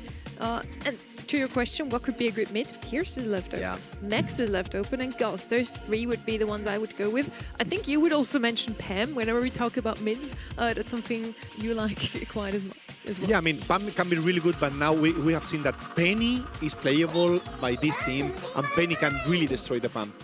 Erti? Okay, I expect the Erti, the NA Erti, which is the RBM Erti, right? This Erti that just pop the super, put the ass on the back and just walk straight forward as a tank. So maybe it can work against the Lily. I think only occasionally does a pick give us insight into what is going on in the minds of the players, and RT is a really, really safe selection here. I think STMN sense that they're losing their control. They're losing their grip over this match. Also going for the roughs to break open some of these walls. They know that they're playing something really, really aggressive from Team Electros. Also that they're going to have to pretty much play Spot the Lily for the entire game. It's going to be a true test of their comms to keep track of this brawler who's migrating to all these different bushes around mid whenever she can. Yeah, I mean, they don't have too much range, though, if the Earth is going to play on the super much of the time. So you don't have range, you can maybe get used to a Sandy or something, some mid-range. You can put the Crow on the side and Janet mid. So get fit. I didn't expect a tank against the Earthy, right, against the Mina. It's fine against the Mina, but you're going to fit a lot the Earthy and the Raph. You will have power-ups all around the map, and once the Earthy has hypercharge, we know how dangerous it can be. Kind of similar to what Stamina showed us in that first set of the Grand Finals. Now it's Team Electros going for double aggression. They want to put a lot of pressure on the opponents, giving Crow the time he needs to pick up the gems in mid. Let's see if it's actually going to work out, and if it doesn't, they still have the Lily that can come in with a Shadow on and kill the gem carrier in the last seconds. I'm concerned that they're going to be feeding this wood chipper of RT. Once he gets that hypercharge, it is bad business. It takes up such a large area. Deathcap Trap looks like the perfect map to get control of mid with the utilization of that hypercharge. We'll see Tacos take aggro really early on. It's like Doan didn't even have a scratch left on him. Memon also aborted exactly when he needed to. Juan Carlos wasn't able to get the takedown, and look how Memon's playing this radius around Juan Carlos. Juan Carlos can't attack him, so Memon's just getting his super and hypercharge for free. They've had to concede ground, but Memon plays this complicated interaction to get Juan Carlos pretty low. Doesn't go his way, however. STMN have a commanding lead so far. Yeah, we see Snowy he's going to have a so bad matchup. He's going to suffer so much. He's still getting the kills, right? But he's going to suffer so much, and his job is just to make time so the other two kids can get the gen, right? So it's all about stamina, being able to pinch enough to get the kills and don't get swapped. Ready. They're getting smacked in the back left corner for now. Snowy and Memon are about to run out of HP. However, Memon gets into the Shadow Realm. Now behind Juan Carlos. Juan Carlos saw it coming. Now Snowy managed to avoid that super from Tacos. Tacos threads the needle. Avoids the hypercharge from Snowy, but still falls. It's fine because Doin dodges this shot from Juan Carlos. He's able to jump away whenever he needs. 2 gems to win it. They need Frank to get back out here, and now they can just play for tempo, claim the gems that spawn closer to their side, and then make a slow retreat back to their spawn. Yeah, now when Juan Carlos have the hypercharge in the open, it's a bit better for them, right? Because it's easier for them to pinch. But Lily don't care at all. The hypercharge, he get the kill. Juan Carlos is still really low. He can stay alive, and he will probably get the super again, get HP, and then super again to get the ass on the field. I'm not too hopeful now for STMN. If they can keep control here, then they can take this one. But here come the hypercharges. Memon is going to be the first sacrifice. Didn't manage to make an impact there. Doan wants that gem so badly. Snowy's going to have to pick it up. In fact, he's going to have to hold on to all of these gems. Has the HP to make it back? And it looks like Memon should be able to pick up a few. No, he won't be able to get all of them. Oh, nearly gets pain. Has to go into the Shadow Realm. And of course, predictably is following. Doin just doesn't have the HP to get up there. STMN with an incredible recovery. They just got to count down these last 15 seconds. Snowy still makes an attempt at moving towards the back. Misses the gadget entirely. Way, way off the mark. It is going to be an interruption. And now Mina, the most mobile brawler on STMN, will be able to hold these gems, but Team Electros don't seem to really have a way in. Yeah, I mean, it's really hard once the map is open, right? So maybe Frank needs to not open in the next game. Wait 1 second, 5 seconds, 3 seconds. Maybe they can get the killer reset. They do it and they run away with the gems ready. Oh my goodness, it's highway robbery. As soon as it looked like STMN could stop this momentum, Team Electros have an ace up their sleeve. They're still able to mechanic their way to the enemy side. Here come the Blender Blades once more from Juan Carlos. Doan with his back against the wall still has a get out of jail free card. We're going to match point. Team Electros are running the show. I mean, that was crazy comeback. I think they should not have done it, right? They should have, once the game is open enough, I think Stamina have the win there, so they need to get the gems, get the pinch, especially played really good as a team, because yeah, if not, Electro will get the gems back. I am going to sound like a broken record here, but it feels like STMN tried to challenge something that was already written. It was predestined. Team Electros, could this be the team that puts NA back on the map at the World Finals? STMN gave us a pretty shocking run through the World Finals in 2025. Beyond our showrunners, I would say, in Team Electros, even in month one, seemed like they could bring that same glory back to the North American region. Okay, I mean, Juan Carlos do that really risky move here. He's gonna die anyway. No, he don't. He gets the help of Taco to stay alive.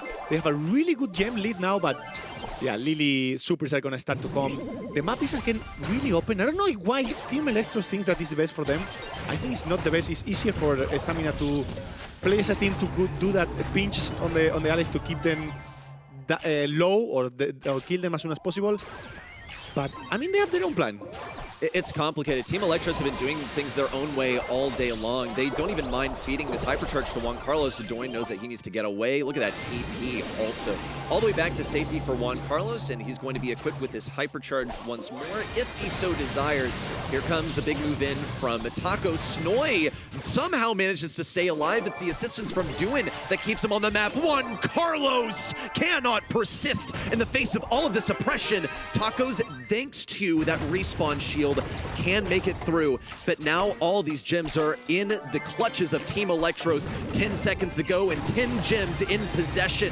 Just got to run this one back nice and safe. The Blender Blades are out. Memin now falls. Tacos can run away, and STMN with the reversal. That's one jump in for Doin, and that's the interruption that they needed. Oh, he missed the hypercharge, Lily.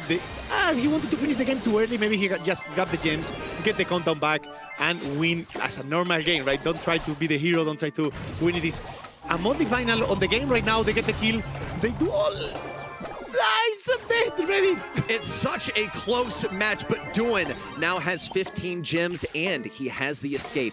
Payne is going to give it his best effort. Memin falls on offense, 10 seconds to go. Snoy with a huge radius of denial, but Taco still makes it through. 5 seconds to go. Juan Carlos is the last hope, but it's just no good. North America, bow down to your new rulers, Team Electros. I mean, the superiors there was insane, right? I think they should have never win that matchup. They did insane. I think it was all about confidence, right? All about, okay, you have the gem. We are 7-2, I think. Don't worry, I have a Lily, I have a Frank with the worst matchup ever. I'm still gonna get the kill. I'm still gonna hit the gadget. I'm still gonna get my very first Monday final. You looked so sad for Juan Juan Carlos. lip. I am covered in goosebumps from head to toe. Please, what were those two photo finishes in these two gem grab games? I think the last 40 seconds of both of those we should actually clip and show again. It was a back and forth. We had so many resets, both teams playing out of their minds. And in the end, it's a 3-4 Electros. Once again, it doesn't really mirror how close this last set was. I want to ask of Team Electros, like, was this your strategy here? Do you know it was going to go back and forth so much that you'd eventually end up on top? I mean, how often do you see this? It is the raw aggression that these guys offer. They run it down, but not quite with like a run it down meta. This isn't the hypercharge meta. This isn't the Ollie hypercharge that we are accustomed to from last year. They get it done. They heist gems from the enemy side. It's like there's no tradition of Brawl Stars that can get in their way. We're ending this month with this gem grab set. This, for me, is the highlight of the month. Honestly, such a back and forth. I was like sitting down, standing up again, sitting down again. Goosebumps everywhere. It's crazy. Juan Carlos and Memin with the most kills. What does that tell us, Pedro? I mean, that tells us that it's all about the objectives, right? Obviously, in this last map, Electros was not controlling, as we have seen before, but they were able to get the gems, rob the gems so many times, do the comeback like 3-4 times in the whole set. Yeah. And was insane. Ready, you as an American, how are you feeling seeing such a young team blazing through the scene?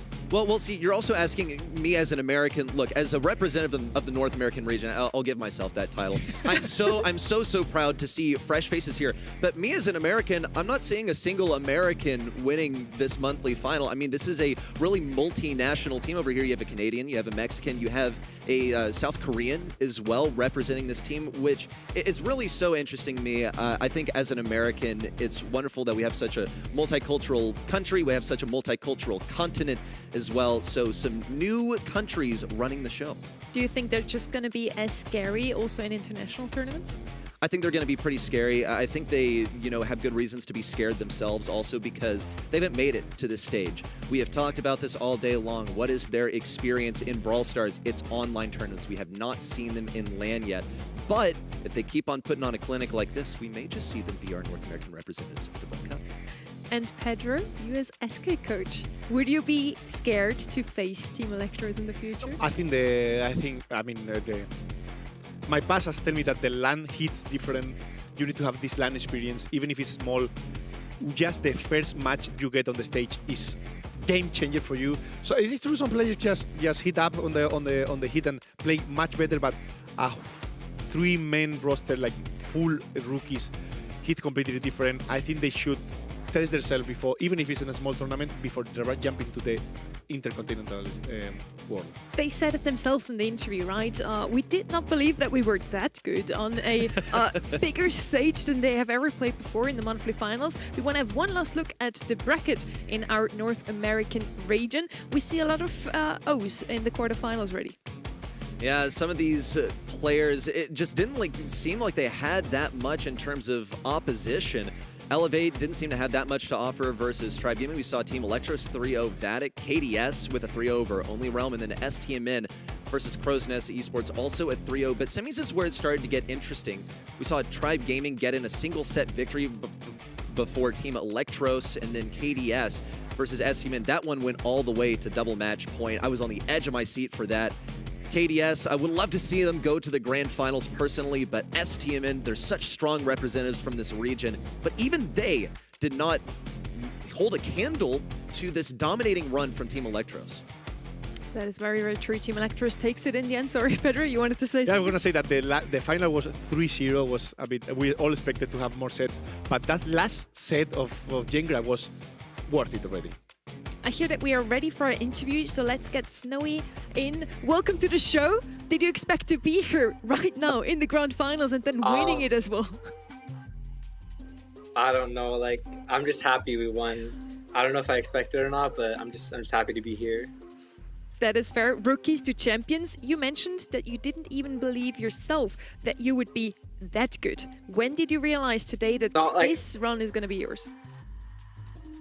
I knew we were a good team. I just never say it out loud because I don't like just saying that. I just keep it to myself. But I was confident that we're really good. Our scrims have shown that. Our results have shown that. Our win rate and everything is good. So the only thing that we were a little scared about was how we put on camera, but it didn't really affect us, to be honest. How very humble of you. How did your team actually come together?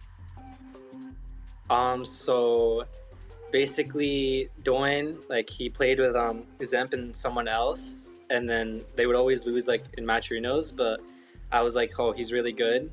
And then eventually in September we reached, I was let's play with us. If you don't know Toxic Asher, he's a YouTuber. Him and I was playing matcherinos together, and I was let's get Doan as our third. And then off that, Memon just slowly came in. I had to go on vacation one time, and Asher got Memon to play matcherinos. And then when I came back, it was just Memon, Doan, and I, because Asher can't play till July. So then us two just became a team. So you kind of tied everything together. Are you now the new team to beat, not only in NA but also on the global stage? I don't know about the global stage, but I think we're pretty good in NA. I still treat every team like it's losable. There's no, I don't think I'm not gonna say we're the best, but we are definitely good, 100%. And one last question to your fans: any message? What can they expect from your team in the next months? Hopefully good results. I want to really make a LAN. That'd be really cool to go to. And then, I don't know, keep skull farming. And then shout out to Crumbs as well. Well, I had you down as my winners today. Reddy seems to think you're going to represent NA in the Brawl Cup. So we have our fingers crossed for you. Keep going like you did today. Yeah, thank you. Thank you for giving us that little insight into a player's mind. We also had a little insight into a coach's mind this weekend. So thank you so much, Pedro, for being with us on the show today. Always a pleasure. What were your highlights of the day? We had such an insane run from those rookie teams, or at least from teams that we might have not expected to stand in the grand final in the end. Yeah, I mean, it was insanely weekend here. Also, yesterday was really, really good day. Full of surprises. Not gonna lie, I knew already that. I mean, I'm not based it on an A, right? But I already knew that Team Electros was gonna be really good. I didn't expect them to be this good, right? Also, a lot of surprises yesterday on SA. Just seems like an insane year is coming. I like a highlight of the day for me had to be Team Electros' run. I mean, look, this is where we ended off. It's still fresh in my memory. Just unreal that they managed to trounce pretty much every opponent in their path. I wanted to see more out of Tribe Gaming. These were the people that we really trusted the future of North America with last year. And I wonder if they're going to be on an opposite side of the bracket of Team Electros next time when we'll see these guys meet in the grand finals. STMN also making it as far as they did was a total treat to watch. For them to go all the way to double match point versus KDS and win it with blocking people in Sprout jail at the end of Bounty was such a treat. Coach, did you see anything this weekend that you want to use also with your own team? Yeah, for sure. I saw a lot of good strats and a lot of new ideas. But for sure, what I bring home is like there is so many talents coming out. There is so many new challenges on the future. We need to get ready for it. You have to be ready for the fresh wind that those rookies bring into the scene. We've seen it all month long. And that's been a wrap for the monthly finals of February, sadly, already. But before we finish, we have some exciting news for you. You will get in-game rewards now for competing at any stage of the BSC. Stay tuned on socials for more info. We want to have a quick look also at the leaderboard for NA. This is pretty much just reflecting what we've seen today already. We see Team Electros in first place. Of course, they took it overall. STMN, your runner-up, gets 68 points to their name. And then you have our semifinals. So once you dropped out in top 4, Tribe Gaming and KDS sit in the top 4. This is really important for the seeding of the monthly qualifiers. They're going to be divided into different quadrants.